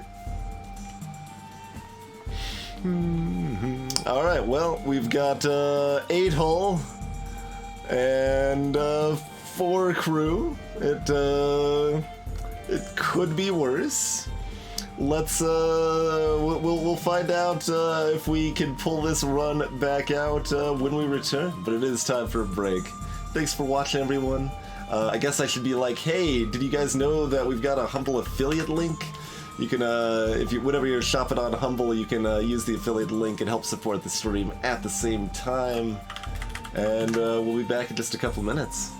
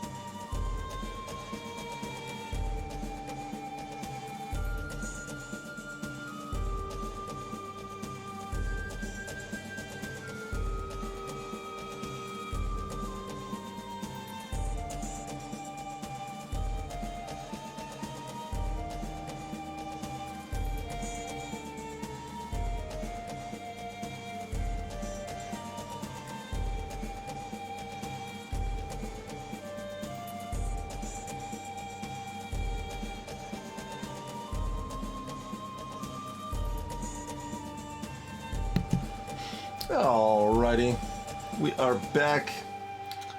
Not really shocked. I mean, mostly the camera just sits here. I've peeked it over at the board games over here and such before, but that's usually about it. Spherical, I don't have time to sit here silently judging chat on breaks. I gotta get a beverage, go to the bathroom, get some stretching. I barely have enough time for all of that as it is. Greetings, Power Mode.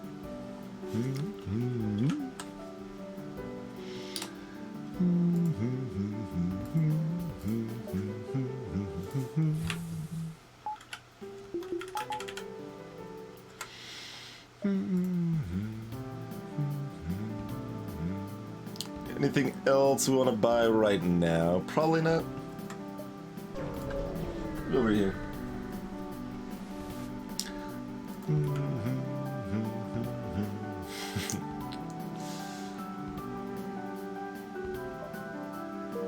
Nor the refueling platform. Hey look, it's the two stores that were going to be there, yeah.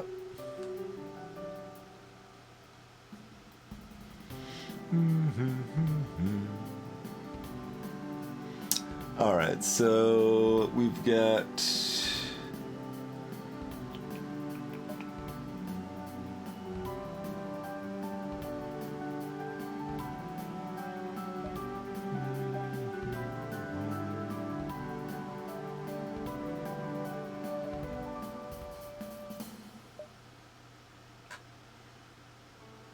Yeah, I think we hit this store, then loop back through, I guess these three, possibly these four, go up here, here, and out.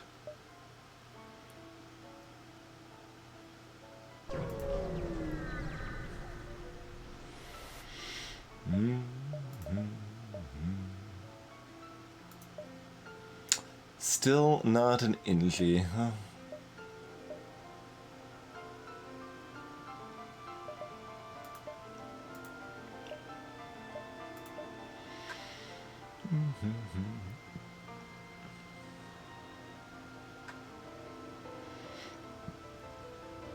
Breaknighter is not very good for us.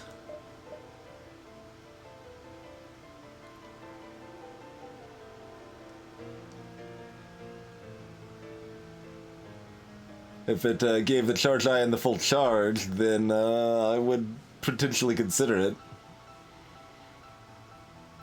But it doesn't do that.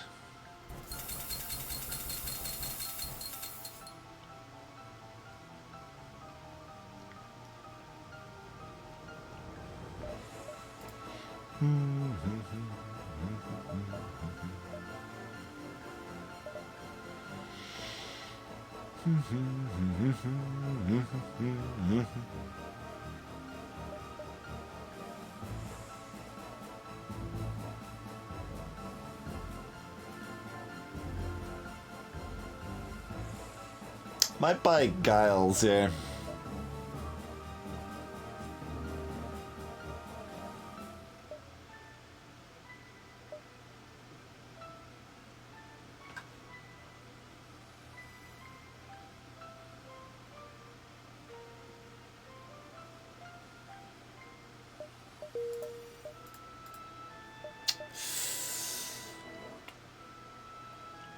This is just because I said Sector 6 and 7 were usually the easiest part of the runs, isn't it, game?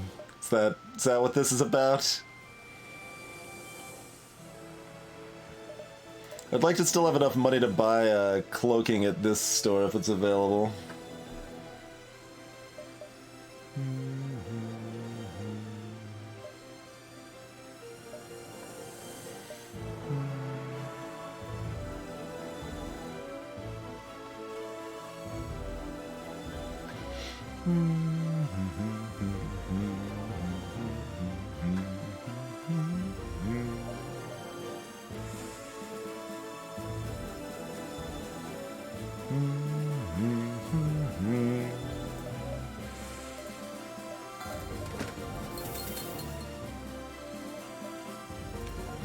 Alright, who wants to be our fresh humanitis?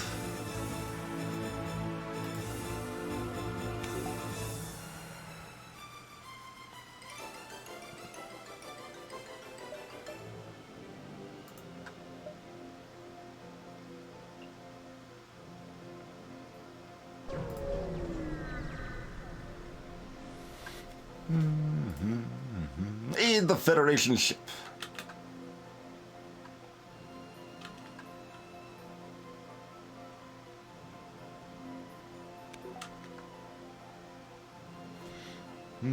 Cardboard.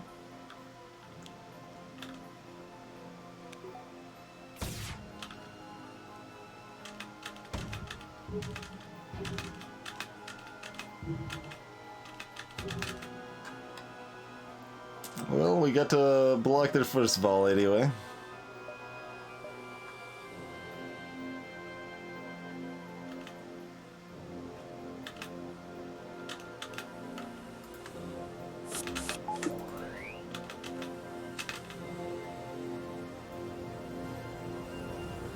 Shaking my head at the board by sensors. A lot of times that'd be like the best place on mini ships, but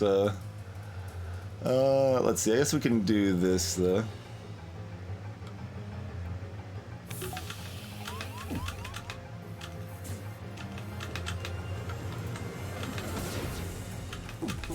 Should have been fast enough? Maybe not. We'll be close.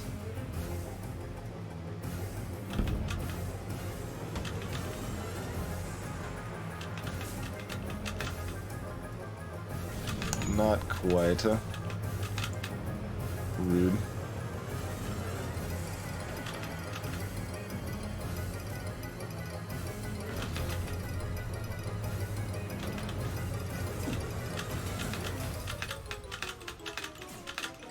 Miss.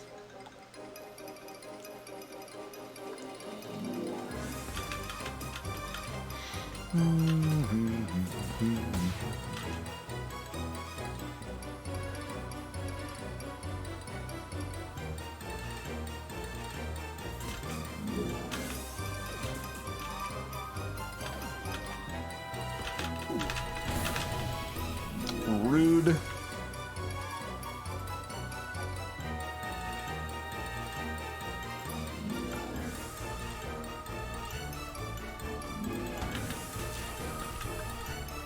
That Artemis does unfortunately get off in time.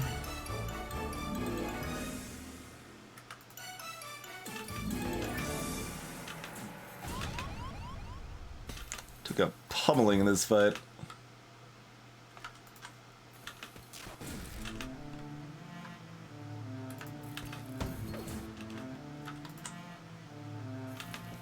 They're almost out of missiles.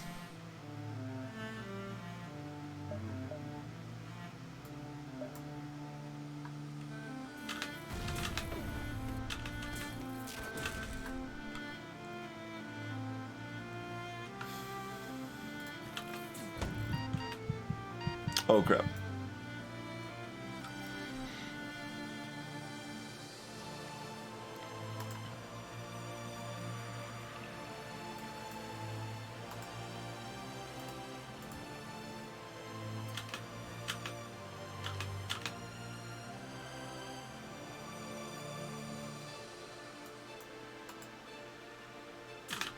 No, no, Giles, you were not selected.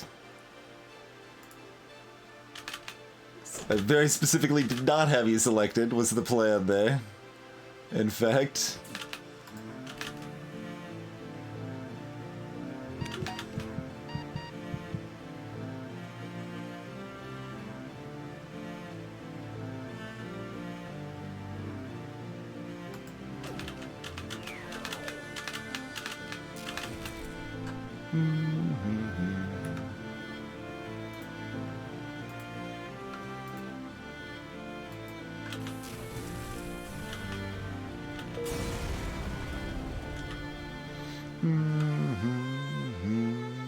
Quickly try to rescue their crew. We got an Ingy and we got a double reward, which meant we got 2 repair arm procs. Okay, Ingy, go fix the oxygen. Welcome aboard.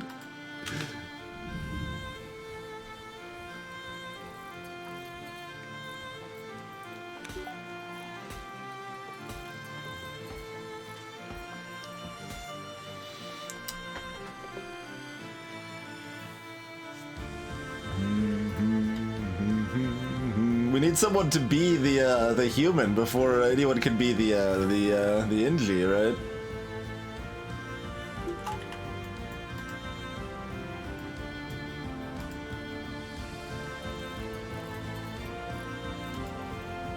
Wait, hold on. Mulligan should get a repair.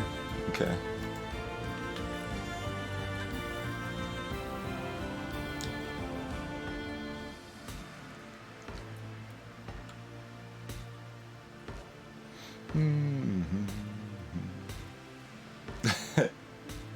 Critics don't blom.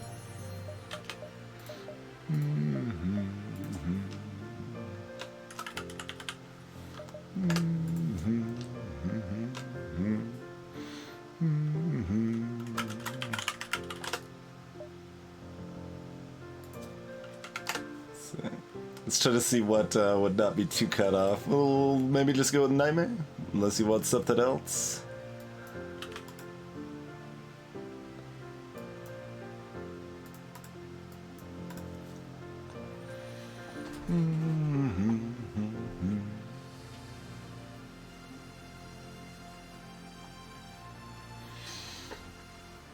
And there's a lot of variation to the sub badges now, Zapper. The Lanius is actually the most subtle. Let's see. I know we've got at least one of each, but I don't know if they've recently been active.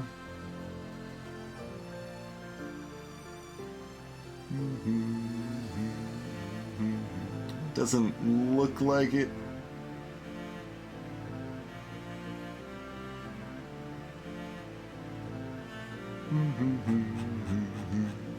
Hey, Sabito. Alright, Oh,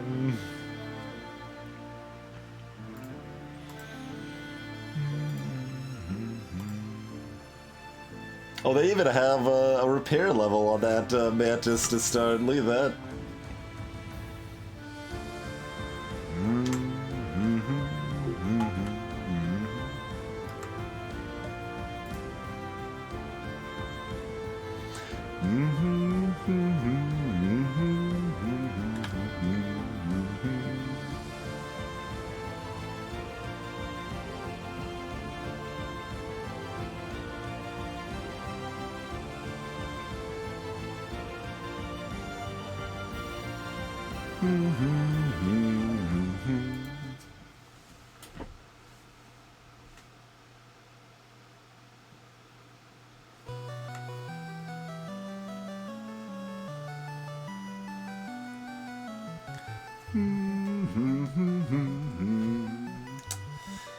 Well, do we need any upgrades to increase our now survivability, or do we roll out and hope we can find cloaking at the store? Yeah, pretty much, Krima. Pretty much.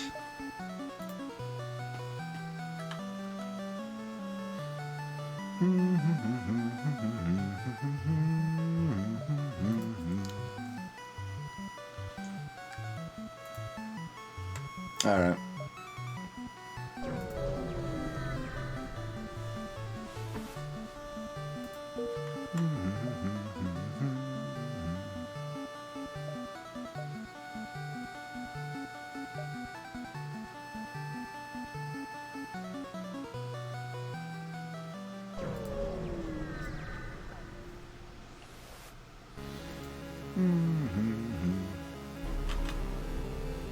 Nebula escaping Autoscout. Well, I mean, this event is less BS in the balance mod, but probably still bad news for us.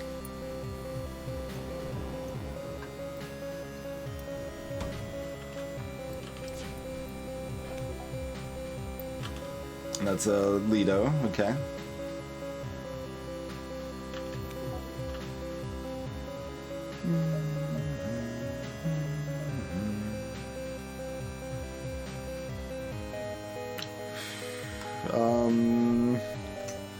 Let's see. We need to actually start building up Ion run away, don't we?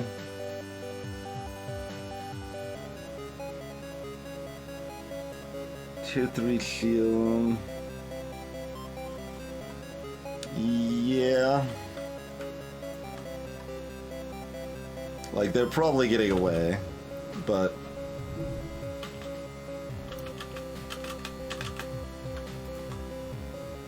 we need to basically land all remaining ion shots so that they'll still be... ion chain past their cloak. Yeah. Well, we already missed one. That's probably one too many, but...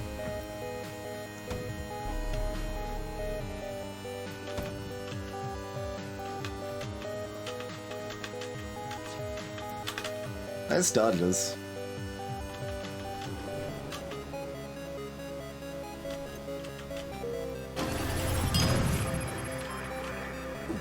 Oh, it did actually connect in time. We got a chance. How's it going, Calm Knight? Appreciate the additional Twitch Prime support. That misses. Too bad, though. Think they're out now, but... well, no, I mean, they haven't hit the 5-second mark. This missile's worth eating to see if we can still pull this off. I didn't remember how much I increased their escape timer in this fight.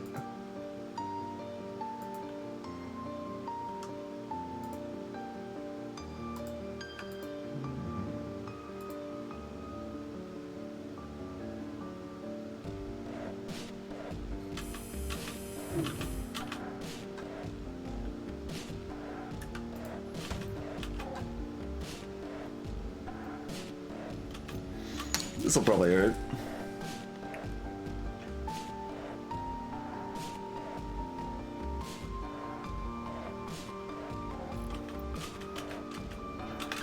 Nice dodge.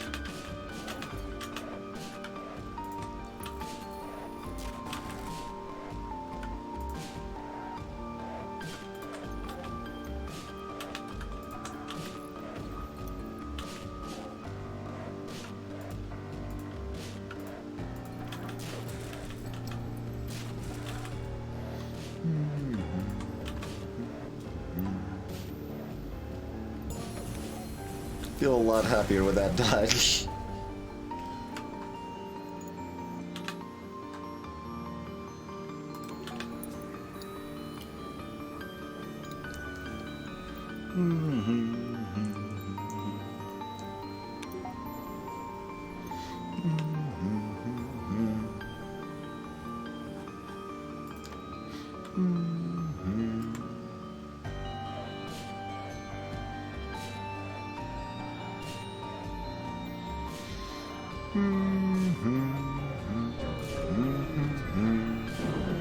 No.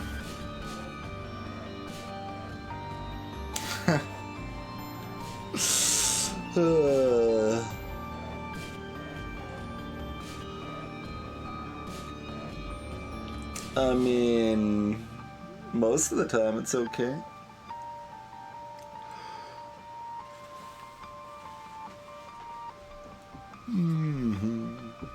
I gotta, yeah. Just chilling.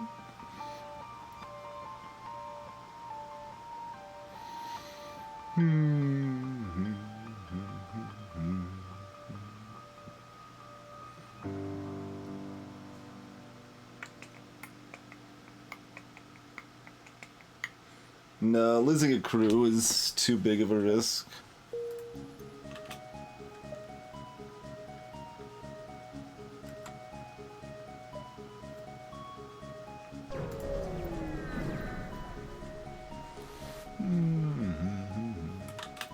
Rude.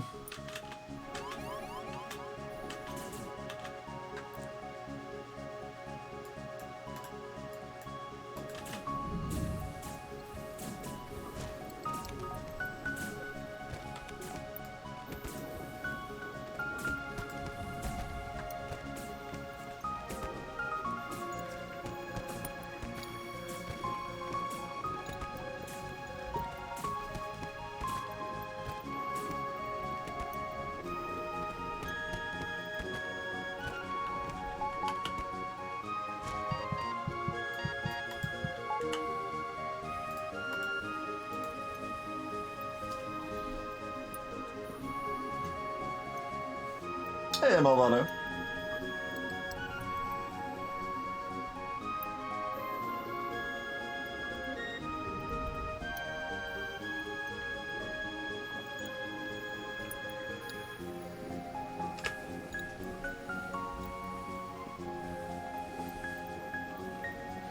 I mean, if you're not doing anything, that's mostly just a good thing for me, Nightmare. I want you to be doing nothing.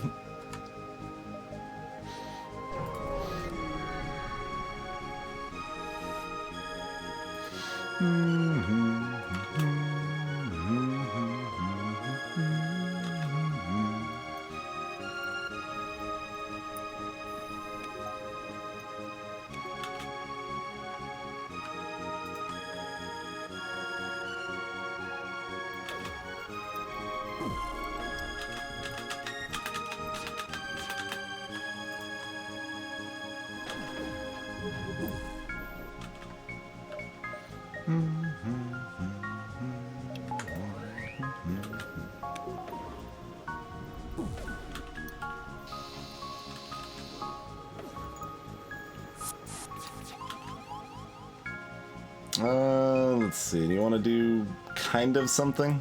You can do a little kind of something here for like a second. Then we'll probably bring in ad hoc to fight instead. Seems a little better.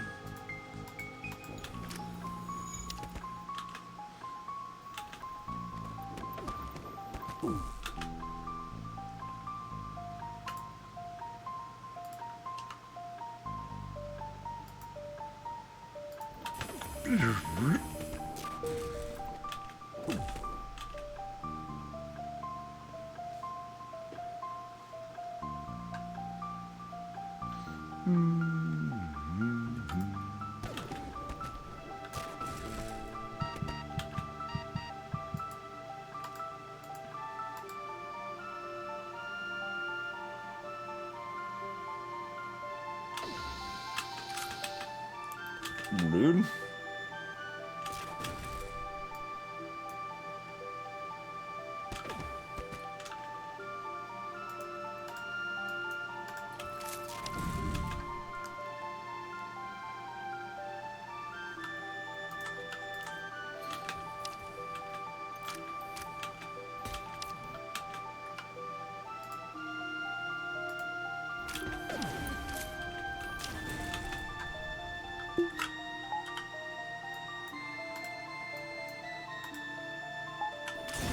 We could have prevented this damage.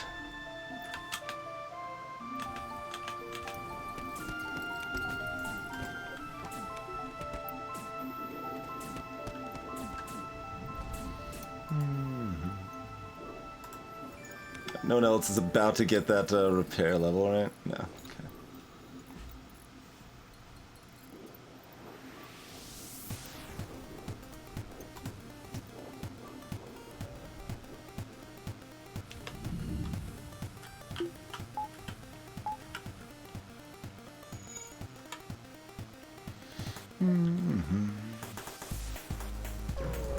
Well, we'll see what the store is selling me.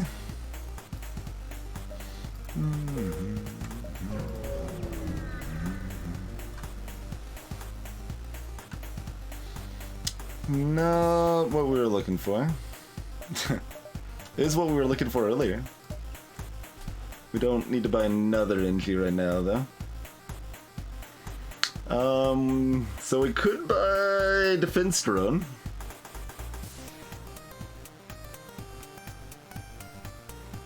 The game has offered it to us like 4 times now.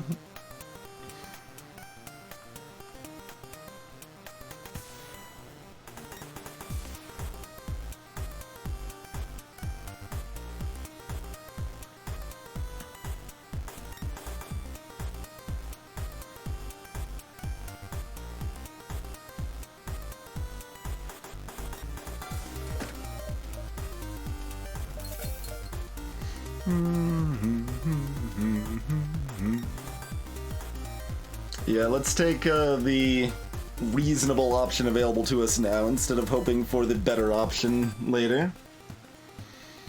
Yeah, it's used by other people, Raven. Lethal Frag and Syncopter both play balance mod.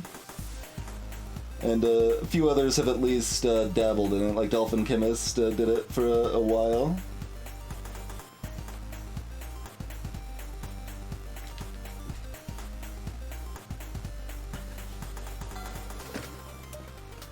We have found very little sellable stuff this run.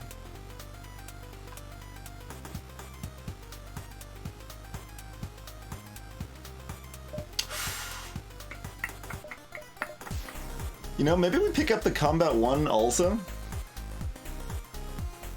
I think picking up the Combat 2 is probably a bit much, but... Combat 1 synergizes very well with our build.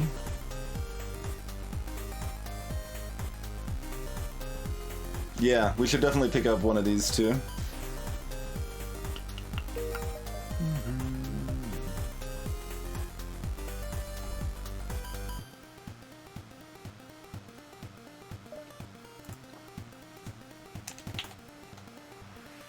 Yeah, I mean, generally speaking, Raven, the record stuff is base game. But, I mean, I've already got a very long streak in vanilla. I have no reason to play vanilla anymore, because it's just a better game experience with the balance mod.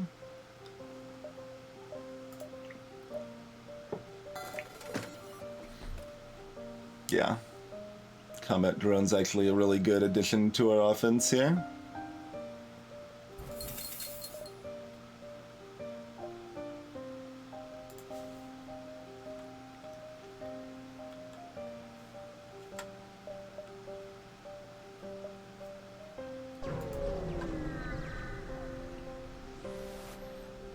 Hey there, Madden B. It's a lot. Tons and tons of little small changes. The most overarching goal of the balance mod is to make more stuff in the game worth using and to add more decisions to the game. So to that end, the strongest stuff is less objectively amazing, and a lot of the weaker stuff is more worth using. So, for example, Flak 1 is rarer, and costs more and is a little less accurate. Hacking costs a lot more and can't be snuck past defense drones trivially anymore. Several of the weaker weapons, like most of the missiles, are cheaper. Burst Laser 3 is drastically cheaper. High-level drones are cheaper. Several high-level system upgrades that are never really worth getting in vanilla are cheaper.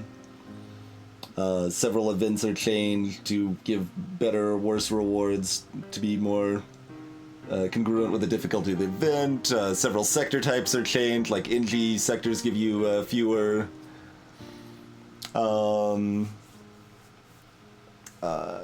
free items. There's fewer dead beacons in sectors. Sector 1 is a little less RNG based. You know, that's lots and lots of little changes. If you have any questions about specific changes, feel free to ask.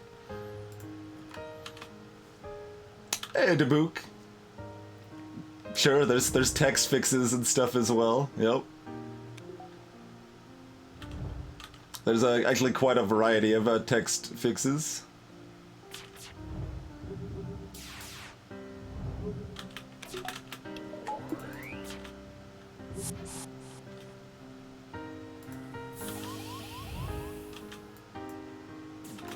Go do a little suffocation samba over here, Nightmare. Yep.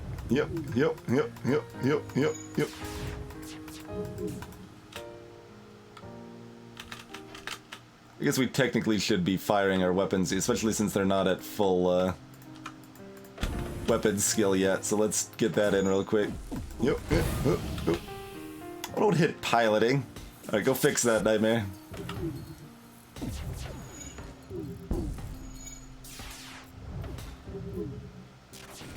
Alright, not too bad.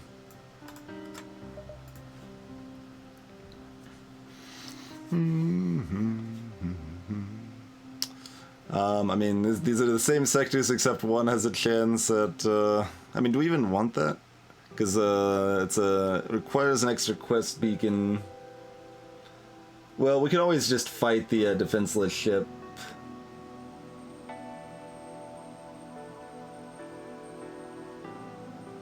Let's see.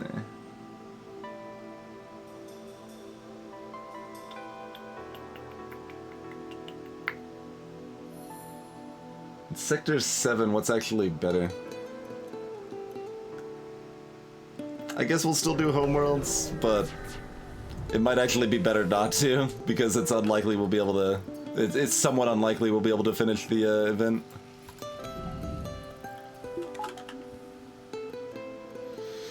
Sensors doesn't really benefit me much, no. And this is a more centralized location where they can get to important repairs faster.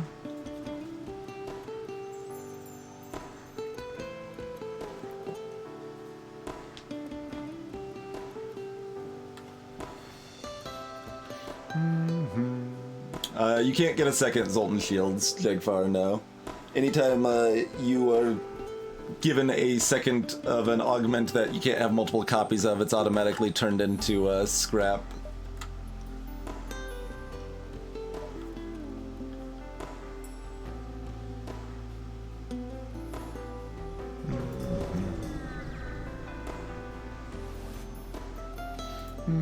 Promise to help. 59 scrap doodle.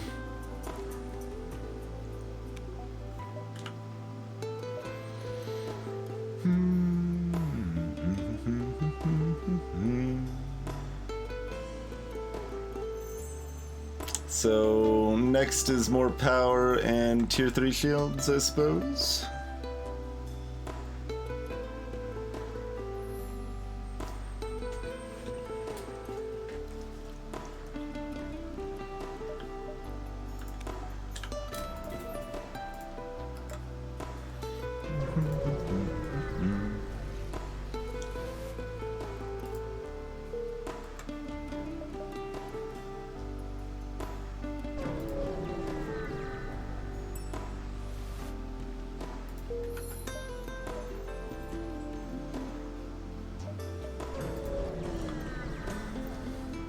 It does indeed, Zapper, yeah, a little bit. Alright, they're being held hostage. This is mostly a good thing. The fight can be a little bit rough, but the reward is pretty good. Couple of rock jerks, huh? Those are some weapons they have there, huh?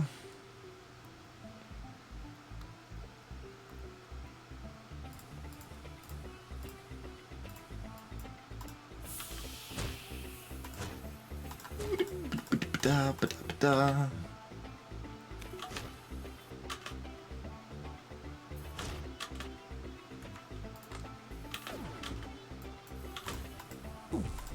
Nope.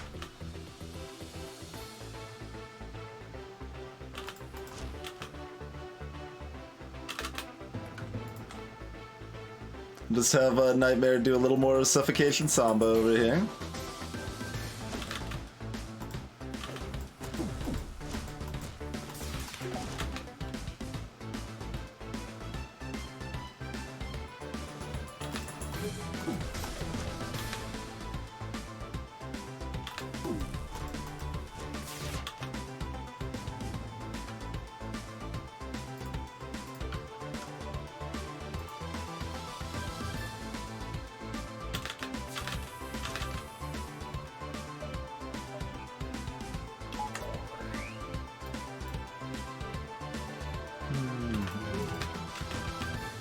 If this enemy had missiles, I probably would have forgot I had a defense drone, to be honest.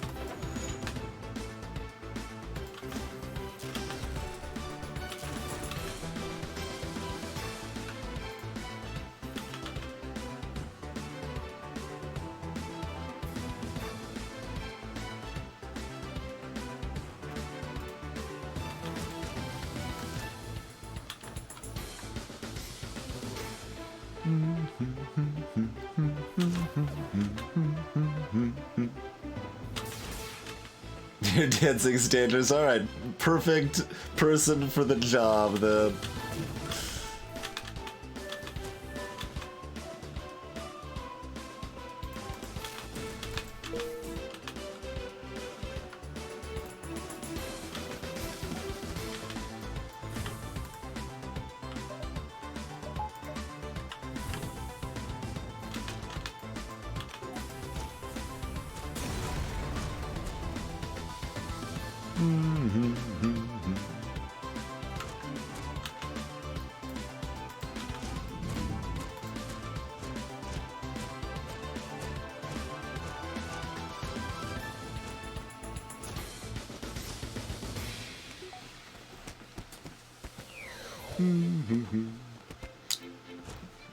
Double repair is a little less exciting at this point, since we do get 10 free repair at the end of the sector anyway.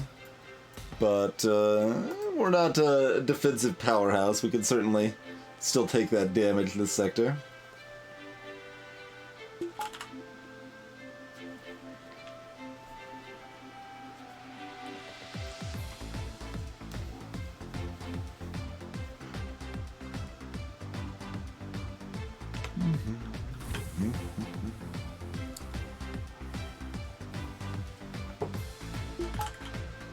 Alrighty. So, because of the exit placement, we want to hit both of these.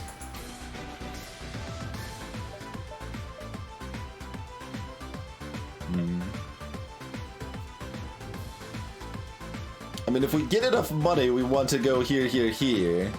But if we don't get enough money, we want to go here, here. Let's see, we've got a extra 10 scrap in the bank. Yeah, I mean, we'd still need rewards from both of them to actually get enough money to buy cloaking, though. Unless we were selling the repair arm for it, which, I mean, we could.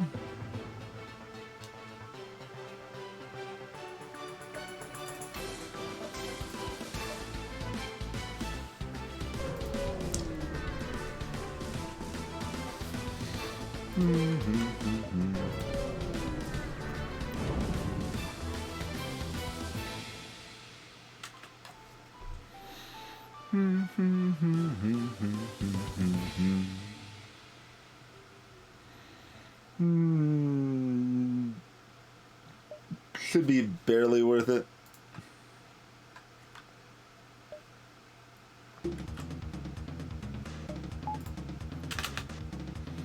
Okay, they've only got one shield bubble.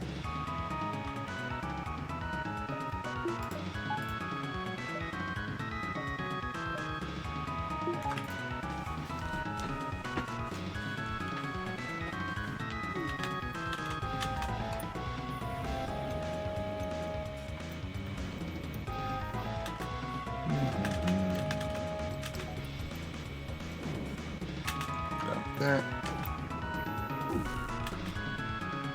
Apparently, squirrel.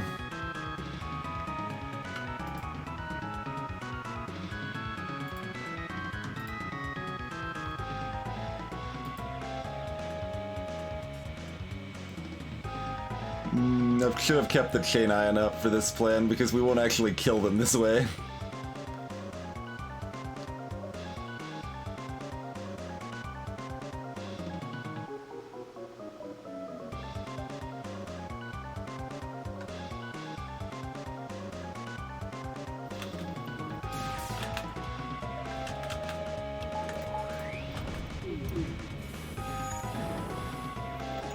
Because this'll happen, as you can see.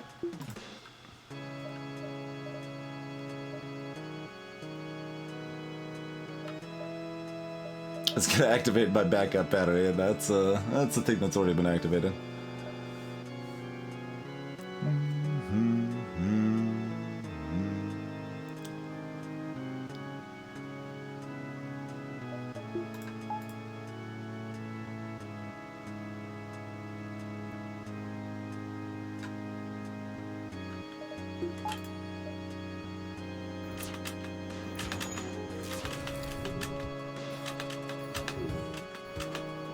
Not bad. Not bad on the dodges. Greetings in 1000.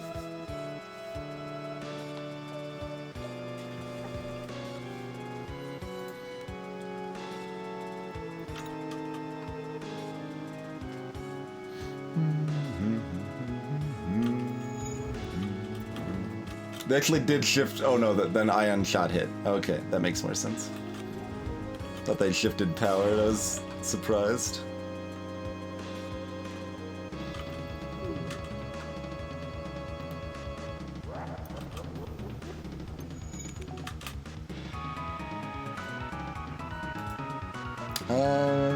No reason not to wait until this is a 3 charge, when it's the only ion firing.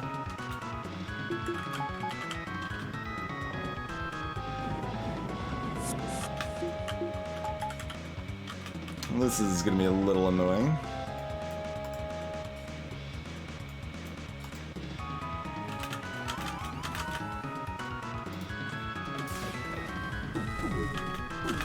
Nice triple alright.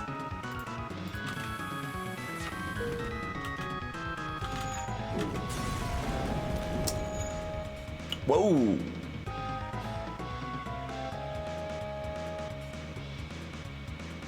$57?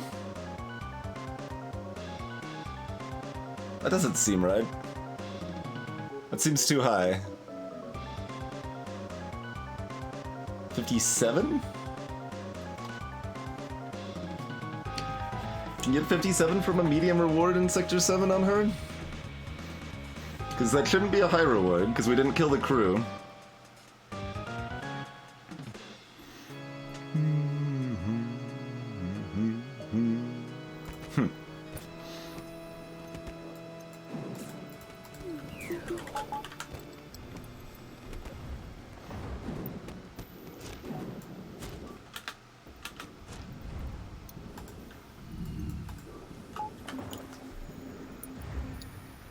That's right.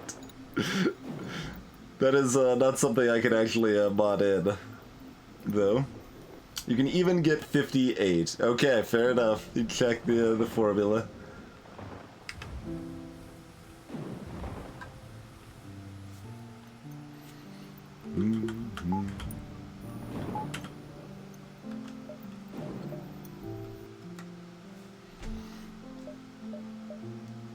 Just, like, I was confused, because I'm like, I think I changed that to be a medium reward instead of a low, but it definitely should not be a high.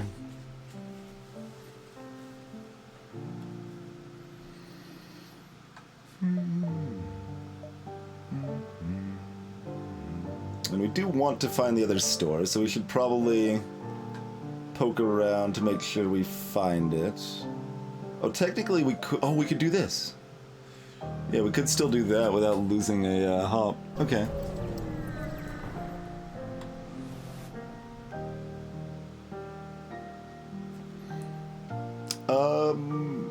Are you sure, Thomas? Curious. Like, it has consistently truncated as far as I know. Like 17.9 is 17 or whatever, you know.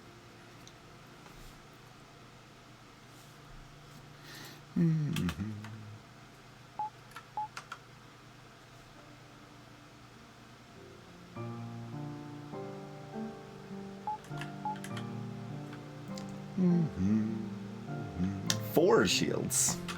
I mean, we are Sector 7. It's not out of the question, but still rude.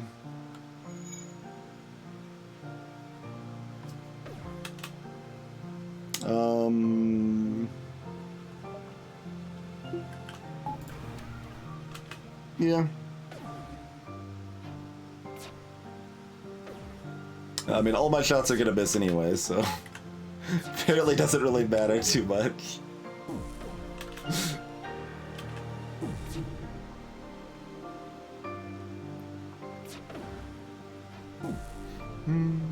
Hey, Freezy Box.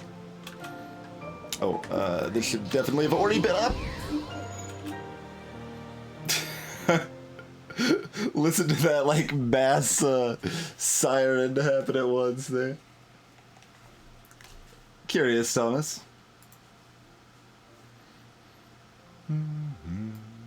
Alright, that's only level 1 mind control, so we can just poke our head in for 2.5 seconds and be good to go.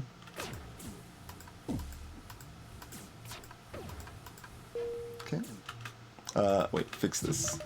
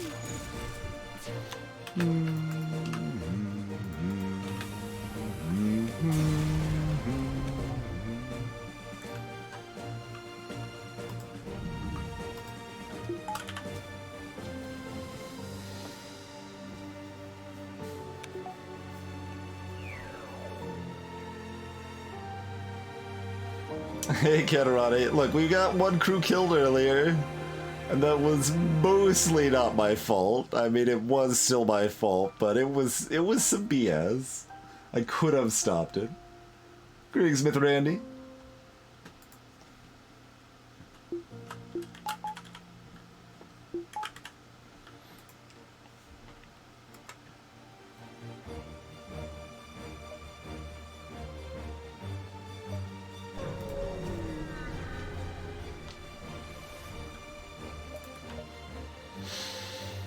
Alright, there's cloaking. Interestingly, there's another charged ion as well.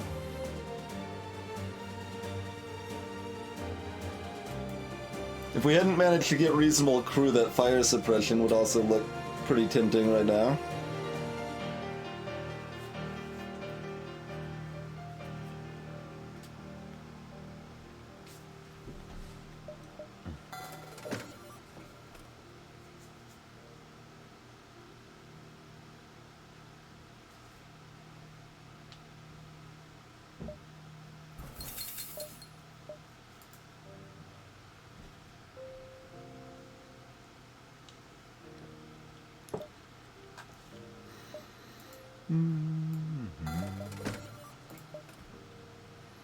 Stealth weapons means that if you fire weapons while cloaked, it doesn't reduce your remaining cloak duration, whereas normally firing weapons while cloaked reduces your cloak by about 2 seconds. It is primarily useful for using level 3 cloak alongside ion weapons, especially ion 2. Mildly useful for other very fast-firing weapons, like, say, heavy lasers or maybe burst lasers or whatever.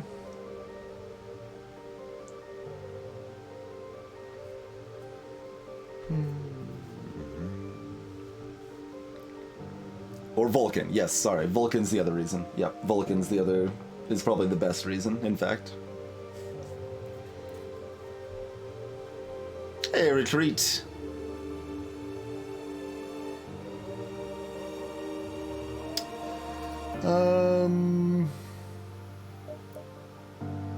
No, we don't have the time and money to get that going, do we? Nah. We need to get tier 3 shields up.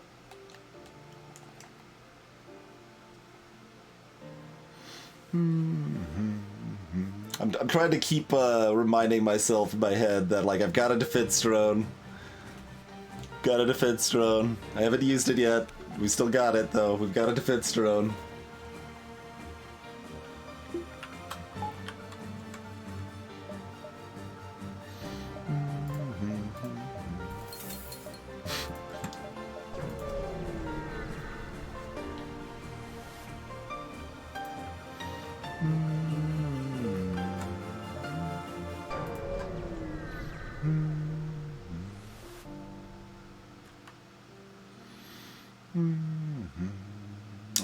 We don't have anything they will like for that, alas.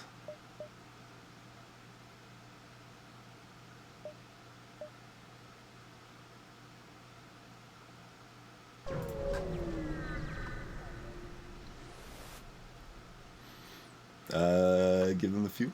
Oh, good, they gave me a map. Thanks. Thanks for the hot map info, friend. Oh, well. Mosey out, I suppose.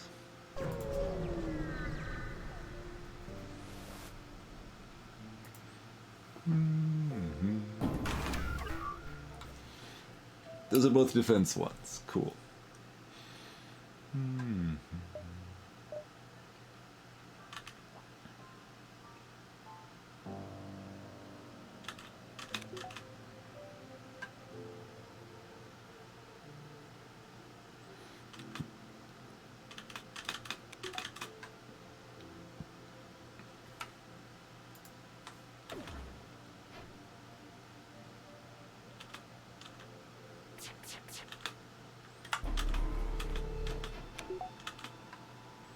No real reason to not go ahead and cloak the first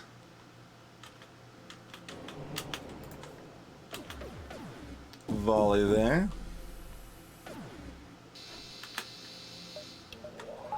Oh, should have had this up sooner, but it's fine. Okay. Cheers, Freezybox. Thank you for those bits.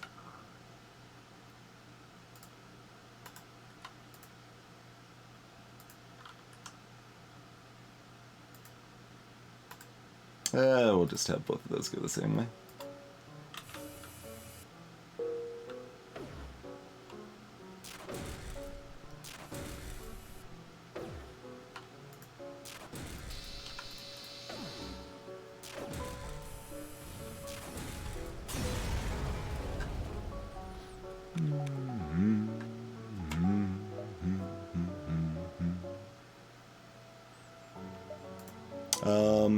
I mean, what's our next upgrade is towards shields regardless.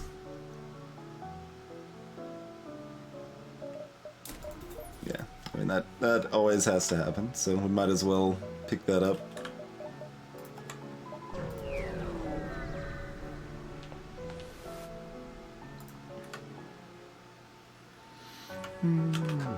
Flak 2, burst 1, basic.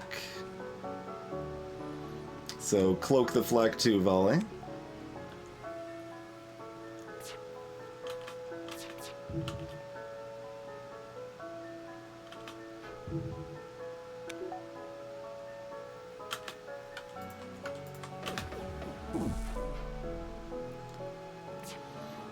Yeah, Flak 1, they're quite a bit different. Flak 1 fires every 10 seconds, shoots 3 real projectiles, and is moderately inaccurate. And Flak 2 fires every 21 seconds, I want to say, and fires 7 real projectiles, and is very inaccurate. Flak 2 requires 3 power, Flak 1 uses 2 power. There's also a FTL tips and tricks video on Flak specifically, and all the details of how Flak works.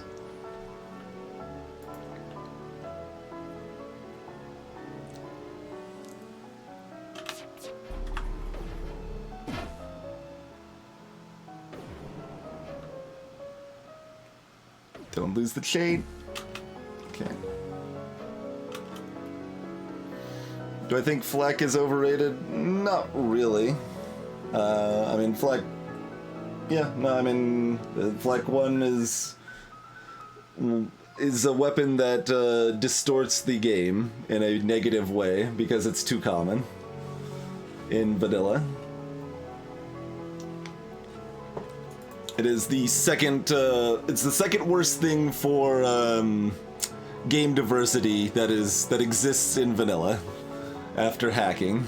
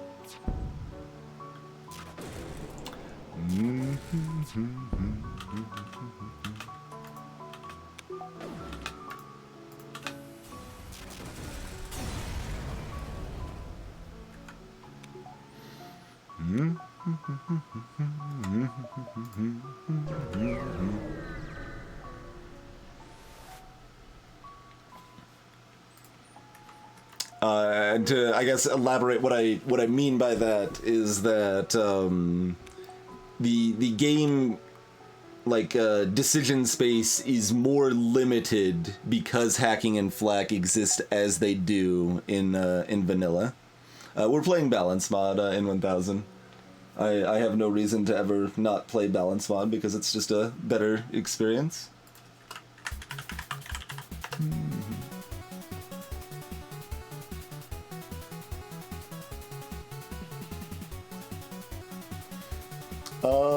It would be very minor topaz, but it would hurt them a little bit.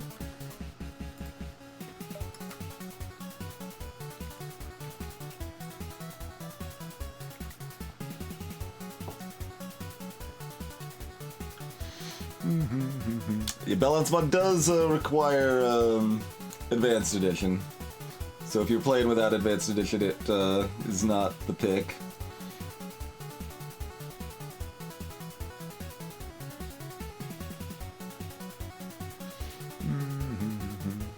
Well, the flagship is slightly nerfed on easy difficulty in balance mod Freezy Box, if that helps at all. It's only got level 2 hacking instead of level 3, and level 2 mind control instead of level 3.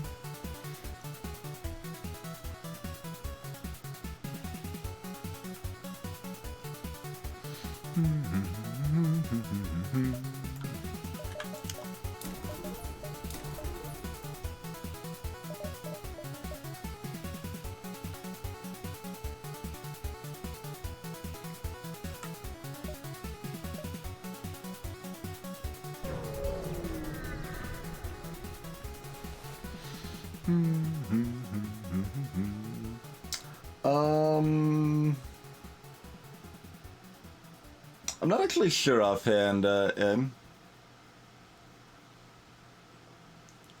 It's certainly a much harder time for it to drain all your oxygen. It probably can't quite.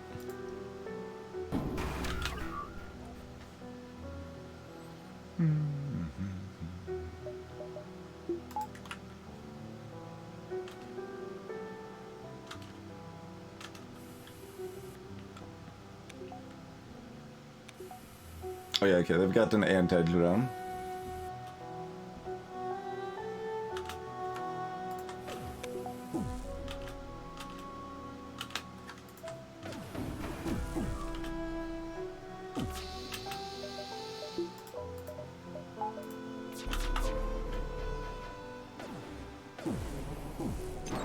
Okay, they're hacking shields. Troubling.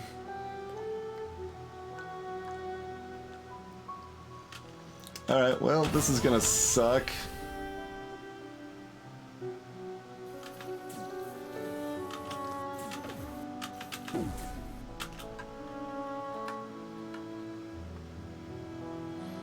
I should have put up the combat drone to see if we could have gotten a cheeky hit. Now, cheeky hit still wouldn't have done it. Cheeky hit still wouldn't have been good enough.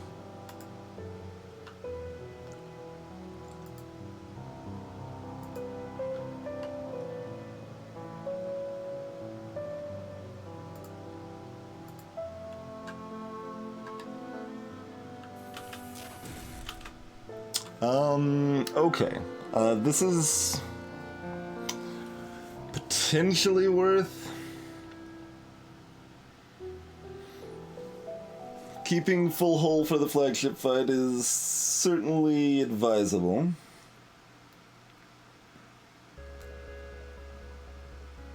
And we're about to eat. We'll have one shield up, I guess. So we're only about to eat 3 damage.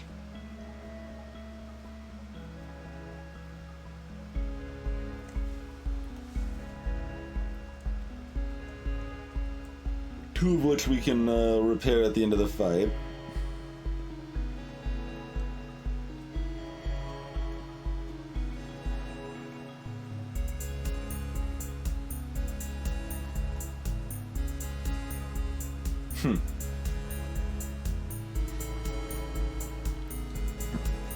We could probably use the scrap enough that not taking the surrender makes sense here. It's close, though. It's very close. Well, Alyssa clearly needs to consult the tips and tricks video that I never actually made, even though I scripted it. That was gonna be the next tips and tricks episode, was the differences between the different difficulties. Well, one moment, Alyssa.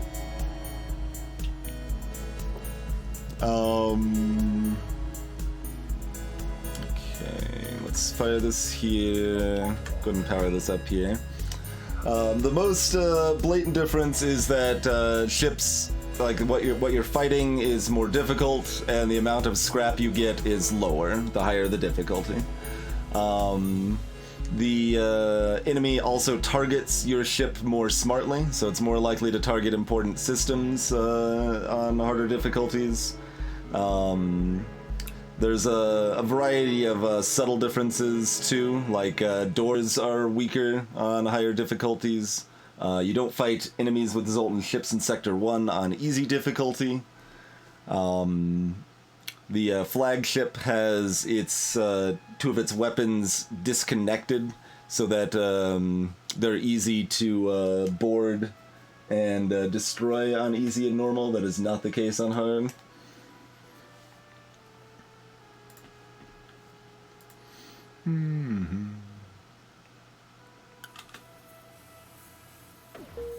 But did this fire at some like safe time and I just never noticed it happening? What is the deal with this halberd beam? I was expecting to take damage here, but I mean, whatever, I suppose.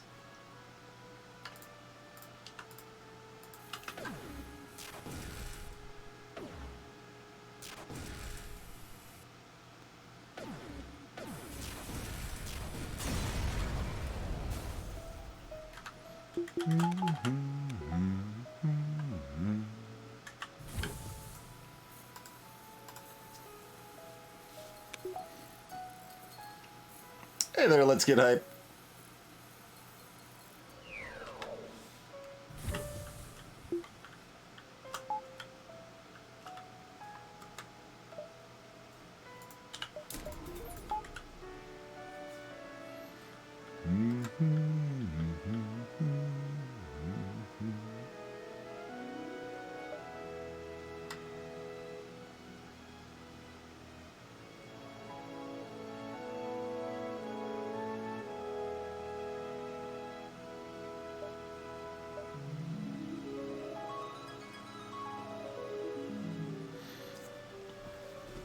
Mostly because the sensors being level 2 for manning doesn't help me, Topaz, and the NG's in a little bit better position to get to useful repairs faster.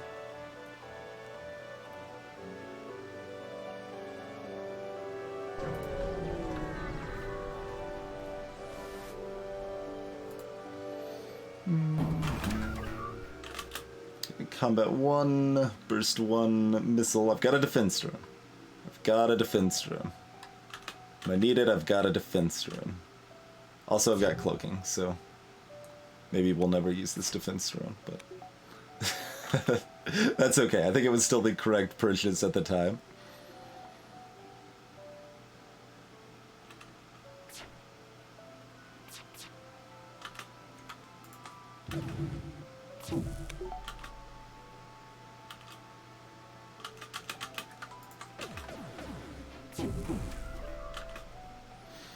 Alright, here's a boarding drone check.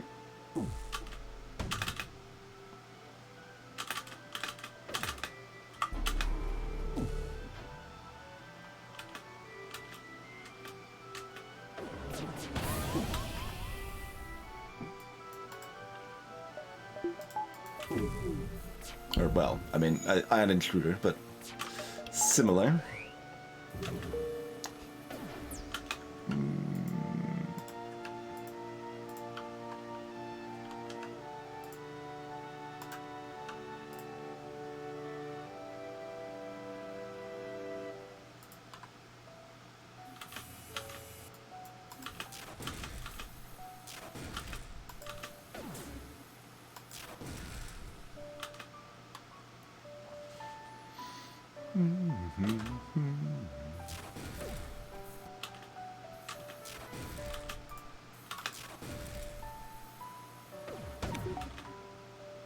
Hey, I've got a defense run.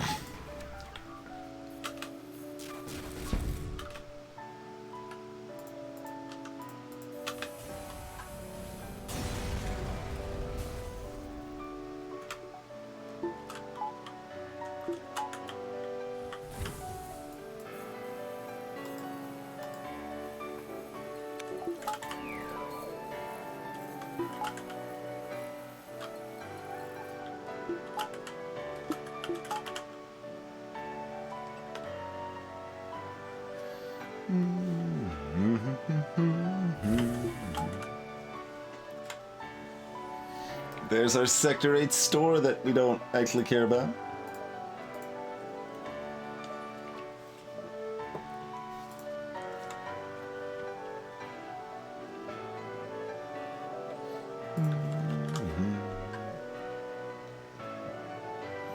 Alright, our next upgrades are cloaking and piloting, because those buffer points are really important. Then, what? Like, one more power is also pretty important. Yeah, let's go and grab that.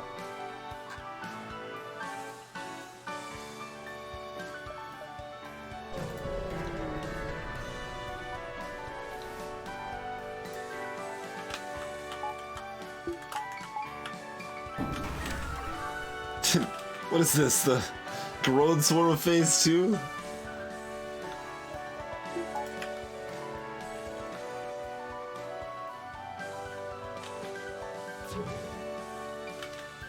Level 5 engines would also be nice.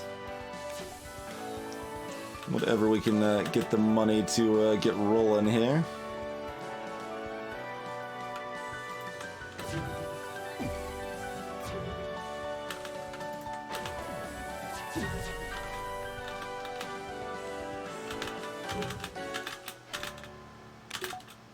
Okay, seeing if I needed to cloak there.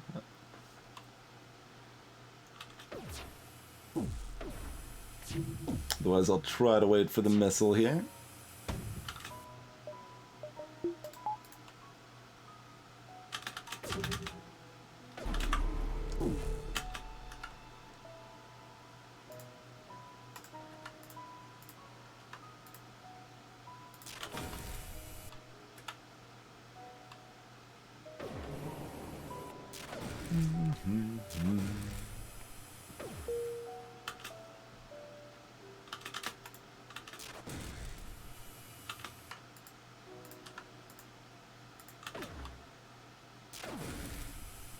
Nope.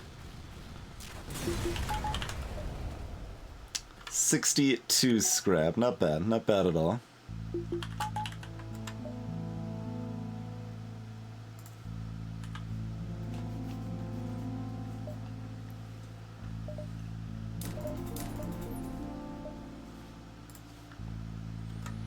Level 5 engines next, probably.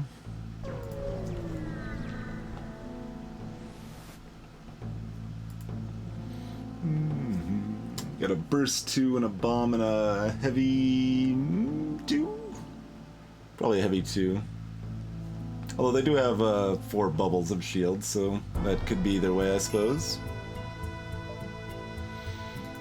Well, let's go ahead and fight.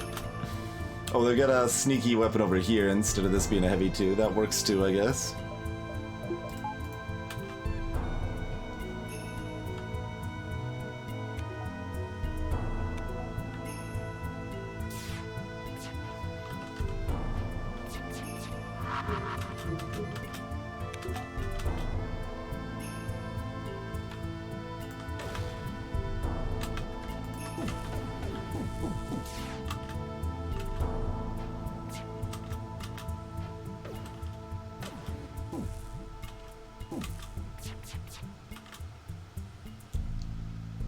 We just cloak this to delay the hacking.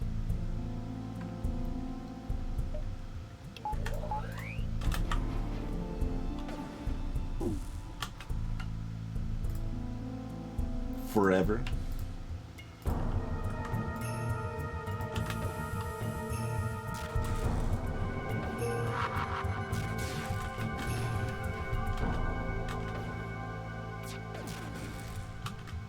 I do have a boarding drone. That's just gonna breach and then do nothing though, so whatevs there.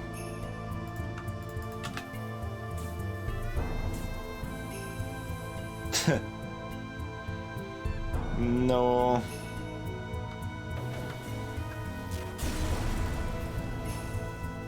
Rather have the, oops, I cloaked again, apparently.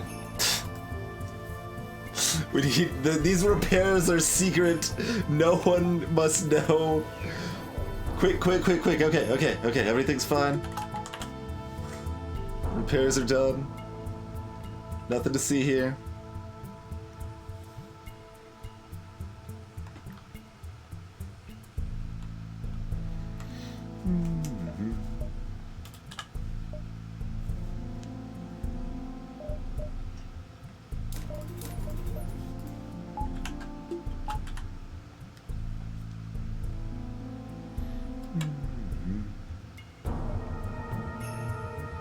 Alright, we got a decent chunk of time in for some extra fights to farm up some scrap.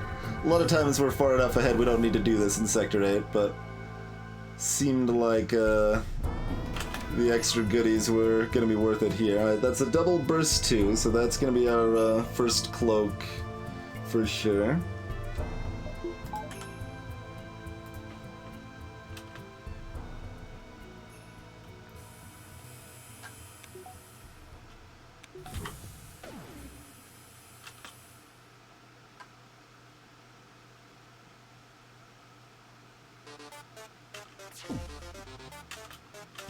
A little premature playlist, but maybe this is the real boss.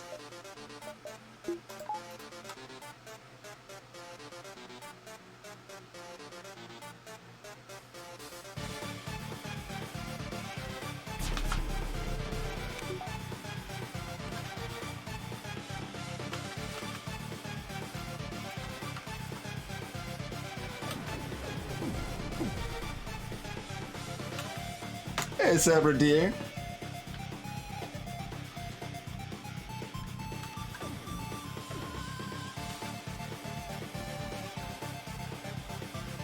That's for you, Ed. Okay. Okay. What? Okay.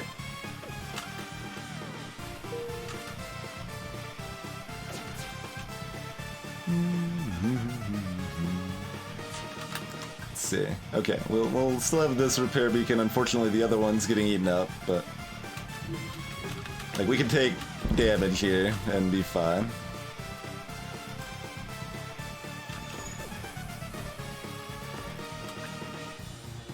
Which is good because we're not doing damage. That's not a thing we're doing.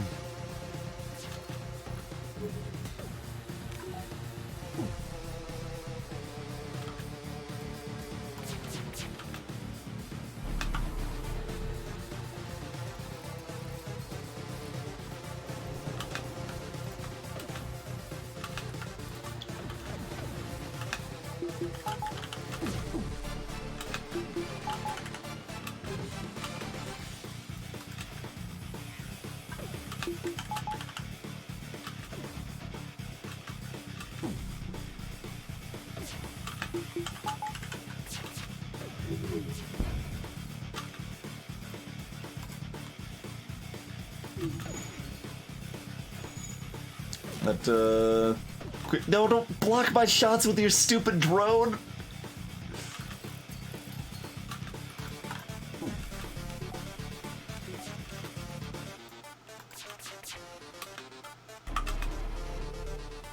This is indeed a boss fight.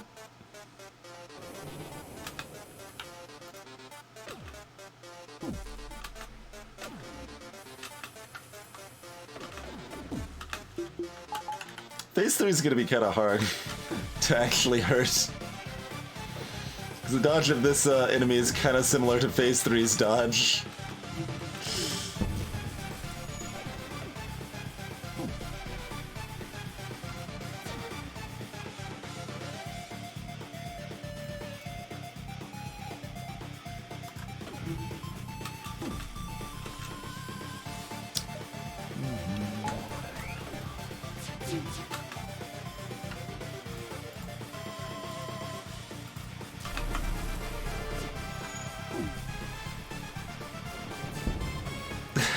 Horrible.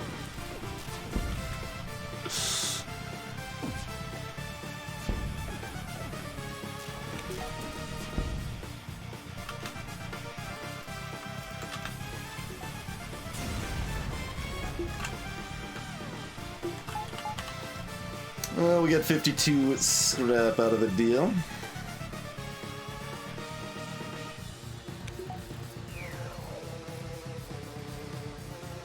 I believe the first time I played FTL, I did actually die on my first jump. Maybe it was the second jump. But I believe I skipped the tutorial and jumped into a sun, and then everything was on fire.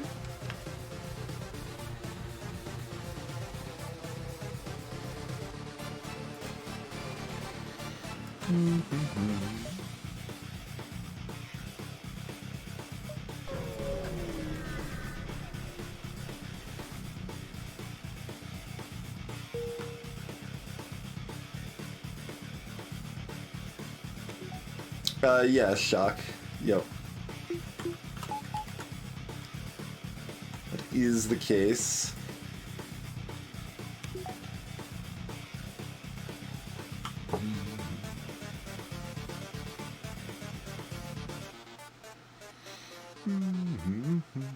Let's see. One power bar is, you know, convenient, but nothing too special. Of course there is, Squirrel. Of course there is.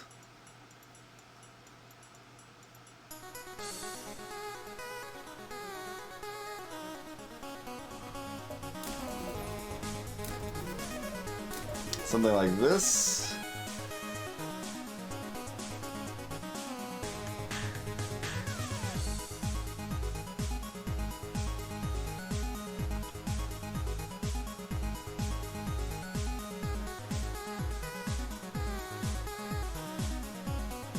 It's not a bad plan.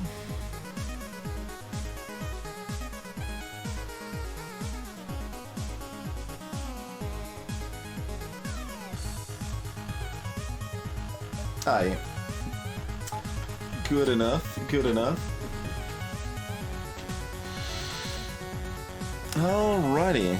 Well, we should be in fine shape. I don't like I don't like phase 1's cloaky, and I don't like phase 3's high evasion with this build.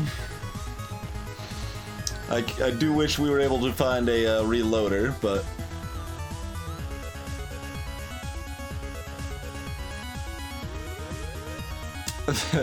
that is not something that can be done with just mods, I'm afraid. And hey, Jamraj. Lack of swag sensors, that's true.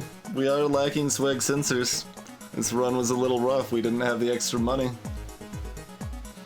But yes, as Zapper well knows, not that we like always cliffhanger here, but it has been quite a while since a break. So we're gonna go ahead and do a break, and we'll be back in just a couple minutes, see how the flagship fights goes. This is my streak record, Jamraj. This is 33 in a row. Hopefully 34. Though if you're talking vanilla non-balance mod, we made it to 26 on our vanilla run. Cheers, Alex Roy. Thanks for watching, everyone. We'll be back in just a couple minutes.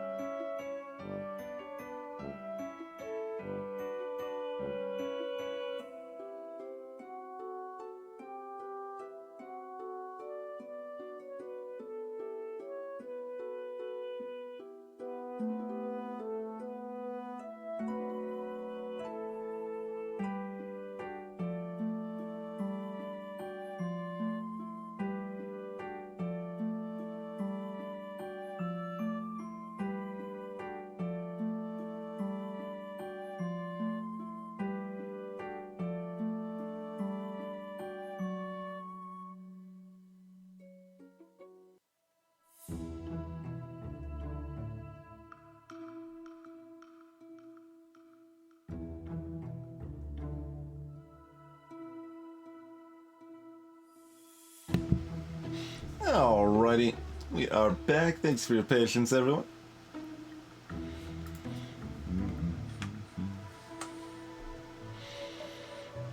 Let's dance.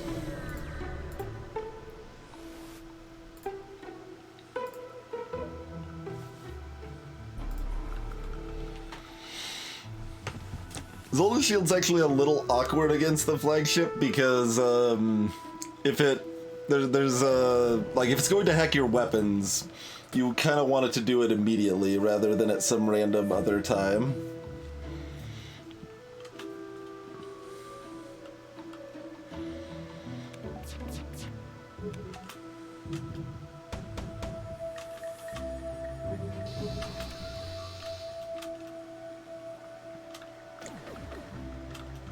Hacking piloting, not the best. Maybe I should have cloaked right there as soon as I saw that it was hacking piloting, but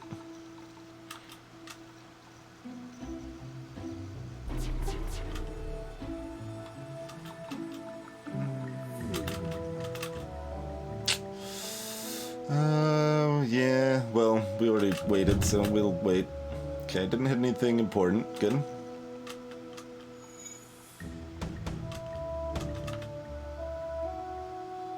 Okay.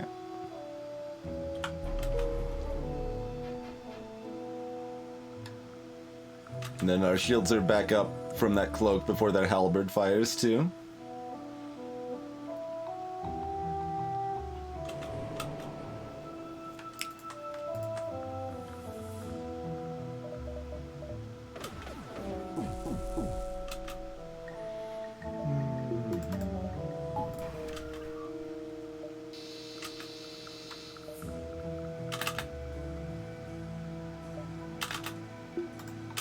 We'll let the combat drone drift approximately into position.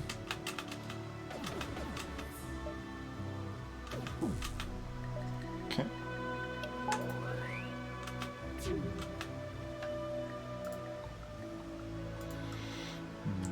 this and this.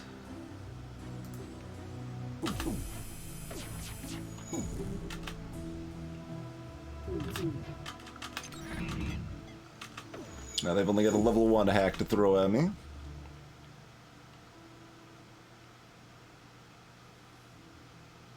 Greetings, a passion for jaywalking. This is not. No, this is the third longest streak currently, I believe.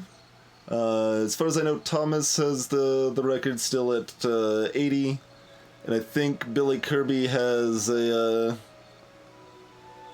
longer one than this, at least a 39. Yeah, Billy Kirby has at least a 39. Okay, they got a 68. Yeah, I didn't know how long their most recent streak went. So there you go, 80, then 68. Phew! Excuse me. Greetings, Vasil Benkar. I am not sure what the non-pause record is. Probably high teens, low 20s? Oh, 29 maybe. Wow. That'd be pretty dang good.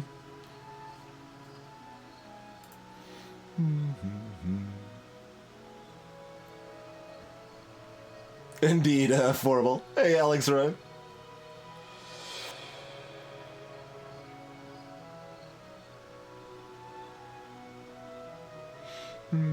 Okay, 30 on the no pause. There you go.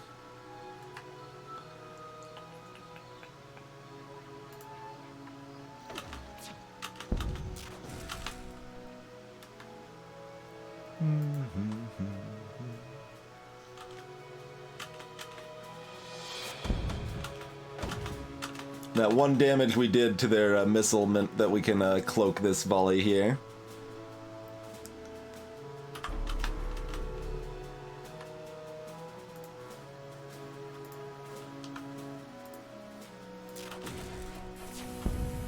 And we end up with no damage. Pretty nice.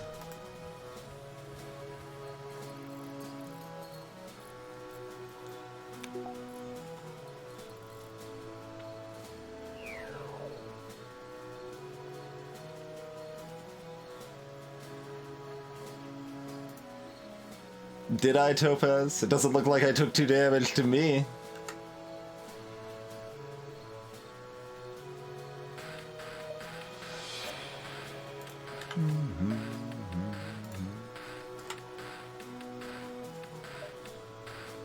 Greetings, it's Sir Francis. I mean, we just played some Baba last stream, actually. We've done Baba 13 times on this stream so far.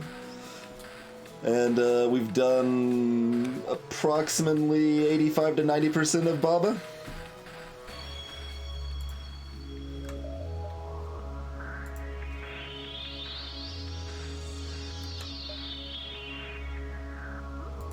But yeah, we'll do at least one more partial stream of it. Hey, Nambook.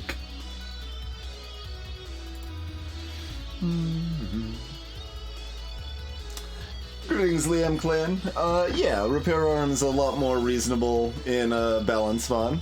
It costs 40 instead of 50, and it only takes 10% of scrap instead of 15%.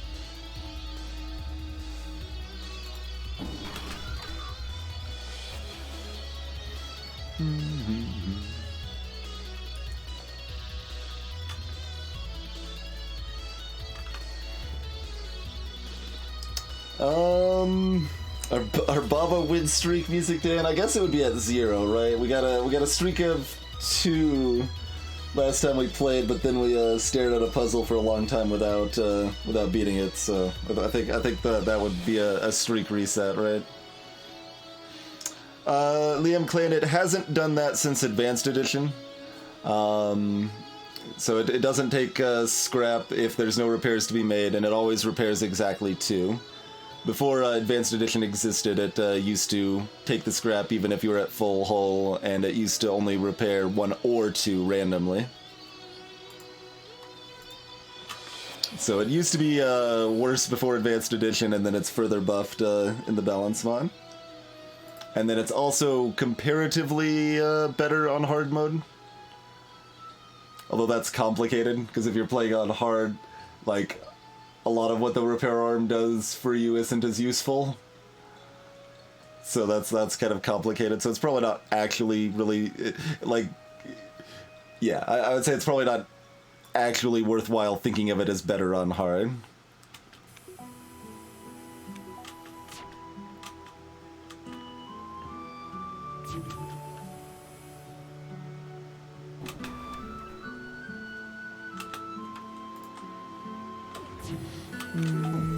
Piloting, huh? That's rude.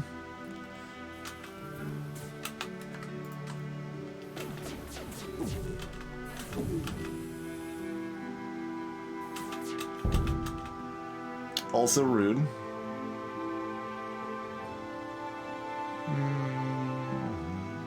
Yeah, we need to keep the ion flowing, so let the pike beam fall.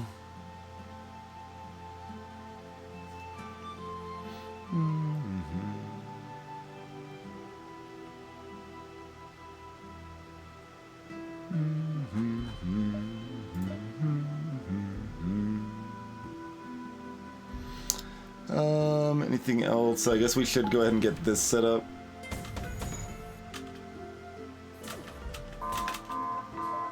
Okay.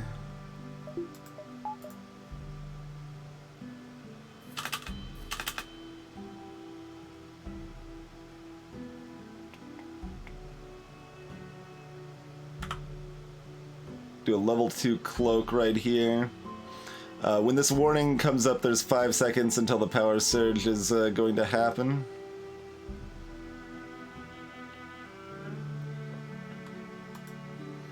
So we can do a 10-second cloak and still cover the power surge.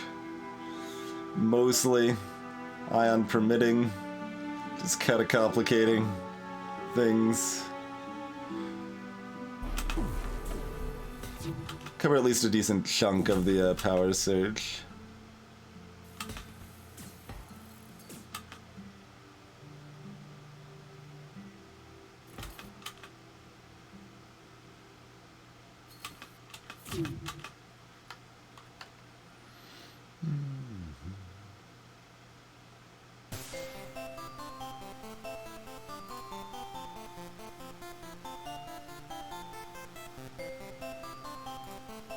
Go like that.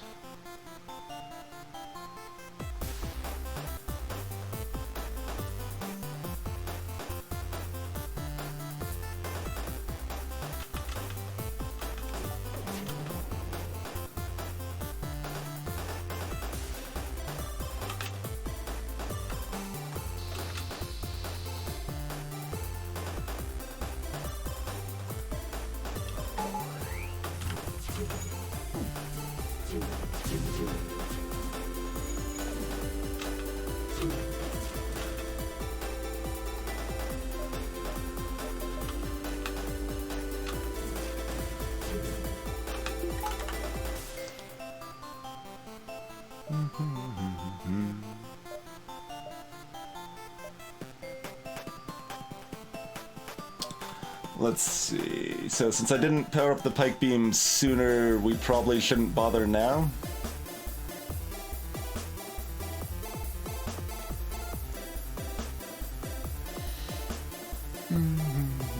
So they're at 16 hull.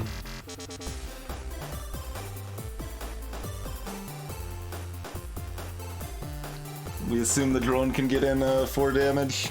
Yeah.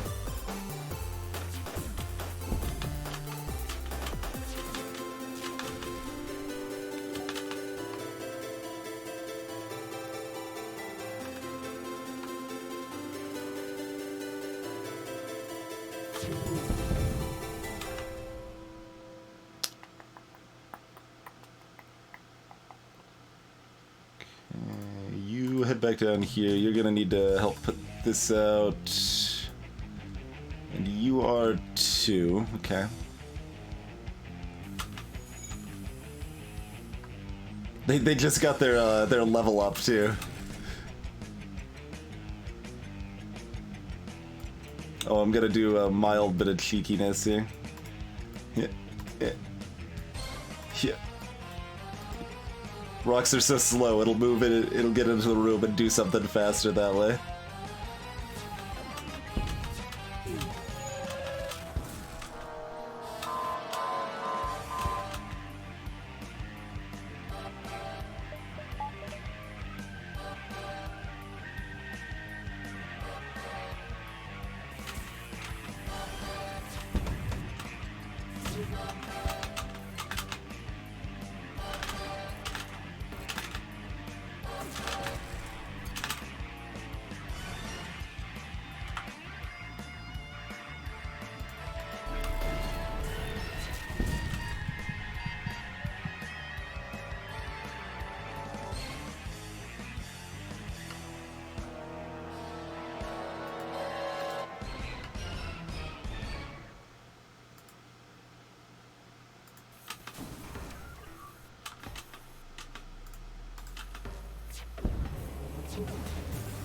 Alright, pretty smooth.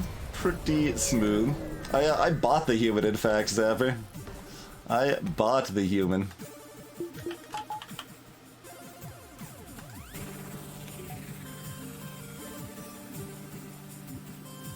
And, yeah, bringing the human out to, fight there would have been correct.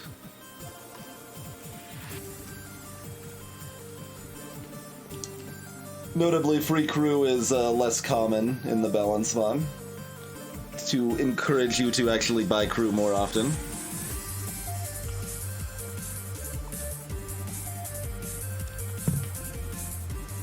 Hey, CBB.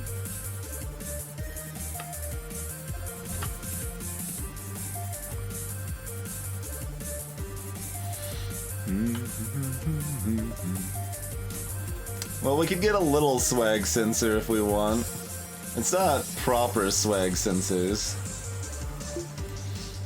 Also, Phase 3 is actually legit scary, so maybe we shouldn't screw around, to be honest.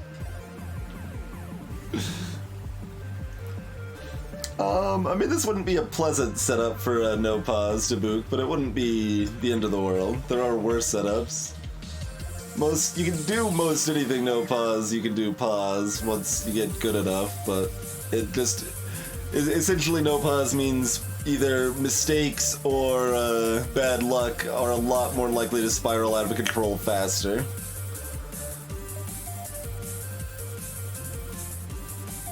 Although our real upgrades aren't very good either. I guess it'd be cloaking or power.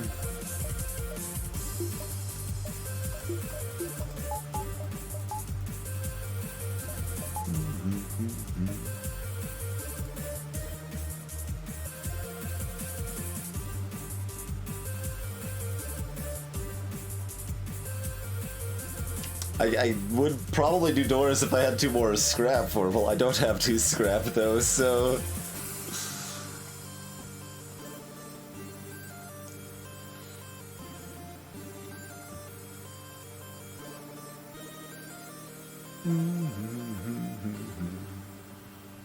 Power doesn't do a whole lot for me. They don't have another boarding drone or anything. I mean, we can get breaches from missiles still.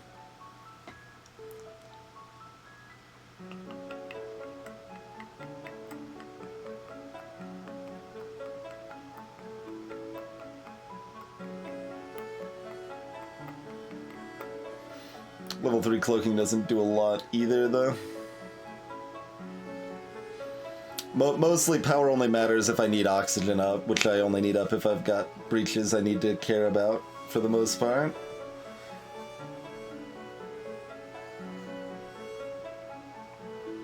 And we do have a Incheon repair roam, so that means the level 3 cloaking's less likely to matter as well.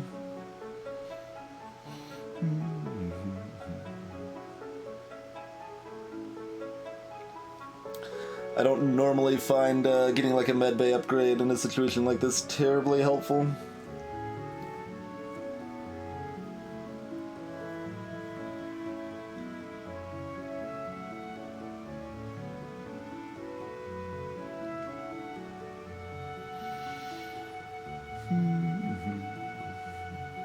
I mostly don't need both drones up at the same time, and also, yeah, the power would be pretty limiting at that point. So none of these are actually that much better than swag sensors. Okay, there's no other cheeky jump we could get a little more cash money from.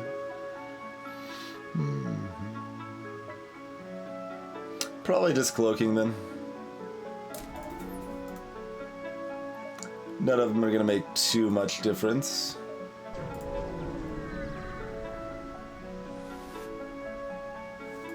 Some kind of super weapon. Oh, we should also do this, I suppose, huh? Although we are fairly likely to just be running away to start. Oh, right, we've got a Zoltan shield up. They can't board me right away. See, that's awkward, too. We want them to board us, but maybe by the time they can, we don't want them to anymore. Yeah. And so there's that.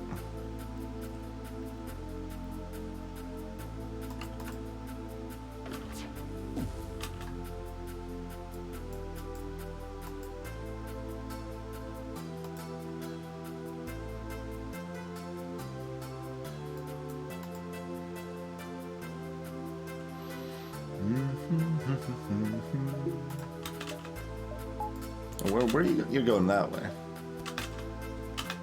There you go. The drift, right?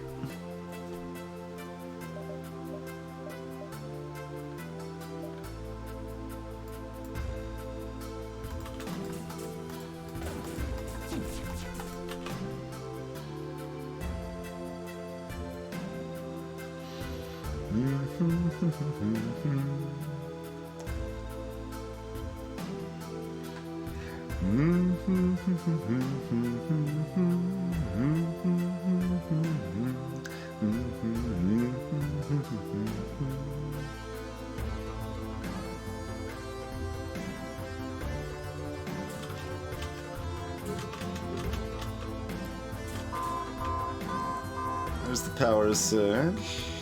Missile should be firing right about now, too.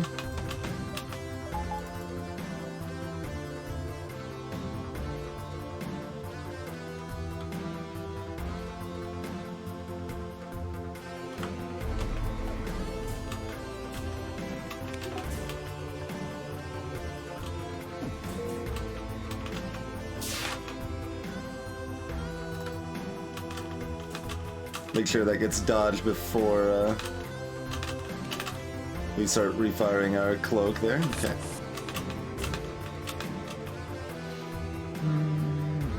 So we got 3 borders. Although we haven't actually taken damage yet.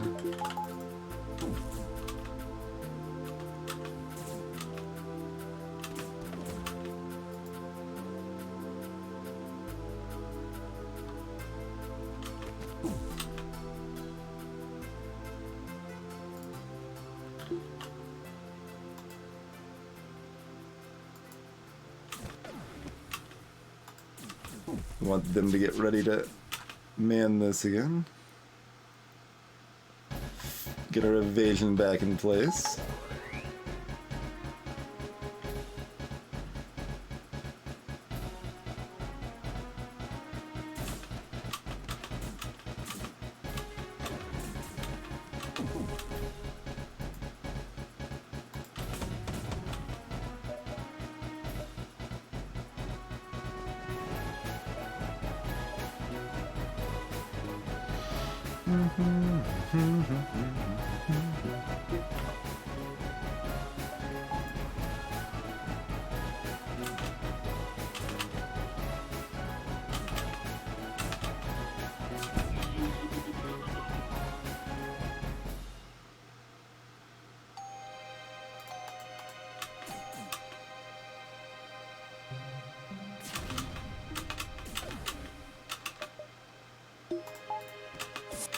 Okay.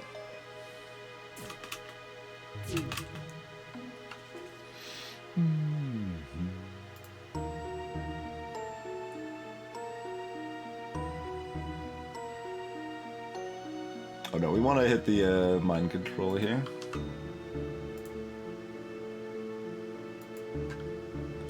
Nah.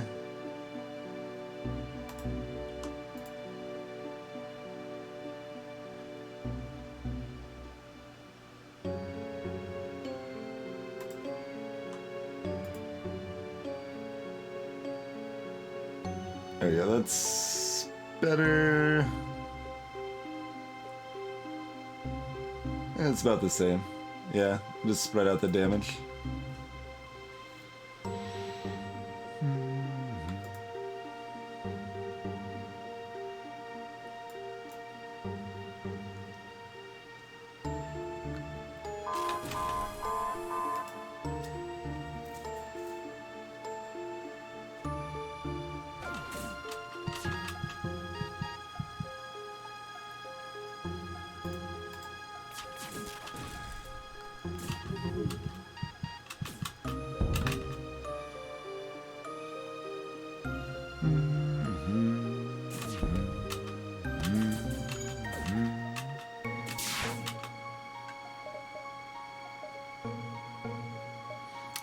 Yeah, we might as well just do a level 3 cloak here.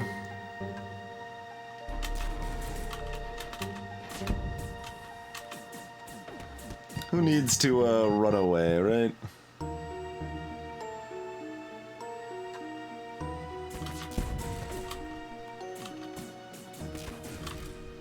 Ever it'll be fine, maybe.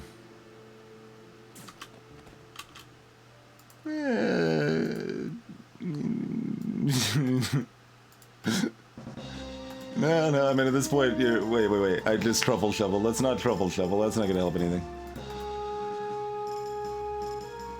If they die, they die.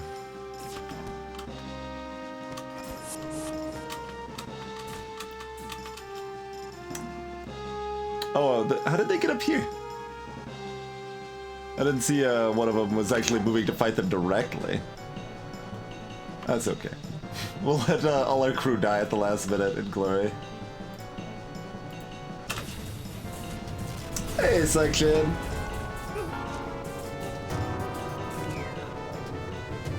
Squirrel, mulligan, and egg, that's the crew.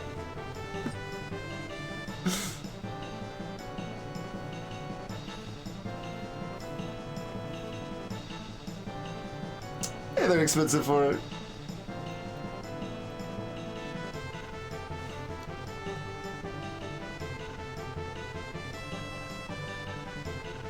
Alright, Thomas's guess for our score is 5279. That's a pretty good guess. That is a pretty good guess.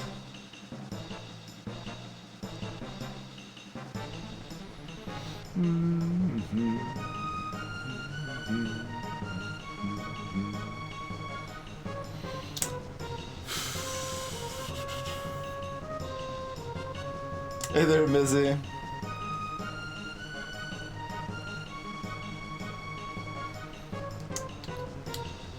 If I had to do an over-under on Thomas's, which chat has already done.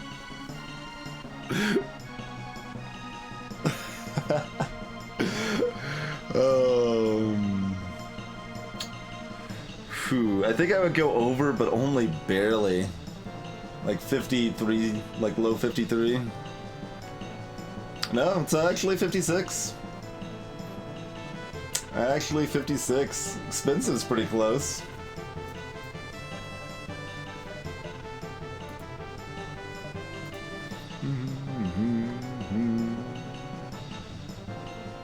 Yeah, see, our scrap collected is really low, but we actually had a lot of ships defeated and beacons exploring. Okay. We were 100 scrap short of par.